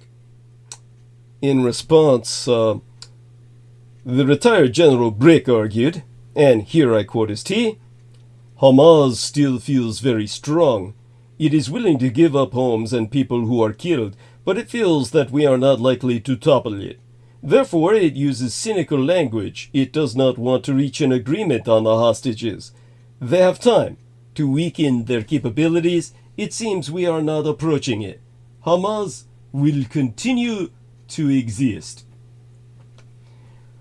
The decisive qualifying factor being that Israel hoped Egypt would sit in custodianship of the Philadelphia Corridor. Regarding the fighting in the Philadelphia Corridor and in Rafah, Brick said, the Philadelphia Corridor, we all know we have evacuations from Sinai under the corridor. The IDF did not want to sit along this corridor for the next few years because it did not have the power to do so and because there would be many casualties. So it hoped that the Egyptians would do it. But today there is a very big problem with Egypt. They are not ready to do it in our place. They also do not agree for us to do it from this side of the corridor, and they threaten that if we start doing various things that will cause masses to cross into Sinai, then they will stop the peace. Although it's a poor country, it's the strongest army in the Middle East today. 4,000 tanks, 2,000 modern ones, hundreds of the most advanced aircraft, and a navy of the best there is. For years, they've been building highways into Sinai. We're the target. They're not building the army for anywhere else. This means one decision to cancel peace, they become an enemy state, and we don't even have a brigade to stand against it. When asked about matters of substance, Netanyahu only came up with short, vague, and non-committal responses. On who would run Gaza the day after the war, should the war ever end, Netanyahu answered, elements that don't support terrorism. On the confrontation with Hezbollah, the army of God on the northern border in Lebanon, Netanyahu said, it will be solved diplomatically or militarily, as if there were a third option. Perhaps the only thing of note in the press conference was how Netanyahu has, for now at least, shifted from blaming the military to praising it.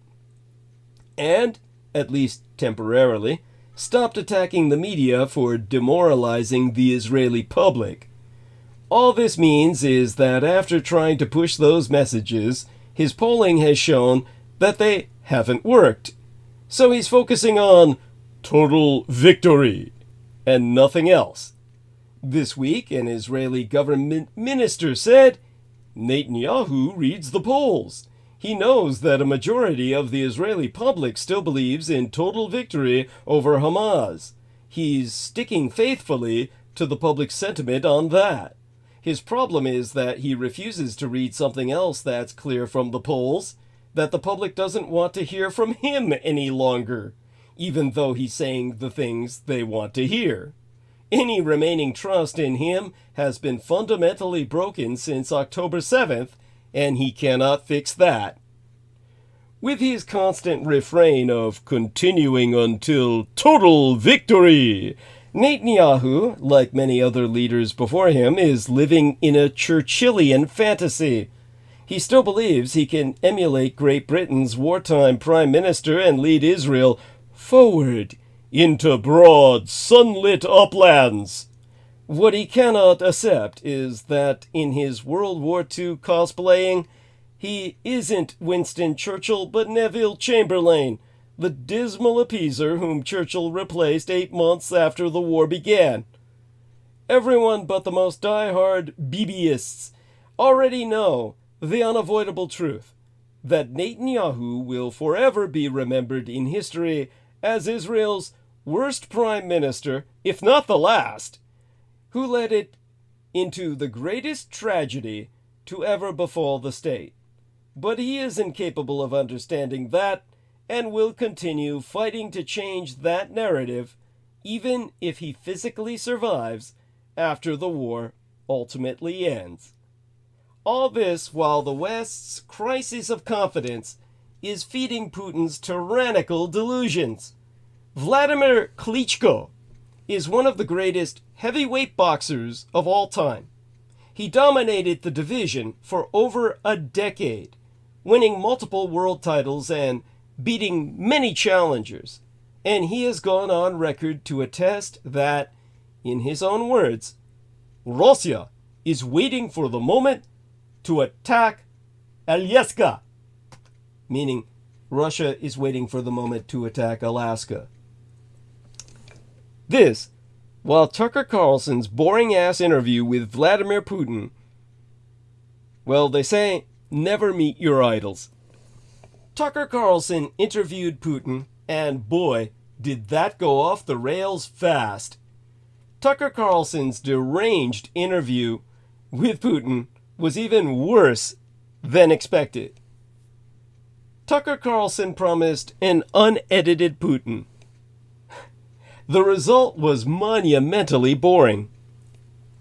One thing we learned from Tucker Carlson's servile interview, Vladimir Putin named his price for the negotiated release of Wall Street Journal reporter Evan Gershkovich. In an interview that lasted over 12 hours, Russia's undisputed ruler in perpetuity, Vladimir Putin, aired well-trod grievances and monotoned a lecture full of spurious history meant to rationalize his expansionist war into the Ukraine whilst threatening global conflagration if American service personnel ever entered Ukrainian territory. The Russian Supremo then called on the United States to stop supplying weapons to the Ukrainian people, upon which the dictator then indicated the possibility of prisoner exchange negotiations for the Wall Street Journal reporter Evan Gershkovich, who has been imprisoned in the Russian Empire since last March. In effect, Vladimir Putin got to tell his side of the story last week. It was, of course, the precise opposite of what everybody in the West has been led to believe. Former Fox News pundit Tucker Carlson, who now has his own show on Elon Musk's Russo collaborationist X-Jacked Twitter platform after he and Fox parted ways back in April, released his interview with Russian dictator Vladimir Putin on Thursday evening, and it turned out to be the one thing no one expected. Morbidly hilarious. Peace-loving Russia is the victim of a conspiracy by imperial forces which took advantage of its weakness after the Greater Soviet Union collapsed. But the communist era itself was a treachery against Mother Russia, whose historic identity has been betrayed by the Bolshevik decision to create separate republics out of what had been Greater Russian territory. All of this infamy and abandonment somehow justifies the invasion of Ukraine, which is now somehow promoting Nazism, even though its leader, as Putin himself so noted, is painfully Jewish, and being courted by NATO, despite NATO repeatedly having rejected every single one of its appeals for membership since its international recognition as a sovereign state. It was, to say the least, bizarre. Somehow, the Russian state, as it existed in the 11th century, was evidence for the injustice that now prevailed in a world which refused to acknowledge Putin's empire's rightful claim to the ancient Russian homelands.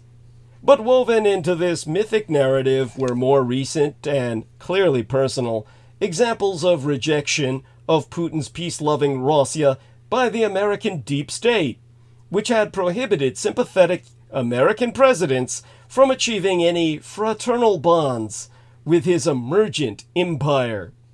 The overriding theme of blood and soil nationalism was undisguised and horrendously familiar. This could have been the communist tyrant Pol Pot demanding the right to reclaim Kampuchea Krom, it is, southern Vietnam, prior to United Vietnam's preemptive invasion to terminate his perpetration of what was proportionately the largest genocide in recorded human history, wherein Pol Pot wiped out half the Cambodian population. But, in Putin's fable, it is Ukraine that is run by totalitarian genocidals. Perhaps none of this should be startling, apart from the visceral shock of seeing a seemingly sane man utter such derangements. It has been Russia's public stance since the annexation of the Crimea in 2014. The only practical question could be, what made you decide to go further into Ukraine after that initial success? To which the only honest answer would be that, as the West did not raise a single finger to protect the Crimea, we thought we had an open door. But perhaps the very oddest thing about this is that the population of Russia is buying wholesale a demented blend of mystic religious destiny and rapacious capitalism, alongside a war which is becoming exceedingly expensive in blood and treasure. Within moments of Putin expounding on his nation's sacred embodiment of the Eastern Church, he was proclaiming its triumph over Western Europe in economic growth. You might expect that this blend of archaic, almost superstitious, religious reverence with ultra-modern market competitiveness would strike most educated Russians as questionable. Apparently not. I myself have Russian acquaintances, including some who have spent a good deal of time in the West, who accept they accept with unalloyed faith and enthusiasm Putin's particular blend of theocratic statehood and ruthless pursuit of profit. The liars and deceivers are all, they believe, in the West. Mother Russia is having a glorious rebirth and is now more prosperous than its Western rivals, whose attacks are motivated by gratuitous spite. They ignore the most fundamental fact of that apparent economic miracle, that it depends on the sale of gas and oil, which are Russia's most marketable commodities, and they disregard entirely the demographic doom toward which its shrinking, unhealthy population is heading. Average life expectancy is roughly 10 years lower than in Western Europe, as alcoholism and its consequences are rampant. When Gorbachev was the last leader of the Greater Soviet Union, his empire had to invest into deep research into the effect of alcoholism on male sperm, leading to an overabundance of developmentally disabled children. And Russia, or rather the Greater Soviet Empire, which Russia ruled, was the only culture in the world that needed to do this, because they drink that much to forget just how fucked up their situation really is. But instead, the educated professional classes of Russia living in Moscow and St. Petersburg are largely sheltered from this hopelessness and despair that is the norm everywhere outside of Moscow. Not unlike our own dear urban elites here on either side of the Atlantic in Great Britain and the American Empire. Their young men are not being conscripted for Putin's crusade in Ukraine, and they are enjoying the benefits of a consumer society for the first time in the postmodern era. They tell us proudly that they have beaten the West at its own game in the global market economy. Warnings have little effect because this is a nation of novice capitalists. They are unfamiliar with the cycles and volatility which are inherent in the free market system that I've just articulated for you as to why Americans have an intuitive fear of the Year of the Dragon. Those downturns and recoveries to which we are accustomed inevitably afflict all non-command economies. All it would require to bring an end to Russia's new prosperity is for potential competitors in the West to decide that their self-denying ordinance on the production of oil and gas had to end. The United States is already a net exporter of energy. Those happy Russians who believe their wealth and bourgeois comforts are permanently secure seem oblivious to the fact that they are dependent on political decisions made by foreign governments. That is what it means to be a player in the global game. Alarming as well is their reliance on what Russia's leaders believe to be Red China's inevitable emergence as the new all-conquering commercial power.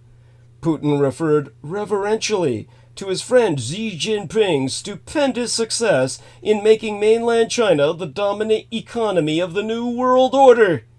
He seemed oblivious to the crises which is now undermining Commu-Chinese growth brought about by its own demographics and, ironically, by a debt problem remarkably like the one that nearly took Western capitalism down.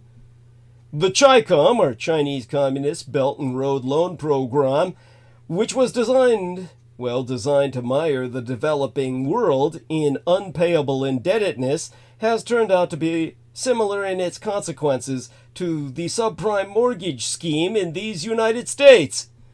The Communist Chinese Empire has now loaned out a lot of money which it will never get back. The message Red China's communist regime is using to hijack Chinese American identity is emblematic of this.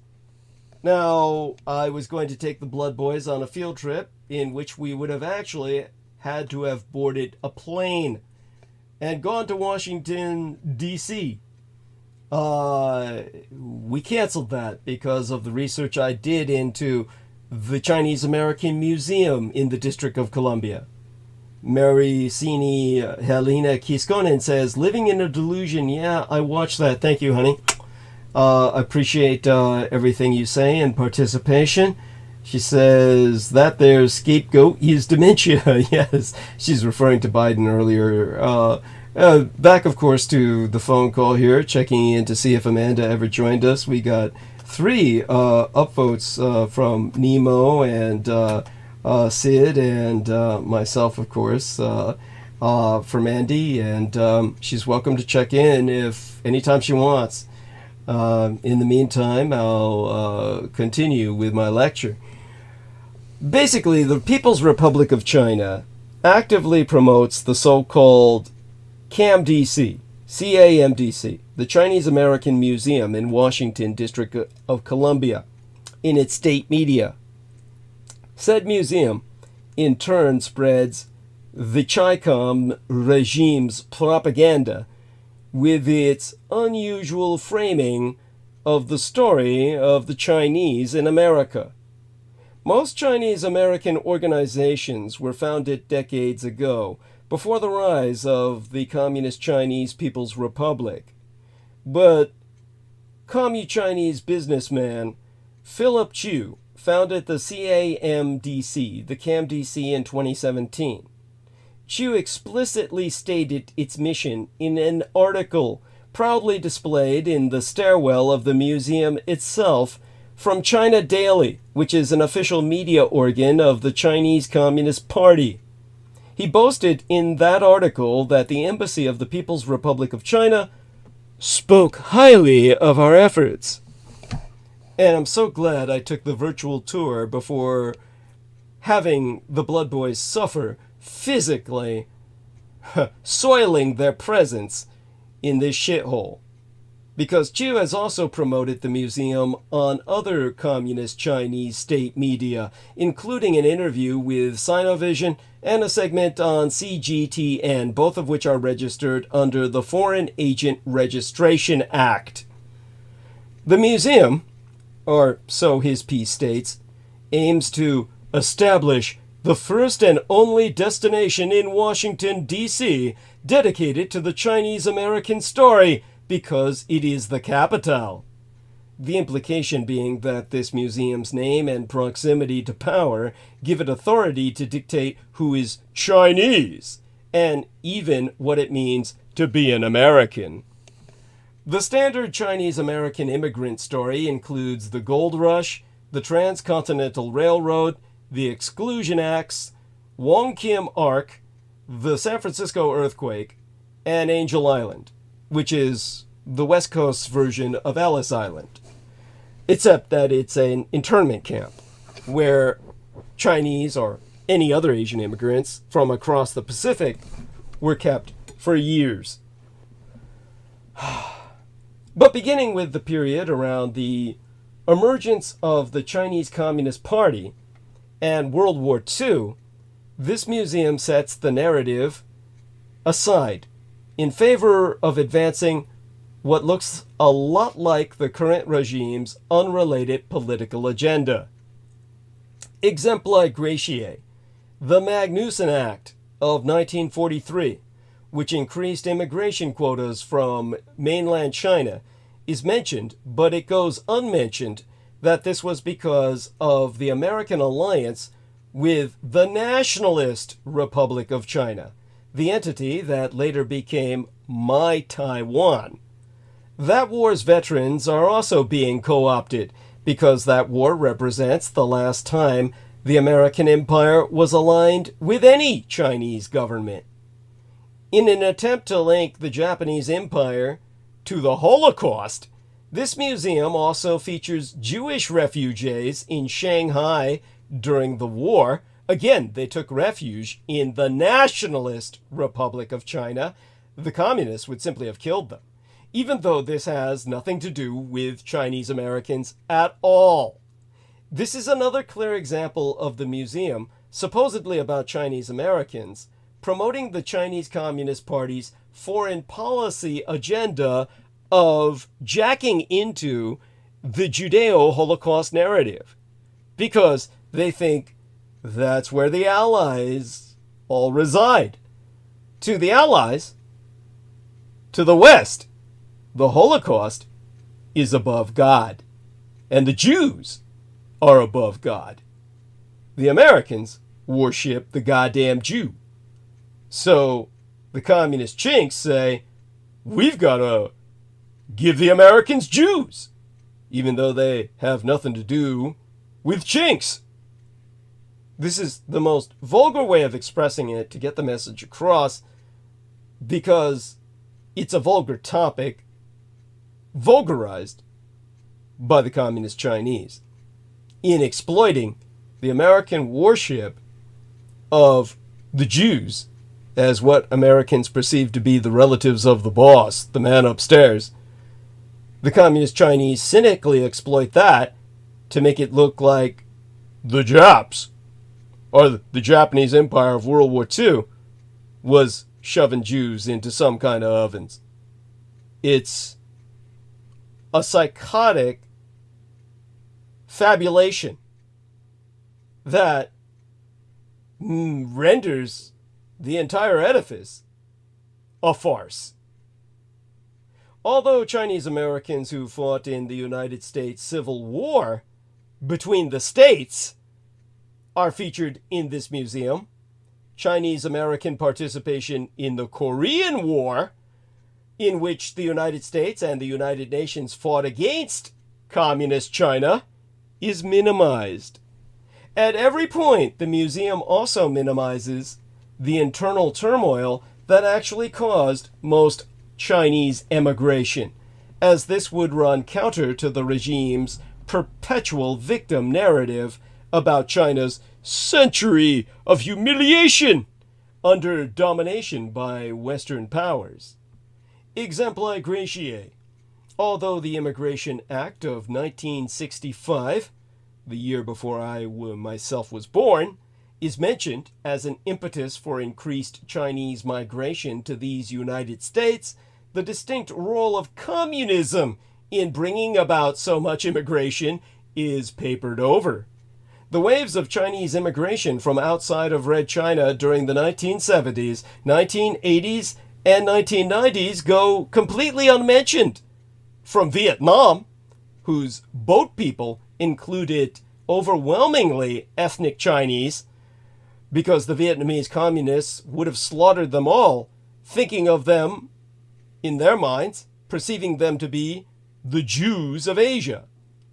Not to mention the Chinese from Hong Kong to escape Red China's takeover, and my island China of Taiwan. Speaking of which, this museum does not like to dwell at all on Taiwanese immigrants, despite their large role in the Chinese American community. They were mostly the descendants of those who had resisted the People's Liberation Army of Communist China and fled to the island of Formosa at the end of the Chinese Civil War. The Chinese Student Protection Act of 1992, which gave permanent residency to Communist Chinese students in these United States, is also mentioned. What goes unmentioned is that this was a direct result of the Tiananmen Square massacre by the Chinese communists. In the 1990s and the aughts, the zeros, the year 2000's first decade, mainland China's one-child policy and the cultural preference for sons resulted in the adoption and human child sex trafficking of, at the very least we know of, 120,000 girls. 85,000 of them, of whom were adopted in these United States, not always by ethnic Chinese families. In fact, almost never. These American Chinese receive no mention in this museum because they were considered a trafficked, expendable asset to be sold to Americans to fuck and fuck over. Also ignored are several other groups of Chinese who emigrated first to the Caribbean, Latin America, and Southeast Asia, often intermarrying and converting to Christianity before migrating again to these United States. Likewise absent from this museum is the story of assimilation by Chinese immigrants, the development of layered and pan-ethnic Asian American identities, and the inconvenient truth that the majority of Chinese Americans dislike Red China's current communist regime. In fact, half of them no longer identify as Chinese at all. Chu has claimed that for Chinese Americans, it's not easy for them to be part of mainstream society, which is why, in his words, fourth or fifth generation Chinese Americans, who supposedly, per his perception, know little about Chinese culture, need to be reintroduced to their cultural roots. But this also smacks of regime propaganda, which is designed to alienate Chinese Americans from their new culture and imply that they owe some kind of loyalty to the postmodern mainland communist Chinese state. China's Minister of Foreign Affairs has argued to Chinese people abroad, "No matter how blonde you dye your hair, how sharp you shape your nose, you can never become a European or American. You can never become a Westerner." The 1982 murder of Vincent Chin, a Taiwanese, is featured in this museum, but not the fact that it was caused by anti-Japanese sentiment because white trash pieces of shit can't tell a Jap from a chink. Internment of Japanese Americans is also mentioned, but not the fact that Chinese Americans were among those who exploited them, which is why they're known as the Jews of Asia. Attacks on Sikhs in the United States after 9/11 are featured, but not attacks against Muslims. That would contradict the rationale behind Red China's ethnic cleansing of its own Islamic Uyghur minority of Caucasoid Turks. The distinctly anti-American part of this museum's propaganda message includes veneration of the year 1882 and the Exclusion Acts in partnership with the 1882 Foundation. This other recently founded DC organization also works to spread propaganda about Chinese Americans never being able to become truly American or truly accepted in these United States. What I have thus outlined and articulated is symptomatic of Communist China's United Front strategy to gain influence overseas and provoke racial strife and internal divisions. Communist China wants Chinese Americans to believe that they are perpetual foreigners who will never be accepted as true Americans. This museum takes precious few risks to showcase the diversity among Chinese American communities that might contradict the Communist Party's One China political narrative and its artificial One Han Chinese race cultural narrative. There are no maps of the old China from which many Chinese American families emigrated. There is little mention of the role of traditional versus simplified Chinese characters, as we Taiwanese use the ancient language, whereas the communists have dumbed down the Chinese language so that everybody uses a 4th grade level text speak.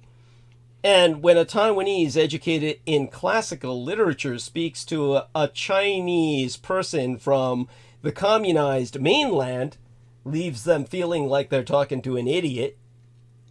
Nor is there discussion in this museum of the varying transliterations of family names resulting from the diverse national origins of Chinese Americans. Nothing about the transition over time from Cantonese to Mandarin, the ancient Hong Kong-centered language that all overseas Chinese used to speak in the diaspora, the overseas Chinese community, which has since been overwhelmed and overtaken by Putonghua, the national language spoken in both mainland and island China, both Taiwan and communist China. However, its text, its script, is dumbed down on the mainland, whereas the classical is maintained in my Taiwan.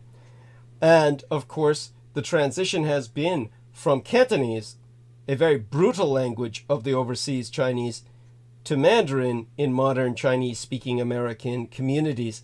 This transition has been difficult. It has been something that is monumental in terms of identity status and its own implications in terms of Chinese cultural perception, even mental processing.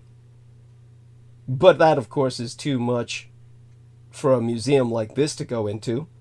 It's not a museum in the academic sense. It's a propaganda showcase.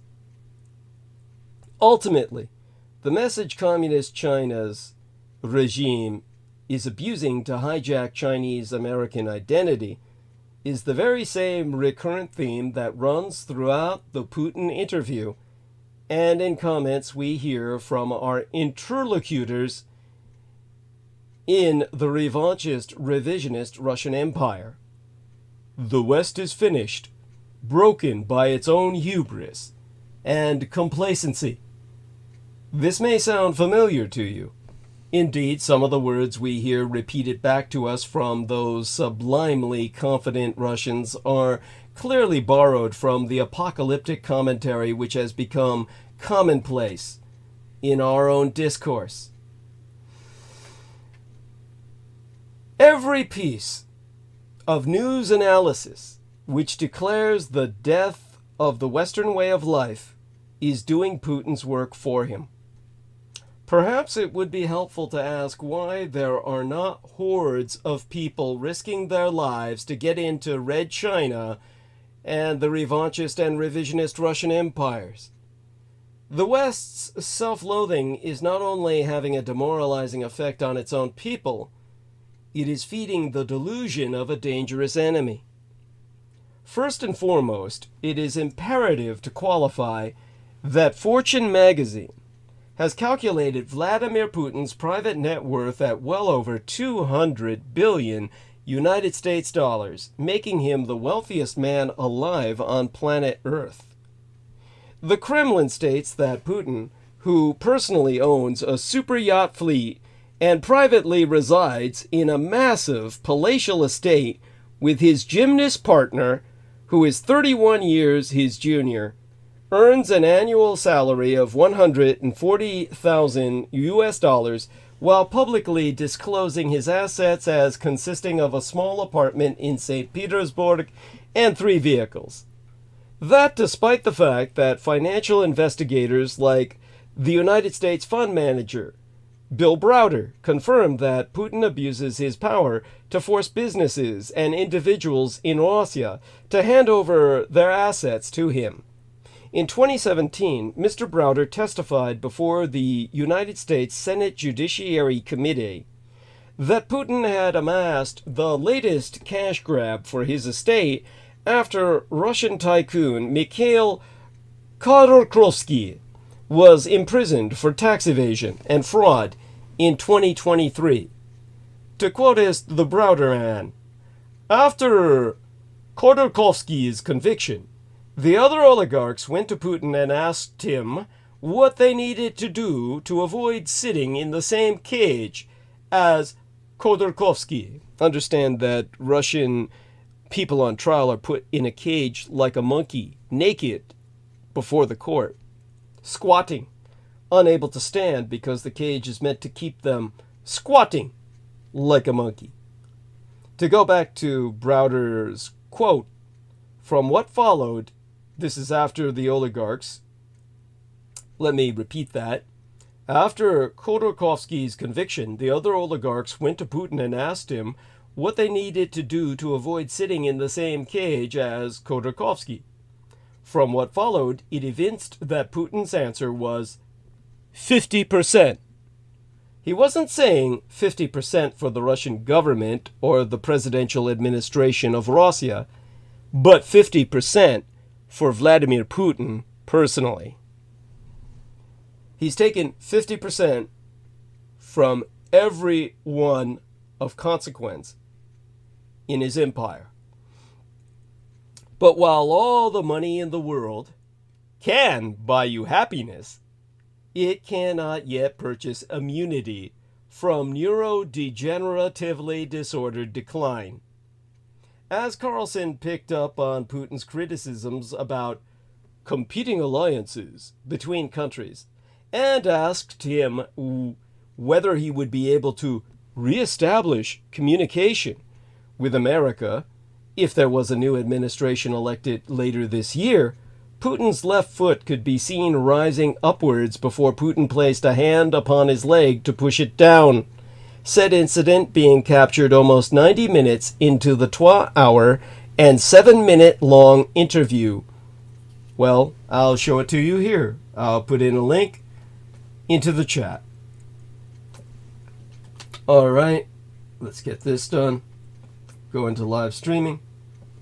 See if anyone else is participating. Hey, Douglas. Excellent. Yes? Just saying hi. Let you know I'm still awake. That's cute. To put on the screen here. Right. Thank you. Thank you. That was cute.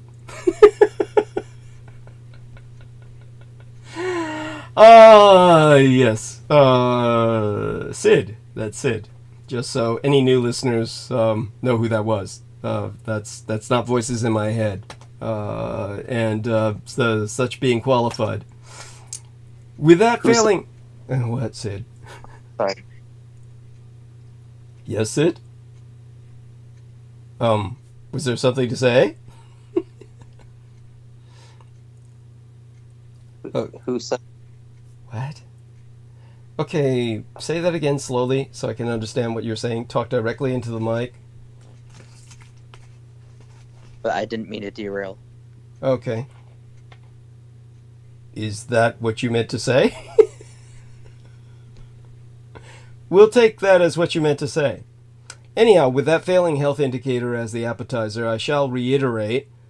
On February 6th, the ousted Fox News anchor, Tucker Carlson, spent more than 12 hours interviewing Vladimir Putin.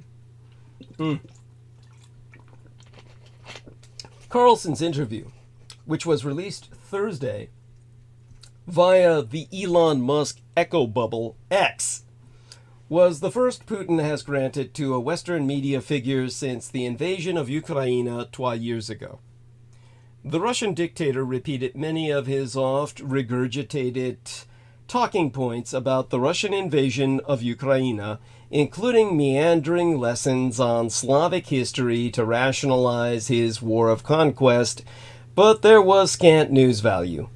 The Kremlin likely agreed to the arrangement because Carlson is among the most vocal American proponents of Russia and opponents of Ukraine.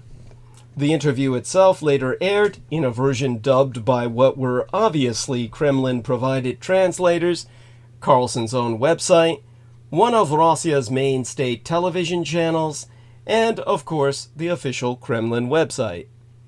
One bit of good news is that Putin kicked off the big event with a half-hour-long monologue about Russian history, and amid his holding forth on Yaroslav the Wise, the Rurik dynasty, and the baptism of Rus.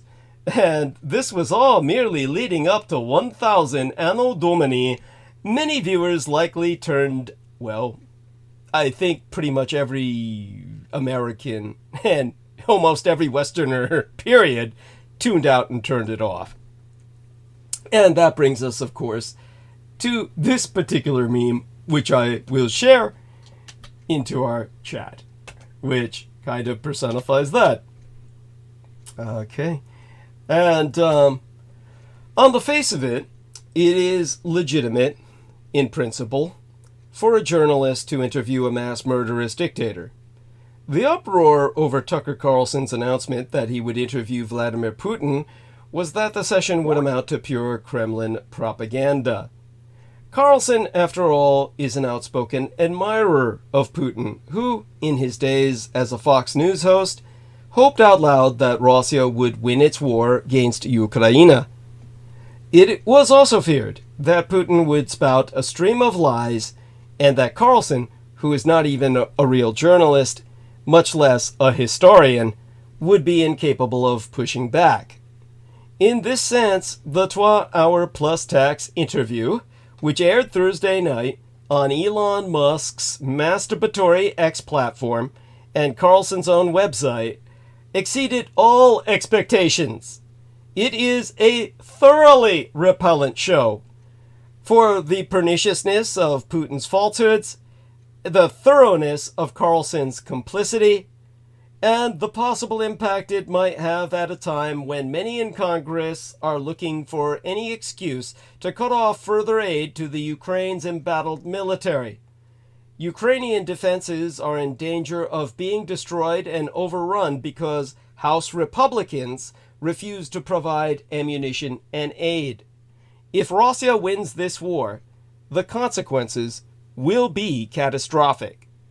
During the 2-hour plus program, Putin spent more than 50 minutes delivering a rambling, inaccurate history lesson that started with the Vikings and included dragging up documents from the 17th century.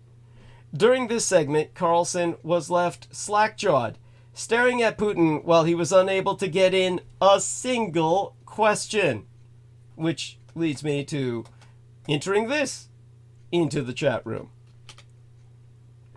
And here we are on that note. The upshot of Putin's lecture, it soon became clear, was that Ukraine never existed as a nation, a culture, or an ethnicity separate from Greater Mother Russia. That there was no mention of such a place until 1919, when the Bolsheviks created the Soviet Socialist Republic of Ukraine, and therefore the assertion of Ukrainian independence after the breakup of the USSR was an absurdity and a gesture of ingratitude.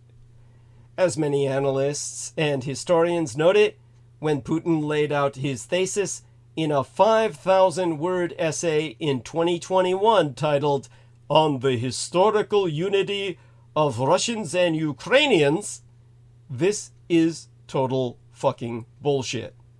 Of course, Carlson, who sat listening with the expression of a listless undergrad who wondered if he'd stumbled into the wrong seminar, challenged none of it. If Carlson was expecting to get some justification for Russia's invasion of Ukraine that did not involve events in the 9th century, Putin never gave it. Instead, the former Fox News host Tucker Carlson stayed predictably docile throughout this 2 hours and change interview with Russian monomaniacrat Vladimir Putin, with one of the only substantive points of tension arising when Carlson finally got the chance to talk near the end of the interview, and he timidly appealed to Putin about Russia's detention of Wall Street Journal reporter Evan Gerskovich. Of Gerskovich, who was arrested on dubious espionage charges last spring, the Wall Street Journal, and Gerskovich himself, of course, have denied any wrongdoing, stating the reporter was merely doing his job. In a Friday statement, the Wall Street Journal said, and here I read therefrom, "We're encouraged to see Russia's desire for a deal that brings Evan home, and we hope this will lead to his rapid release and return to his family and our newsroom.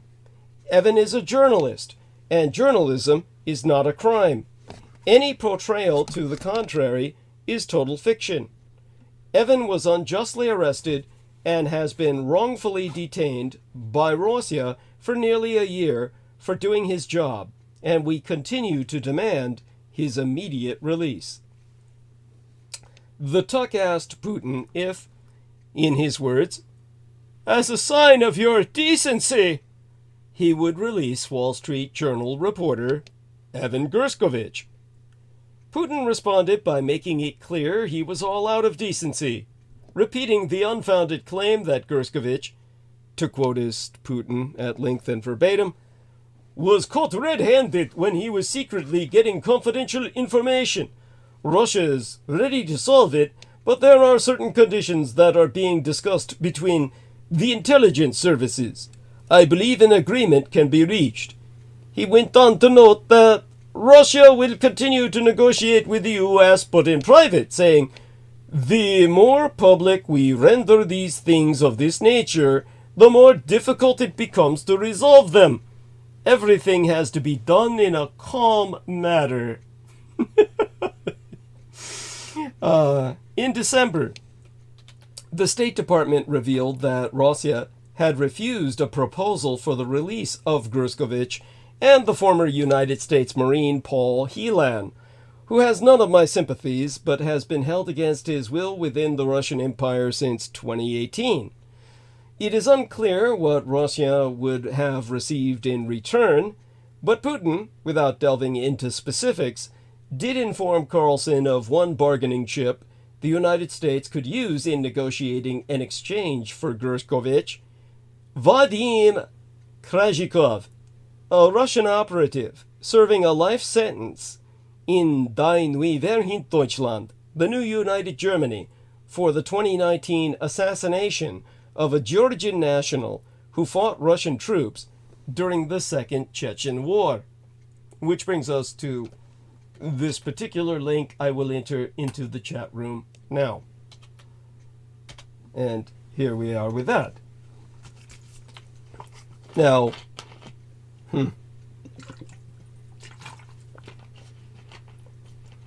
okay. Harry Powell says hi. Or Harry Powell. Hi. Welcome aboard, Harry. At any rate, that moment that I've just articulated might as well be the emblem for the evening. Carlson, when allowed to speak, tossed Putin softballs designed to give the Russian strongman some opportunity to score diplomatic points or at least earn a favorable review in MAGA land. Putin gave him no decency. The man who would be Hitler, yes, of course I'll get to that, and stories that involved Yaroslav the Wise, who's like the Siegfried of the Slavic peoples, well, of Mother Russia at least. I'm sorry, Sid, what are you trying to ask me? Is this relevant, this particular link? I have no idea. Relevant to what? Trevor Reed? Trevor Reed, is that the name of this guy? You tell me if you think it's relevant. I don't know the name. I thought I heard you say that name just a minute ago. I may have misheard. It would seem to be the case, yes, I think. Yes, it's irrelevant. Whatever you just tossed was irrelevant. Thank you. And if Carlson was expected to get ammunition that Republicans could use to defeat the Ukrainian assistance package in the Senate, he came up dry there as well. But if he meant to spawn 1,000 memes, the interview was absolutely aces. So, let me give you a few of those memes. I'll enter 3 of them in particular into the chat room right now. And these are relevant, or at least applicable. And with that, let me get the other twain here and shove them in everyone's reach where you can access them. And they kind of sum up the interview in their own right. And with the entry of the 3rd link on my part, we now come to the part where I'm obligated to articulate and analyze for you everything that was wrong with Tucker Carlson's Putin interview. The true depths of Putin's malevolence and Carlson's collaboration with the enemy were plumbed when the discussion turned to Holy Mother Russia's invasion of Ukraine. In Putin's account, the war was brought on by the United States and the Ukraine. In 2008, President George W. Bush opened the door to the Ukraine's membership in NATO, which had already taken over many of Russia's former allies in Central and Eastern Europe. In 2014, the CIA engineered a coup d'etat in Kiev, the capital of Ukraine, which brought to power neo-Nazis, who sent soldiers into Donbas province, where many Russian speakers lived, forcing Moscow to come to their aid.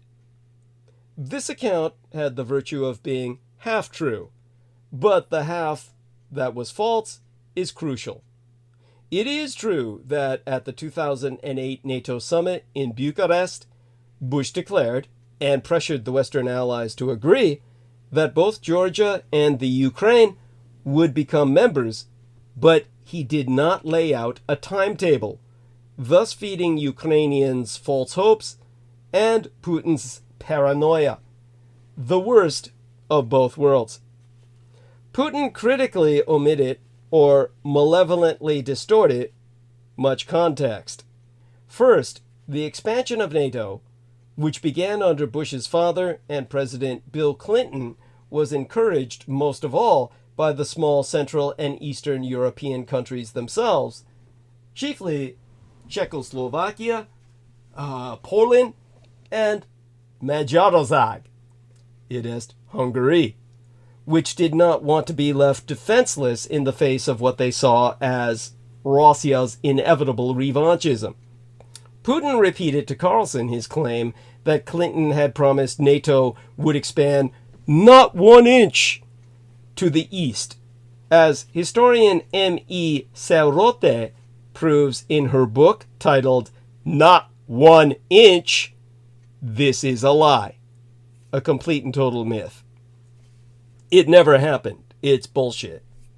Second, the events of 2014 began when Ukraine's president, Viktor Yanukovych, reversed his pledge to seek formal affiliation with the European Union, after Putin offered the country 17 billion United States dollars if he did so.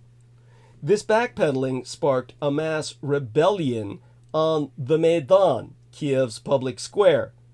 Yanukovych attempted to suppress it with gunfire, but in the end fled to Russia as pro-EU leaders took power. Putin told Carlson, with a shrug, that he didn't mind Yanukovych's turn toward the EU, but in fact, he minded it very much, fearing that if Ukraine, the largest and closest of Russia's former allies, could turn westward and benefit from the switch, democratic protesters in other former republics and in Russia itself would get ideas. Putin refers to Maidan as a coup d'etat mounted by the CIA. I suggest that everyone review the video titled Winter on Fire. That's Evgeny Alfinievsky's Oscar-nominated Netflix documentary for a vivid rebuttal. I'll let our man Sid find a link to that. Winter on Fire, Evgeny Alfinievsky. I will spell that for you so you can look that up and see if you can find something. A link to provide our listeners. Here is the name of the producer, and the title is simply Winter on Fire. And if CIA agents were capable of mounting such massive and successful protests, one can only wonder why American ideas and policies don't spread like wildfire worldwide. Finally, Putin claimed that Ukraine sent troops to occupy the eastern provinces of Donbas, when in fact it was Russian special forces who crossed the border to fight alongside secessionist militias in an insurgency. Putin also claimed that he has always been ready to make the peace. He said that he withdrew his troops from Kiev as a friendly gesture, when in fact his troops were forcibly repelled by Ukrainian soldiers. He also asserted that an arrogant Boris Johnson is the reason the Ukraine war is still raging on, claiming that Bojo the Clown sabotaged a peace deal, Putin promulgating that Russian and Ukrainian diplomats were all set to sign a peace treaty at talks in Istanbul in the spring of 2022 until the British Prime Minister Boris Johnson, egged on by President Joe Biden of the United States, of course, encouraged Ukrainian President Volodymyr Zelensky to keep on fighting, all in order to weaken Mother Russia and swell the profits of the American military-industrial complex, as per the pre-programmed screed any gutter-level pseudo-intellectual would mindlessly recite. In fact, Putin's negotiation position at Istanbul was simply unacceptable. He demanded that Ukraine recognize Russia's annexation of the Crimea and his declaration that 2 of Ukraine's eastern provinces were now independent states. He also demanded Ukraine's demilitarization without any withdrawal of Russian troops, and denazification, meaning resignation of Kiev's government for a pro-Kremlin regime. In other words, Putin was demanding nothing less than unconditional and total Ukrainian surrender. And again, Carlson said nothing.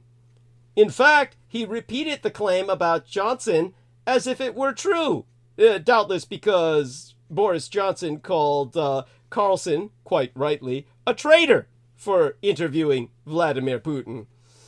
And the Tuck wondered aloud why Johnson did that.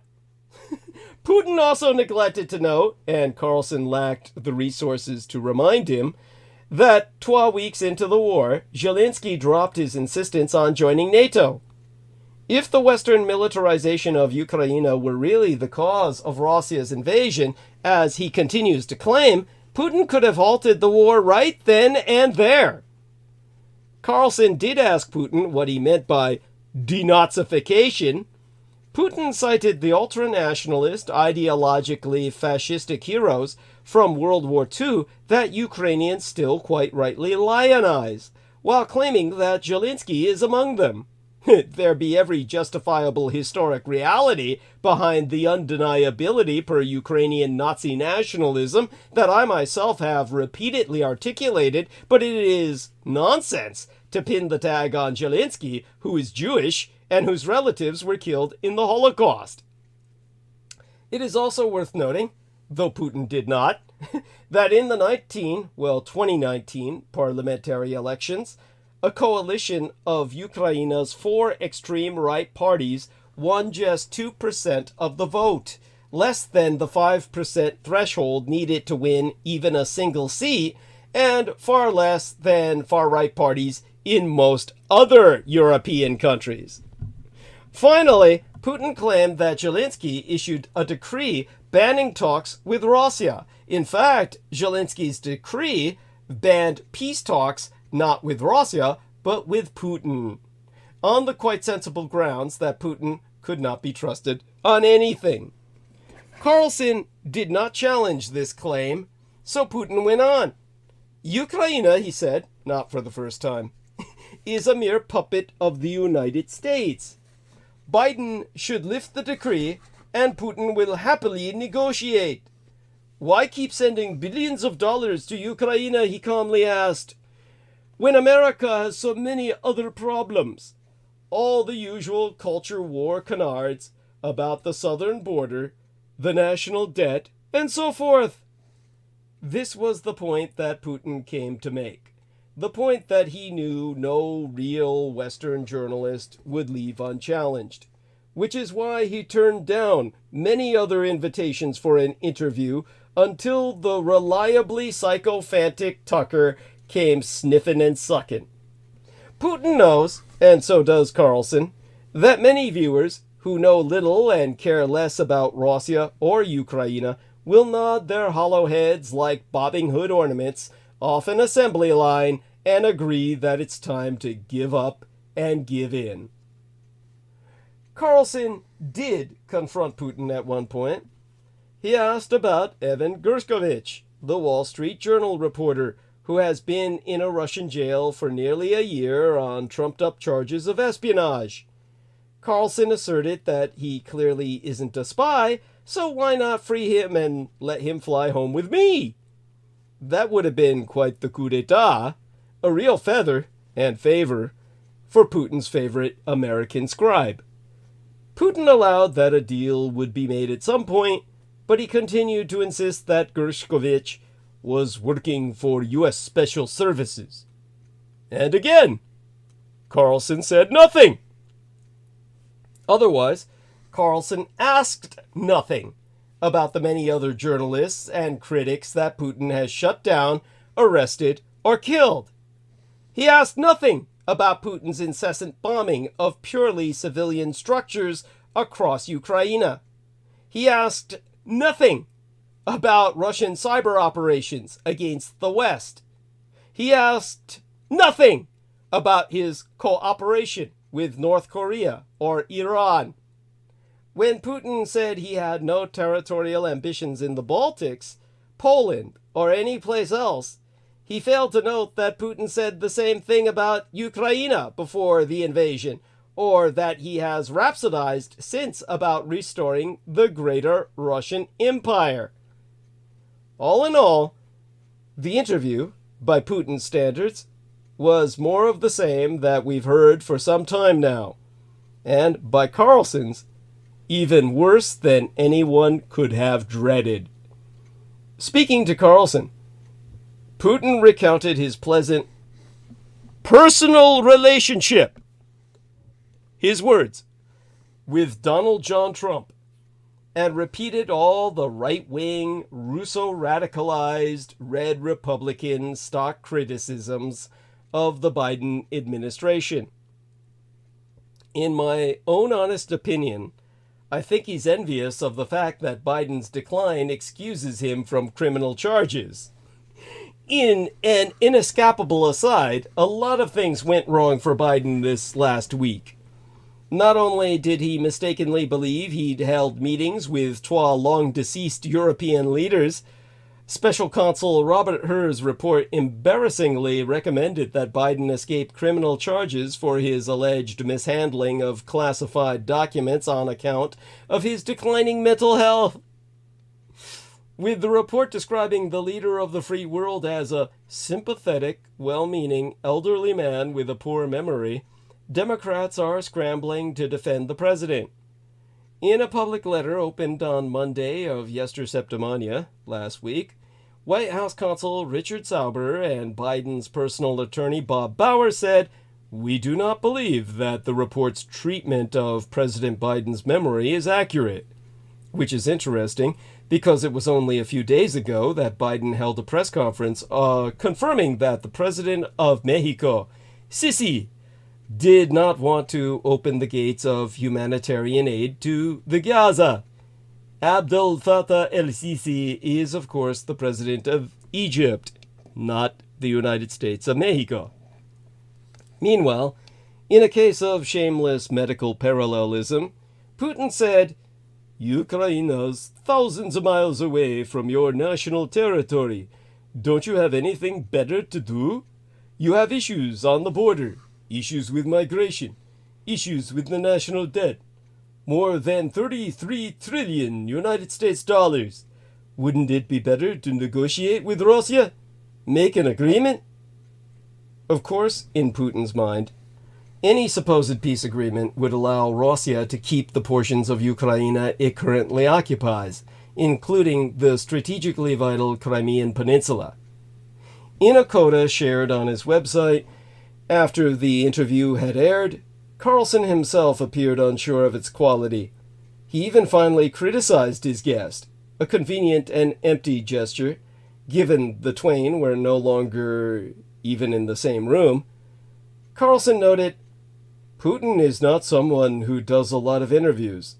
He is not good at explaining himself. He's clearly spending a lot of time in a world where he doesn't have to explain himself." Oh! So, let's talk about what Tucker Carlson saw when he interviewed Vladimir Putin. More than anything else, Carlson seemed surprised by the fact that he got to interview Putin in the Kremlin and even film himself sharing some post-interview impressions in a room full of lacquer and gold leaf, by what Putin said during the interview, and by the man himself. Putin abused the interview to deliver a lengthy lecture on the history of the Russian Empire, the Greater Soviet Union, and its aftermath, meant to convince viewers that Ukraine never had a right to exist. When he was done with the lecture, he segued into a litany of grievances against the West, where several generations of presidents, prime ministers, and secretaries of state have, according to Putin, let him down or ghosted him. After the interview, an incredulous Carlson held up a gray cardboard folder with a little rope tie. Putin had given him copies of documents to back up his historical claims. Carlson hadn't even opened it yet. Still apparently reeling from the history lesson, he said, "I thought he was filibustering, but I concluded after watching all this, no, that was the predicate to his answer. The history of the area and the formation of this country and the connection to Ukraine is part of the basis for his Ukraine policy."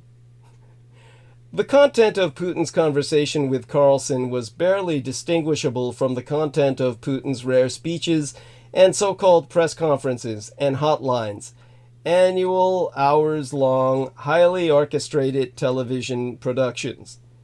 Putin's obsession with history is genuine, as is his belief in a narrative that rationalizes, indeed it renders inevitable, Russia's war against Ukraine. That Carlson was surprised suggests that he either did not watch Putin's earlier appearances in preparation for the interview, or that despite copious evidence to the contrary, he imagined that Putin the man would match Putin the role. The wealthiest man alive, a dictator whose opponents get killed and jailed, and who invades neighboring nations on notional grounds, ought to be larger than life, terrifying in person, and most certainly not so fucking boring. Yet Carlson still emerged from the interview shaking his head and parroting the party line. To quote his T, "Russia is not an expansionist power. You'd have to be an idiot to think that. Actually, you might look at all the evidence. The invasion and de facto control over about a fifth of Georgia in 2008, the annexation of the Crimea in 2014, the continued occupation of about a fifth of Ukraine and the ongoing offensive there, to conclude that Russia is, indeed, a very expansionist power." During the interview, Putin gave every indication that he thinks of former imperial possessions as still rightfully Russia's. That would include not only former Soviet republics, but also Finland and Poland, not to mention Alaska. But Carlson has insisted, to quote his T, "The professional liars are in Washington, are trying to convince you that this guy is Hitler, that he is trying to take the Sudetenland or something. Not analogous in any way." In fact, Putin had clearly, and more explicitly than ever before, play-acted at channeling Hitler during the interview. This is what a wannabe world conqueror looks like. Small and full of tedious resentments. And let me try and articulate what Putin saw when he was interviewed by Tucker Carlson. Here was an easy mark. Carlson meekly tried to interrupt Putin a couple of times to ask a question he seemed stuck on. Why hadn't all this history and these territorial issues come up when Putin first became president in 2000? It was an ill-informed question. Putin has trafficked in historical revisionism from the start and became increasingly obsessed with Ukraine after the Orange Revolution in 2004, and an easy one for Putin to ignore. If there were other highlights of this incoherent, long-winded, and ultimately boring presentation, one of them was surely when Putin paused in the middle of his droning lesson on history that never happened to poke fun at Carlson for having unsuccessfully attempted to join the CIA and getting rejected. It seemed to show that Carlson was less well briefed than Putin himself, who dropped biographical trivia, really, about Carlson into the conversation, a trademark intimidation tactic of a KGB agent. Let's put a link to that inside of our chat, since our man Peter Moon clearly missed it. And here we have that into the live stream. Now, someone in Russia must have made it very clear that bad things would happen if Carlson decided to do any editing, because otherwise it's hard to see why he would have left this in. Again, I've provided the link in chat. Carlson did not interrupt or challenge Putin on the too many to count, occasions when Putin told outright falsehoods about the history of Ukraine, the dissolution of the greater Soviet Union, the relationship between Russia and NATO, probably his conversations with former US leaders, and perhaps most egregiously of all, the Russian army's withdrawal from the suburbs of Kiev after a month of invasion in 2022. Putin claimed that this was a gesture of goodwill aimed at achieving a speedy negotiated peace. In fact, it was a military defeat. What we call a rout. This would also have been a good moment for Carlson to ask Putin about the well-documented war crimes Russian soldiers have all too evidently committed during that month of occupation. He passed up this opportunity, of course. Most important, from Putin's point of view, Carlson has been indoctrinated to share trois of his basic assumptions. that the war in Ukraine is a proxy war between the American empire and that any negotiations will take place between the Kremlin and the White House, presumably without involving Kiev, the capital of Ukraine itself. Carlson even thusly nudged Putin to call President Biden and say, "Let's work this out." To which Putin responded that the message Russia wishes to convey to the American empire is, in his own words, "Stop supplying weapons. It will be over within a few weeks." Now, let's reflect upon what Russian television viewers saw. Putin has reprised his history lecture many times. It seems likely that most Russians who watched the entire interview did so out of professional obligation. Their job, as propagandists or political appointees, is to amplify and affirm the great leader's message. Ordinary Russians probably watched only outtakes and commentary. What they saw was that something momentous had happened. One of the most popular journalists in America came to interview Putin and looked like a deer in headlights. Channel 1 stressed both Carlson's popularity and Americans' evident interest in what Putin had to say. Carlson's promotional video in advance of the interview itself had been watched more than 100 million times. Russians see Carlson, not unreasonably, as a representative of a once and future Trump administration, a preview of the coming America in which the liberals who support Ukraine are finally displaced. Demonstrative of such is Trump's Saturday speech, in which he criticized the American financial support of non-paying NATO nations, drawing outraged condemnation from foreign allies for flatly declaring he would let Russia do whatever the hell they want. So some key background here. Once again, this weekend, on Saturday, the day before yesterday, Trump criticized the billions of dollars being sent to help Ukraine fight the Russian Empire. Those critiques came as the Senate continues to debate a foreign aid package that would include funding for Ukraine. He said the ongoing conflict between Russia and Ukraine was one that needs to end and promised he would get it settled. Instead of sending aid to nations, Trump suggested loaning countries money they would pay back.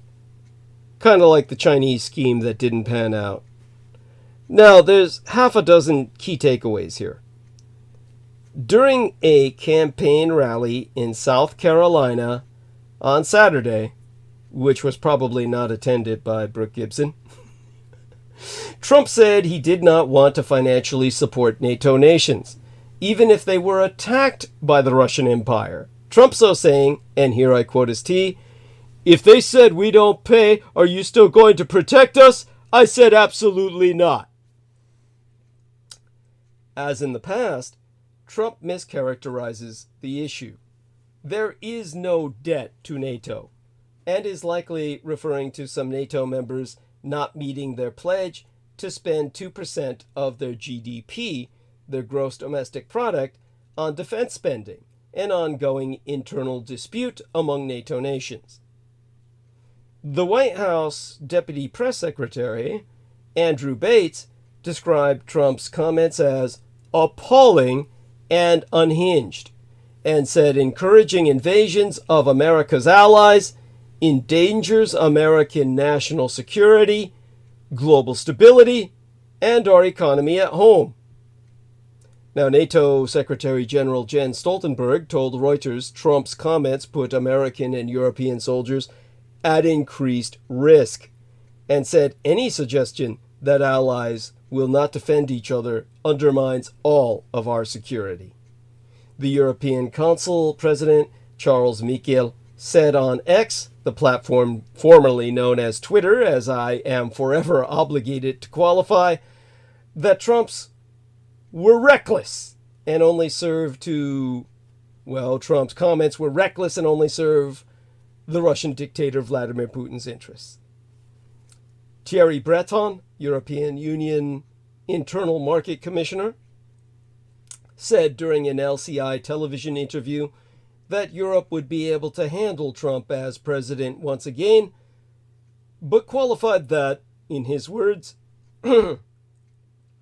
we cannot flip a coin about our security every 4 years, depending on this or that election, namely the US presidential election. Meaning ultimately that Europe will have to defend itself. That's the only way to Trump-proof it. He spoke of the US election every 4 years. Well, only 12 months in, and the 2024 campaign is not aging well. The statements about President Biden's memory in the special counsel report released on Thursday in coordinated tandem with Carlson's Putinist propaganda campaign produced immediate fodder for Biden's Russell collaborationist Republican red state rivals, while angering our president and Democrats across Washington. Biden sought to defend himself in a news conference Thursday night, but as it ended, made another verbal gaffe in which he called the president of Egypt the president of Mexico. This only underscored the fact that in 2024, the issues of age, memory, and fitness to serve are not going away anytime soon. The 81-year-old Biden, the oldest president in American history, is almost certain to face a rematch with the 77-year-old Donald Trump, who would be the second oldest president in history if reelected. Both have struggled to beat back criticism over Father Time. The last thing America needs is another rematch between two old white farts. Meanwhile, Ukraine is fighting for the lives of its people and its very existence, and it is running out of ammunition. If the United States does not step back in with aid, Russia could eventually win this war. Meanwhile, or despite the twaddle from propagandists in Moscow and all too many academics in these United States, Russia's war is not about NATO or borders or the balance of power. The Russian dictator Vladimir Putin intends to absorb Ukraine into a new Russian empire, and he will eradicate the Ukrainians if they refuse to accept his rule.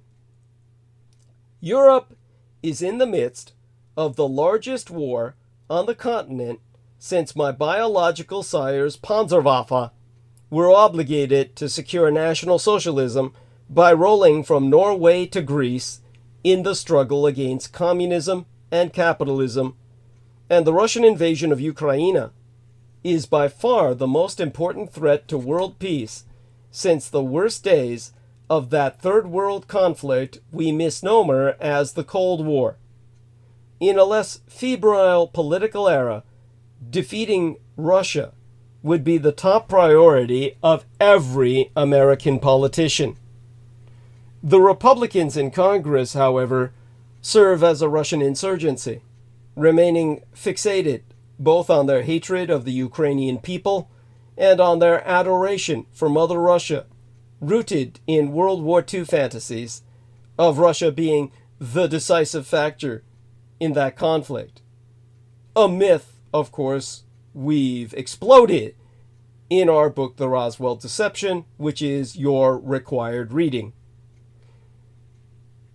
There, and here I'm referring to the Red Republicans, relentless criticism of assistance to Kiev has had its intended effect, taking a bite out of the American public support for continuing aid, especially as the war has been crowded out by the torrent of more recent news, including Donald Trump's endless legal troubles and Israel's mass extermination campaign in the Gaza.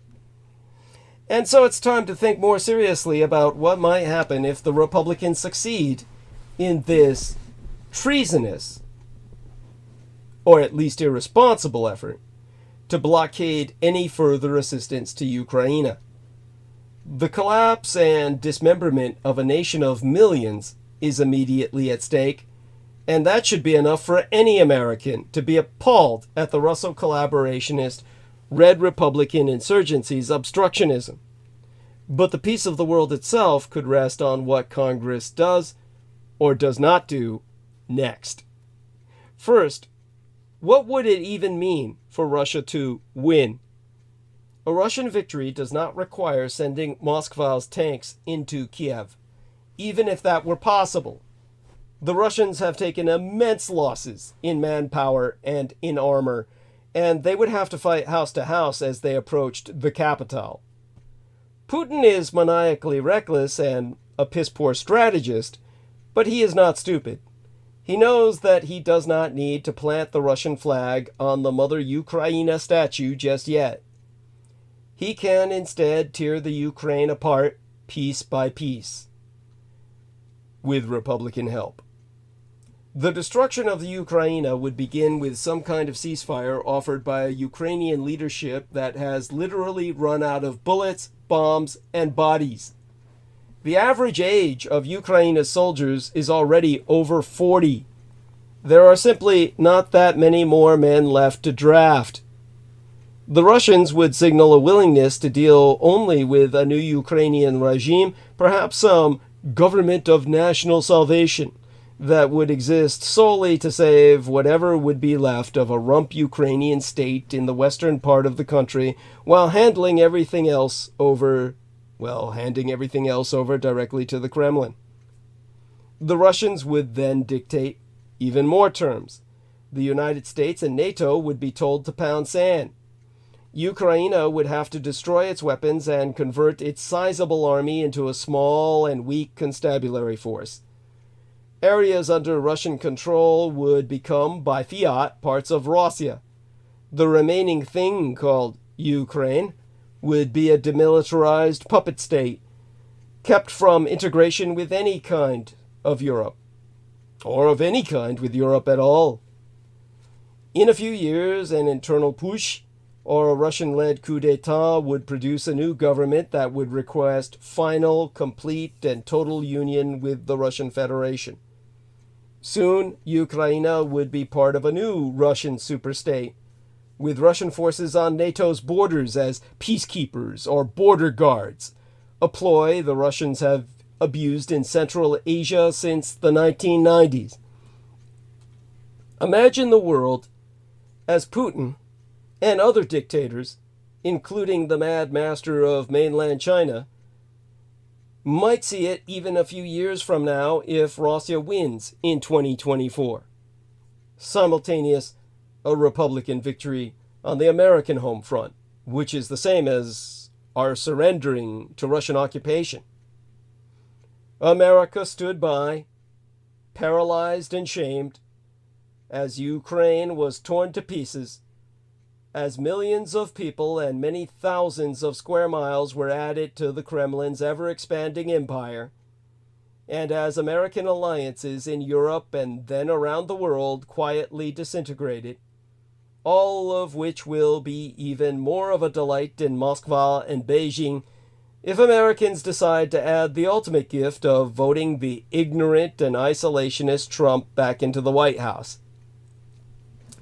The real danger for these United States and Europe would begin after Ukraine is crushed, when only NATO would remain as the final barrier to Putin's dreams of evolving into the new emperor of Eurasia.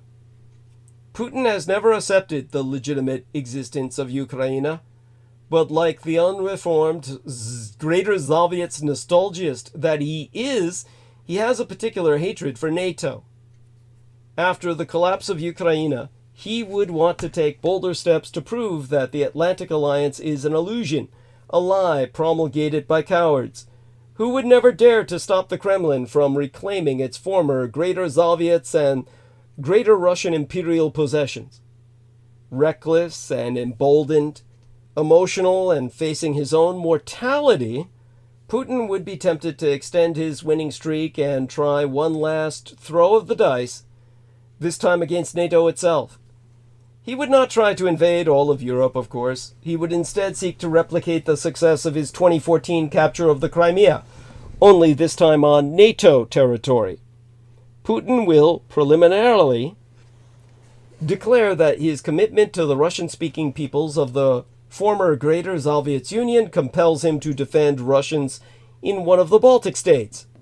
After some Kremlin-sponsored agitation close to the Russian border, Russian forces, including more of the special forces known as Little Green Men, will seize a small piece of territory and call it a Russian safe zone or haven, violating NATO sovereignty while also sticking it to the West for similar attempts many years ago, abusing similar terms to protect the Bosnians from Russia's friends, the Serbs. The Kremlin would then sit on this piece of NATO territory, daring America and Europe to respond in order to prove that NATO lacks the courage to fight for its members, and that whatever the strength of the alliance between, say, Washington and London, no one is going to die or risk nuclear war for some town in Estonia. When Putin actually does any of this, however, he will be making a drastic mistake. Dictators continually misunderstand democracies, believing them to be weak and unwilling to fight. Democracies, including these United States, pretensively hate to fight, whilst provoking any political rationale into military action. Republicans might soon succeed in forcing the United States to abandon Ukraine, but if fighting breaks out in Europe between Russia and America's closest allies, old and new, no one, not even a President Trump, who has expressed his hostility to NATO and professed his admiration for Putin, is going to be able to keep the United States out of battle. Not least because American forces will inevitably be among NATO's casualties. And at that point, anything could happen. The world, should Russia win, will face remarkable new dangers. And for what? Because in 2024, some astonishingly venal and ambitious politicians wanted to hedge their bets and kiss Trump's ring one more time? Perhaps enough Republicans will come to their senses in time to avert these possible outcomes. If they do not, future historians, that is, if anyone even cares enough to record what happened in terms of such ignominy, will be perplexed at how a small coterie of American politicians were so willing to trade the safety of the planet for a few more years of power. Now let's reflect upon what Tucker Carlson's viewers this side of the Atlantic saw. After I check into the chat, check into our numbers, which are holding remarkably steady, check into our call, and then go back to work.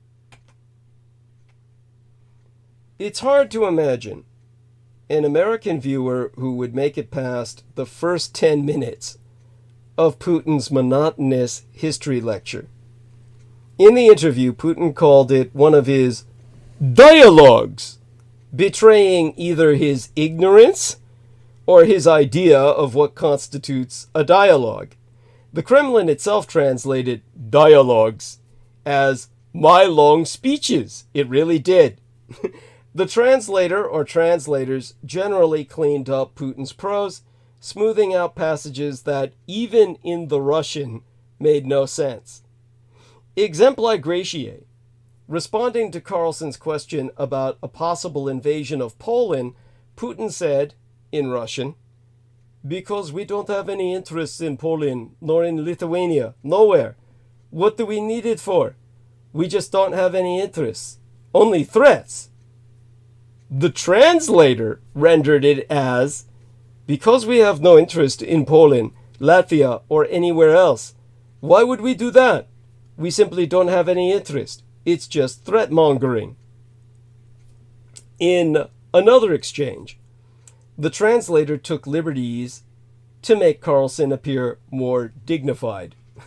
When Carlson asked Putin about his obsession with fighting Nazism 80 years after Hitler's death, the dictator said, in Russian, "Your question seems subtle, but it is very disgusting." In English, however, Putin appeared to be praising Carlson's question as subtle, while Carlson himself, according to the transcript, called the question quite pesky, said words being actually spoken by Putin's translator. However obscure the subject of Putin's discursive exercise was, the genre probably looked recognizable to Americans. This was a conversation between an older man who has read a history book and fancies himself an expert, and his eager nephew who is trying to feign knowledge in a subject he failed in college. Except one of these guys inordinately influences millions of already irrational viewers, and the other has nuclear weapons. Which brings us to what I myself personally perceived. And what I saw was that perhaps the least helpful moment of the interview, from the perspective of somehow making Russia the good guys in this struggle, camest with Putin's extended, passionate defense of my biological sire Adolf Hitler's invasion of Polska, Poland, which we're going to put a link to in the chat. So, going to live stream now and entering this. You have that to access now.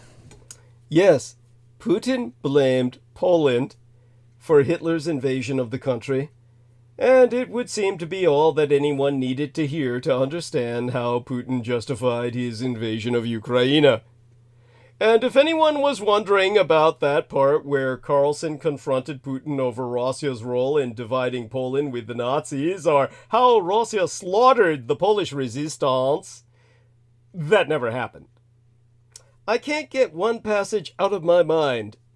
In the history lecture portion of the interview, when Putin got to 1939, he said, and this is my own translation, "Poland cooperated with Germany, but then it refused to comply with Hitler's demands. By not ceding the Danzig corridor to Hitler, Poles forced him. They overplayed their hand, and they forced Hitler to start the Second World War by attacking Poland." Now, the presentation that the victim of the attack serves as its instigator by forcing the hand of the aggressor is central to all of Putin's explanations for Russia's war in Ukraine. To my knowledge, however, this was the first time he described my biological sire Hitler's aggression in the same terms. Now, of course, I can justify my father's attack on Poland. That's another conversation. Putin, on the other hand, has reproduced my father Hitler's rhetoric before. 10 years ago, announcing the annexation of the Crimea, he seemed to borrow from Hitler's speech on the annexation of the Sudetenland. At the time, I assumed that the language had come from a speechwriter who knew what they were doing, while Putin may not have. But the way Putin described the beginning of the Second World War in his interview with Tucker Carlson betrays that, although he keeps accusing Ukraine of fostering Nazism, in his mind he wants to see himself as Hitler, but perhaps a wilier anti-Nazi Hitler, or an anti-Hitler, one who can make inroads into these United States and create an alliance with its once and presumed future president. Niall Gardiner, director of the Heritage Foundation's Margaret Thatcher Center for Freedom, has gone on record to attest that Putin is a dangerous man, who will want Russian forces to massacre people all across Europe. All of Europe. To quote as the Gardener man, Putin just comes across as a thug, really. Putin is just a tyrant, dictator, and a bully. It is evident that he lives in his own delusional world. He is a hated and reviled figure. He sounds completely deranged in this interview. At the same time, he is incredibly dangerous. Europe has to be on its guard as to what Putin will do next in Europe. So it speaks volumes that Putin took the time to accuse Poland of both allying with Nazi Germany and inciting Hitler's aggression. Now, all of this is true, but out of context. As Putin has done with Ukraine in the past, he is positioning Poland as an heir to Nazism. He mentioned Poland more than 30 times in his conversation with Tucker Carlson. If I were Poland, I'd be instating full mobilization for total war immediately. And that brings us to the next link, which is relevant to what I'm articulating, which I am entering into chat right now. The closest Putin came to giving Carlson anything to talk about was in complaining that Canada had accidentally applauded a Nazi. But since this came after Putin's defense of Adolf Hitler, it seems the real objection was that this particular Nazi fought against the Russian Empire instead of alongside the Greater Soviets. Overall, Tucker Carlson came off as a stooge, staring open-mouthed for hours as Putin either ignored his few questions or openly sneered at him. Putin came off, appropriately enough, as a self-important dictatorial jackass who was willing to justify anything with an hour's worth of drunk history. In terms of providing some reasonable defense of Russia, or something for the right to leverage against aid to Ukraine, the Tucker boy came up bone dry. As the 20-year anniversary of Russia launching its full-scale invasion of Ukraine nears, the United States Congress remains divided on continuing aid for Ukraine. On Thursday, while this propaganda campaign of Tuck the Chuck was released with Put the Fuck, the Senate voted to advance a foreign aid package which includes 61 billion United States dollars for Ukraine to debate. The vote was 67 to 32. While Republican lawmakers' support for funding Ukraine's war is dwindling, Senate Minority Leader Mitch McConnell, a Kentucky Republican, has been pushing for more aid for the war-torn country, along with Senate Majority Leader Chuck Schumer, a New York Democrat. The foreign aid package also includes 14 billion United States dollars for Israel as it fights to exterminate the population of Gaza and 4.83 billion United States dollars to help America's allies in the Indo-Pacific region, which includes my Taiwan. Additionally, the package will give 9.15 billion United States dollars in humanitarian aid to conflict zones like Gaza, the West Bank, and Ukraine. But don't be surprised if your MAGA friends are eager to tell you a fairy tale about how some lesson from Yaroslav the Wise proves that Ukraine is not a real country. Or maybe they'll just go straight to, if it was good enough for Hitler. This! While tensions between Russia and the West continue to rise. The former Ukrainian world boxing champion, Vladimir Klitschko, has expressed his concerns and warnings regarding Russia's potential aggression towards NATO. Klitschko made a harsh statement to the famous German newspaper Bild after the recent interview of Russian dictator Vladimir Putin with American journalist Tucker Carlson.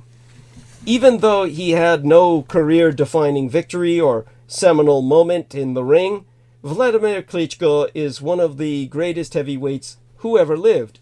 True to form, Klitschko did not mince words in his commentary, pointing out that Putin's desire to return history is actually an attempt to revise it in favor of the greater Russian Empire. Klitschko particularly emphasized the danger of Russian propaganda, which, according to him, is maintained through the mass media. And I agree. Klitschko so testified, and here I quote his tea again, "Unfortunately, this can also be seen in United Germany, in Europe, in the USA. It is a war not only with drones, but also in the media. The media is one of the most dangerous and strongest weapons that exist." His statement is not surprising, considering the political involvement of the Klitschko family. Vladimir's brother, Vitaly Klitschko, is also known as a multiple world champion in boxing, but is also the current mayor of Kiev, the capital of Ukraine. And harshly criticizing Putin's policy, Klitschko labeled Russia as an evil power that stops at nothing to achieve its goals. He warned that Ukraine could be only the beginning, not the end, of potential Russian aggression. In addition, he emphasized that the United Germany, despite its pro-Western orientation, often forgets its historical hostilities with the Russians, emphasizing that Die Neue Deutschland, the new United Germany, also oft forgets that the East was part of the greater Soviet Empire. Klitschko thus warned, and here I quote his tea, "I saw the interview. Putin wants to take history back and rewrite it. If the US was weak enough, Putin would also want to attack the state of Alaska, and he would have a reason to do so. Alaska used to be part of Russia. That will probably have to go back to Russia. Putin's Russia is evil. If Ukraine fails, we will not be the last country to fall victim to the Russian invasion." Russia's interest in Alaska, has resurfaced periodically, with discussions initiated by Russian lawmakers and officials suggesting its return. Posters in Krasnoyarsk, Russia, have even proclaimed, "Alaska is ours!" Alaska is ours. Recent actions by Putin, including an executive order he signed, have drawn attention to Russia's interests in Alaska. While the order does not explicitly mention Alaska, it grants rights related to the management of properties abroad, including those formerly part of the Russian Empire and the USSR. Some analysts interpret Putin's actions as an attempt to question the legitimacy of Alaska's sale to these United States, suggesting a desire to reclaim that territory. Ukrainian blogger Igor Shushko criticized Putin's maneuver as provocative, implying a challenge to Western powers. However, the U.S. State Department has unequivocally dismissed Putin's assertions, emphasizing that Alaska will not be returned to Russia. State Department spokesperson Vedant Patel humorously reiterated this stance during a press briefing, highlighting the American government's position on the matter. Amid Putin laying claim to foreign territory, Russian military planes have been detected off Alaska. 12 weeks after the United States dismissed Vladimir Putin's subtle assertions regarding the American state of Alaska, reports from the North American Aerospace Defense Command confirm that 4 Russian military aircraft were recently detected in Alaskan airspace. Alaska's historical connection to Russia had just been underscored, Putin noting its previous ownership before its sale to the United States in 1867. Newsweek clarified the transfer of Alaska from Russia to these United States and its eventual statehood in 1959. The Russian military planes were observed within the Alaska ADIZ, Aero Defense Identification Zone, yet they refrained from entering either U.S. or Canadian sovereign aerospace. According to Reuters, Russia confirmed that 2 of its Tupolev 95 bombers traversed waters near Alaska, for approximately 9 hours, escorted by 2 Sukhoi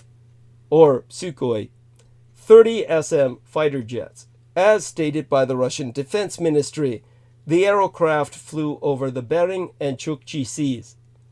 NORAD, North American Air Defense, in response to this transgression, stated that such Russian activity within the Alaska ADIZ, our Aero Defense Identification Zone, is customary and not deemed a threat. NORAD reiterating in a statement that the Russian aircraft remained in international aerospace and did not enter American or Canadian sovereign aerospace. Ipso facto, Israel's 1967 surprise attack on Egypt is a warning for my Taiwan and the territorial integrity of the American empire itself. You see, strategic similarities between Chinese air sorties and Israel's air deception campaign against Egypt months before the Six-Day War cannot be easily dismissed in context of Russian probing of American aerospace. Exactly 54 years ago, maybe it's 55 by now, the IAF, or the Israeli Aero Force, launched surprise aerostrikes on the morning of June 5th, 1967, against major Egyptian aerofields, aero defense sites, and command and control centers at the start of the Six-Day War. By the afternoon, the IAF had attacked 17 Egyptian airfields with about 1,000 sorties. The Egyptian Aero Force lost more than 200 aerocraft destroyed, mostly on the ground. The IAF also attacked aerofields in Syria, Jordan, and Iraq, gaining aero superiority over the ground phase's operational areas by that evening. The surprise aero raids enabled the Israeli ground forces to penetrate deep and rapidly into the Sinai Peninsula, and by June 10th, Israel had occupied the Sinai, the Gaza Strip, the West Bank, and East Jerusalem, and the Golan Heights. These stunning victories were facilitated by the aero raids that destroyed Israeli adversaries' aero power, which provided the Israeli ground forces with the ability to advance without many disruptions by enemy aerocraft, and the IAF to relatively freely conduct CAS, close aero support, missions, and battlefield interdiction strikes. But how was the IAF able to launch such a surprise aerostrike on Egypt? And what are the strategic lessons that can be drawn for this event for my island China on Taiwan and your own American empire today? For years, the IAF had conducted flights over the Negev Desert, collecting intelligence along the way. The Egyptians at first tracked these flights with their radars and occasionally scrambled fighters to intercept them, but after a while got used to these usual flight routines and did not take them seriously. For 12 years before the Six-Day War started, the IAF had conducted almost daily morning flights over the Mediterranean Sea. IAF aircraft would fly low, almost at sea wave height, disappearing from Egyptian radar screens before emerging again on their flight home. When the Israelis launched their surprise aero raids on the morning of June 5th, Egyptian aero defense personnel detected what they thought was regular daily aero activities by the IAF and relaxed their watch. The successful IAF deception plan to mask their surprise aerostrikes was built over many months of constant and regular patterns of seemingly non-threatening flights. This, by all evidence, has parallels with today's China PLAF, the PLAAF, the People's Liberation Army Aero Force, with their constant flying within Taiwanese ADIZ, Aero Defense Identification Zone, and the Russians' constant probing of Alaskan airspace. Since yesteryear, the PLAAF, has sent aerocraft flying into my Taiwan's ADIZ nearly every day, and regularly crossed the median line, buzzing Taiwan's aero defense systems. From January to October in 2020, the ROCAF, ROCAF, the Republic of China Air Force, ITS, the Taiwanese Air Force, scrambled its fighters 2,972 times to intercept PLAAF aerocraft flying into Taiwan's ADIZ. The Taiwanese Ministry of Defense has started to release information regarding these incursions in mid-September 2020 and how they frayed the nerves of Taiwanese pilots to the bone by constant aero scrambling. The constant stress and tension of intercepting the Chinese challenge, while the Chinese have hundreds and hundreds of pilots to rotate and never need to fly the same mission twice. The Taiwanese have to fly the same pilots over and over again, and it frays them to the bone. Well, the constant scrambling of aerocraft each time to intercept PLAAF intrusion was not cheap either. For example, in aerocraft fuel, and it had cost Taiwan about $1 billion United States dollars, or 9% of its 2020 defense budget. Apart from that, the intense regular scrambling of rotorcraft aerocraft also caused wear and tear on the fighter aerocraft themselves, resulting in high maintenance costs and lower numbers of operationally ready fighters. By late March of the year before yesteryear, the costs of scrambling fighters had finally taken its toll on Taiwanese resources. The ROCAF had decided not to scramble its aircraft every time PLAAF entered the ADIZ, but used its radars and aero defense missile systems to track the PLAAF aerocraft instead. The Communist Chinese Empire, however, has never lowered the tempo of its near-daily PLAAF flights into Taiwan's ADIZ. On April 12th of 2021, the PLAAF conducted its largest overflight to that date with 25, a quarter of 100 aerocraft, which included 14 Shenyang J-16 strike fighters, 4 Chengdu J-10 multi-role fighter planes, and 4 Xi'an H-6 strategic bombers. There are numerous claims about the purported intentions of these PLAAF flights, including maritime surveillance of the strategic Bashi Channel, shows of force against Taiwanese military and United States naval operations, the PLAAF conducting training exercises at longer ranges with their newer aerocraft, and political signaling to both the American Empire and my Taiwan. Nevertheless, the strategic similarities between the Russo-Chinese aerial sorties over both Alaska and my island China, with Israel's aero deception campaign against Egypt months before the Six-Day War, which yielded spectacular results, cannot be easily dismissed. And modeled as it is on the Israeli apartheid state, Putin's Judeo-Russia continues to successfully build its influence in the world. And statements like the one I relayed from Klitschko clearly indicate growing fears and concerns about Russia's intentions. The world is facing the challenge of finding an appropriate response to the aggressive policy of the Russian authorities. Elections in Russia are coming soon, yet given the absolute control of the Netanyahu-modeled Putinista state, it is guaranteed not to change. But hey, the traitoress, Sarah Palin, whose own Alyeska is yet another express target of Russian revanchism, loved the Tuck Putt Fuck Fest. And here's a link to prove just that. So with that, we're entering into, well, it brings us to the MAGA malaise itself. The bipartisan divide, coupled with the danger of electing Donald Trump for a second time. has left many Americans in a state of mass alienation and high anxiety. That will not likely dissipate anytime soon, whether the incumbent President Joe Biden is once again victorious as in 2020 or the former president is elected for a second time.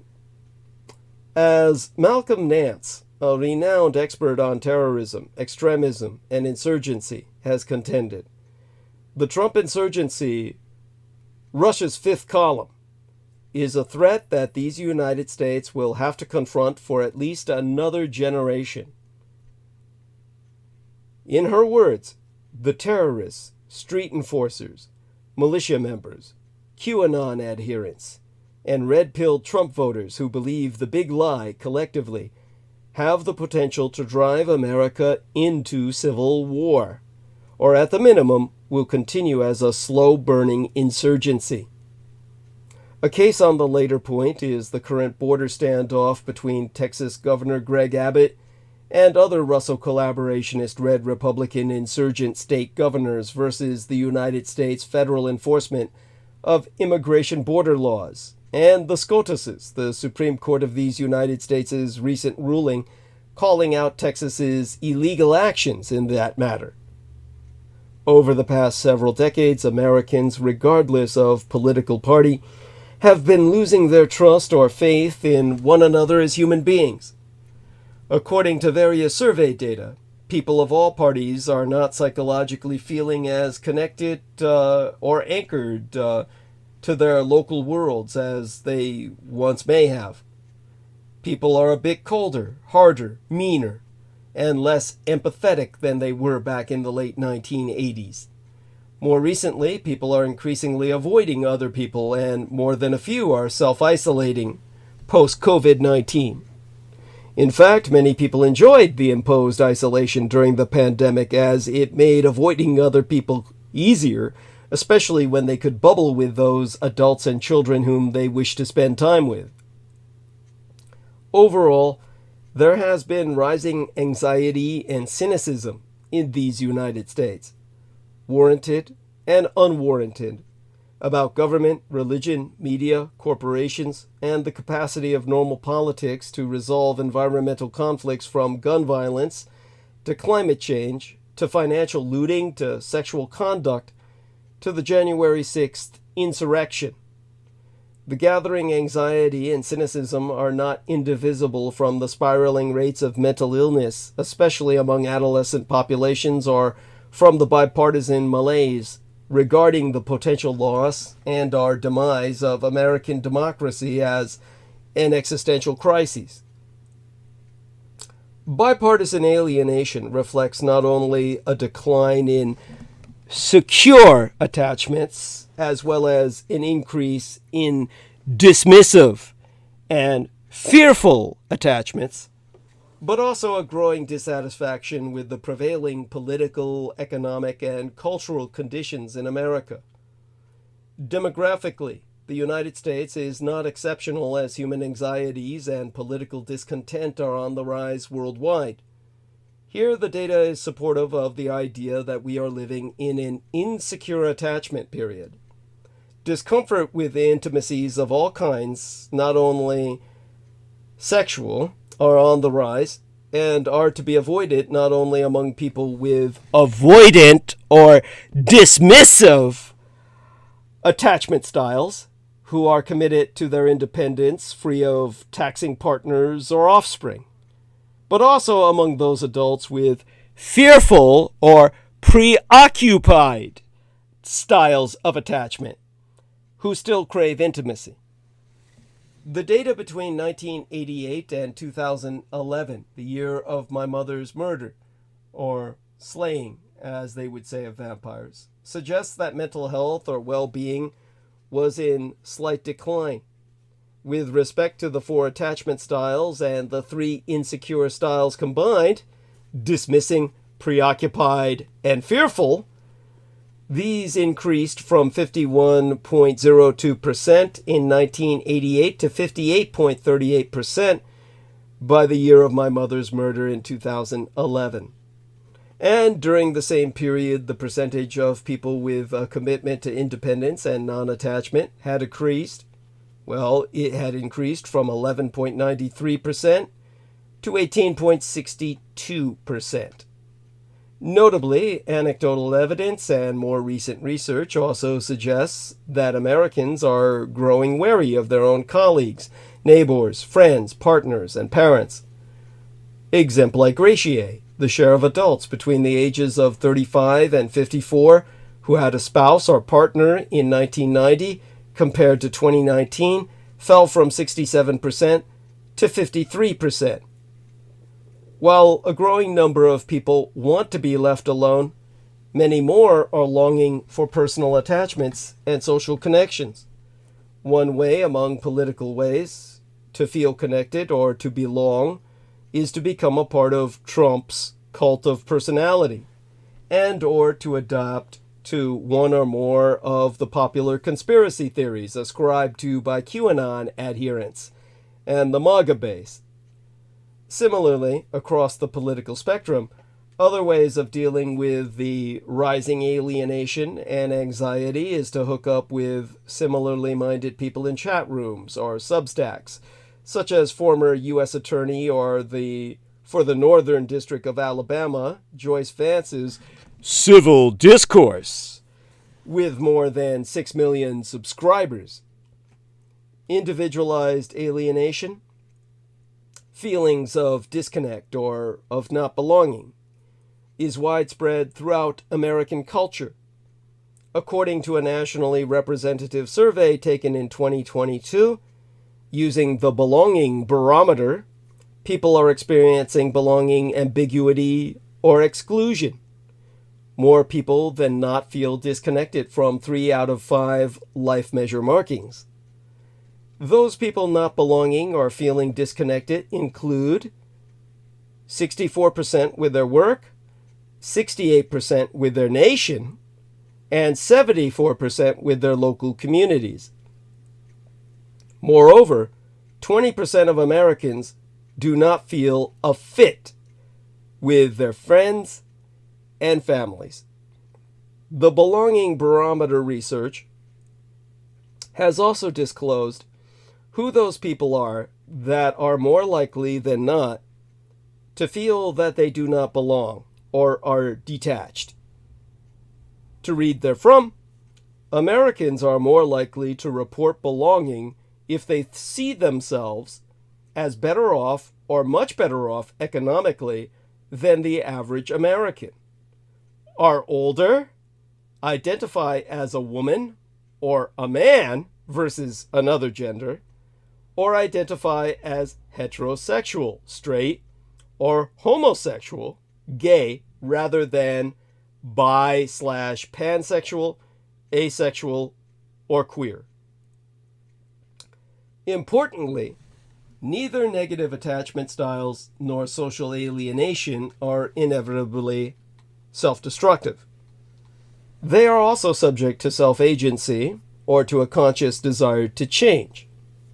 These flexible or malleable styles of attachment and belonging, as well as those corresponding tendencies of interaction, vary among social relationships as these are continuously being reshaped by changing associations. With respect to what is to be done, let me paraphrase from trois of the leading theorists on the subject of the alienation of people from themselves, their work, and their communities. One from the 19th century, Karl Marx, and one from the 20th century, Frantz Fanon. For these trois analysts, the key to overcoming the malaises of social alienation have nothing whatsoever to do with catching up, getting even with, or hating one's enemies, adversaries, abusers, oppressors, and so on. It is certainly not about reinforcing institutionalized relationships of subordination or returning to some kind of caste system where the discriminatory treatment of repressed people and other offenses against their fundamental human rights had been normalized or rationalized away for any reason. Rather, the key to overcoming the malaises of alienation is about changing the social conditions or epidemiology of this alienation and moving societies beyond common indignities, gross inequities, and identity politics. When it comes to contemporary partisan politics, the 2024 presidential election, and those social policies affecting the alienation of others as well as the alienation of us, Trump and his groveling Russo collaborationist, Red Republican insurgent sycophants are primarily about retribution and spreading cruelty near and far in the name only of making America great again.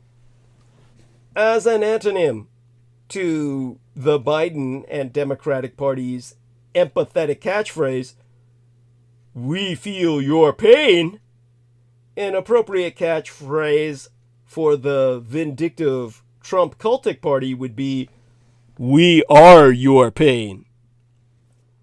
Likewise, the Democrats have been pushing a multicultural, multiracial, and multigender inclusive society with expansive individual rights for all, while the Republicans have been pushing a mono-nationalist, heterosexual, and white supremacist exclusive society with reserved individual rights for the others. Adding to the daunting sense of anxiety, the Trump legal saga and disturbing trauma escalated to the Supreme Court this week. On Thursday, the state of Colorado argued before the High Court that it can remove Trump from the 2024 ballot according to the 14th Amendment. It is a court case that would never have materialized in the first had the Russo collaborationist Red Republican insurgency done its constitutional duty and impeached the former president for instigating the January 6th insurrection. The upcoming court decision should affirm the decision of the Colorado Supreme Court disqualifying Trump from the state ballot, but in all likelihood the far-right court will find a way to avoid doing so.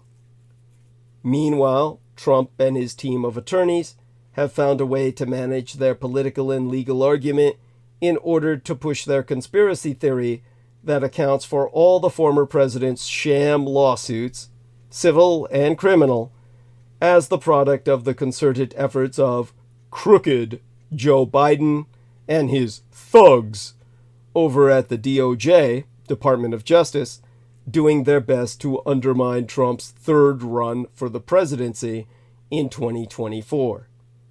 This defense, however, will not save Trump from almost certain convictions on all of his criminal counts, which will, of course, lead to denial, rejection by the Russo radicalized right, and the Second American Civil War. That is our forewarning for tonight. And with that, of course, in a very real sense, Vladimir Putin wins. Because then Americans will be too busy with their own war to support the worldwide World War front. Okay, numbers are declining as we go on, so we'll close transmission now. We did a good 6.5 hours. We did our job. My thanks to Sid. That doesn't come out right, but I tried. Sid, say good morning to everyone, please. Unless you're shy. Good morning to everyone, please, and support Douglas Dietrich. See you next time. Thank you. That was cute. Okay. Good day, Sid. Blessed be. Take care of yourself. Enjoy your high. You've got a lot of toxins and narcotics in you at this point in time, and you always handle them surprisingly well. Hopefully your system does so in the long run, In the meantime, stay safe and be well. And we'll speak again on Wednesday. It'll be here before you know it. Looking forward to it, Douglas. Thank you, Sid. Okay. And, oh, have to stop the stream, don't I? Okay. End stream. End stream.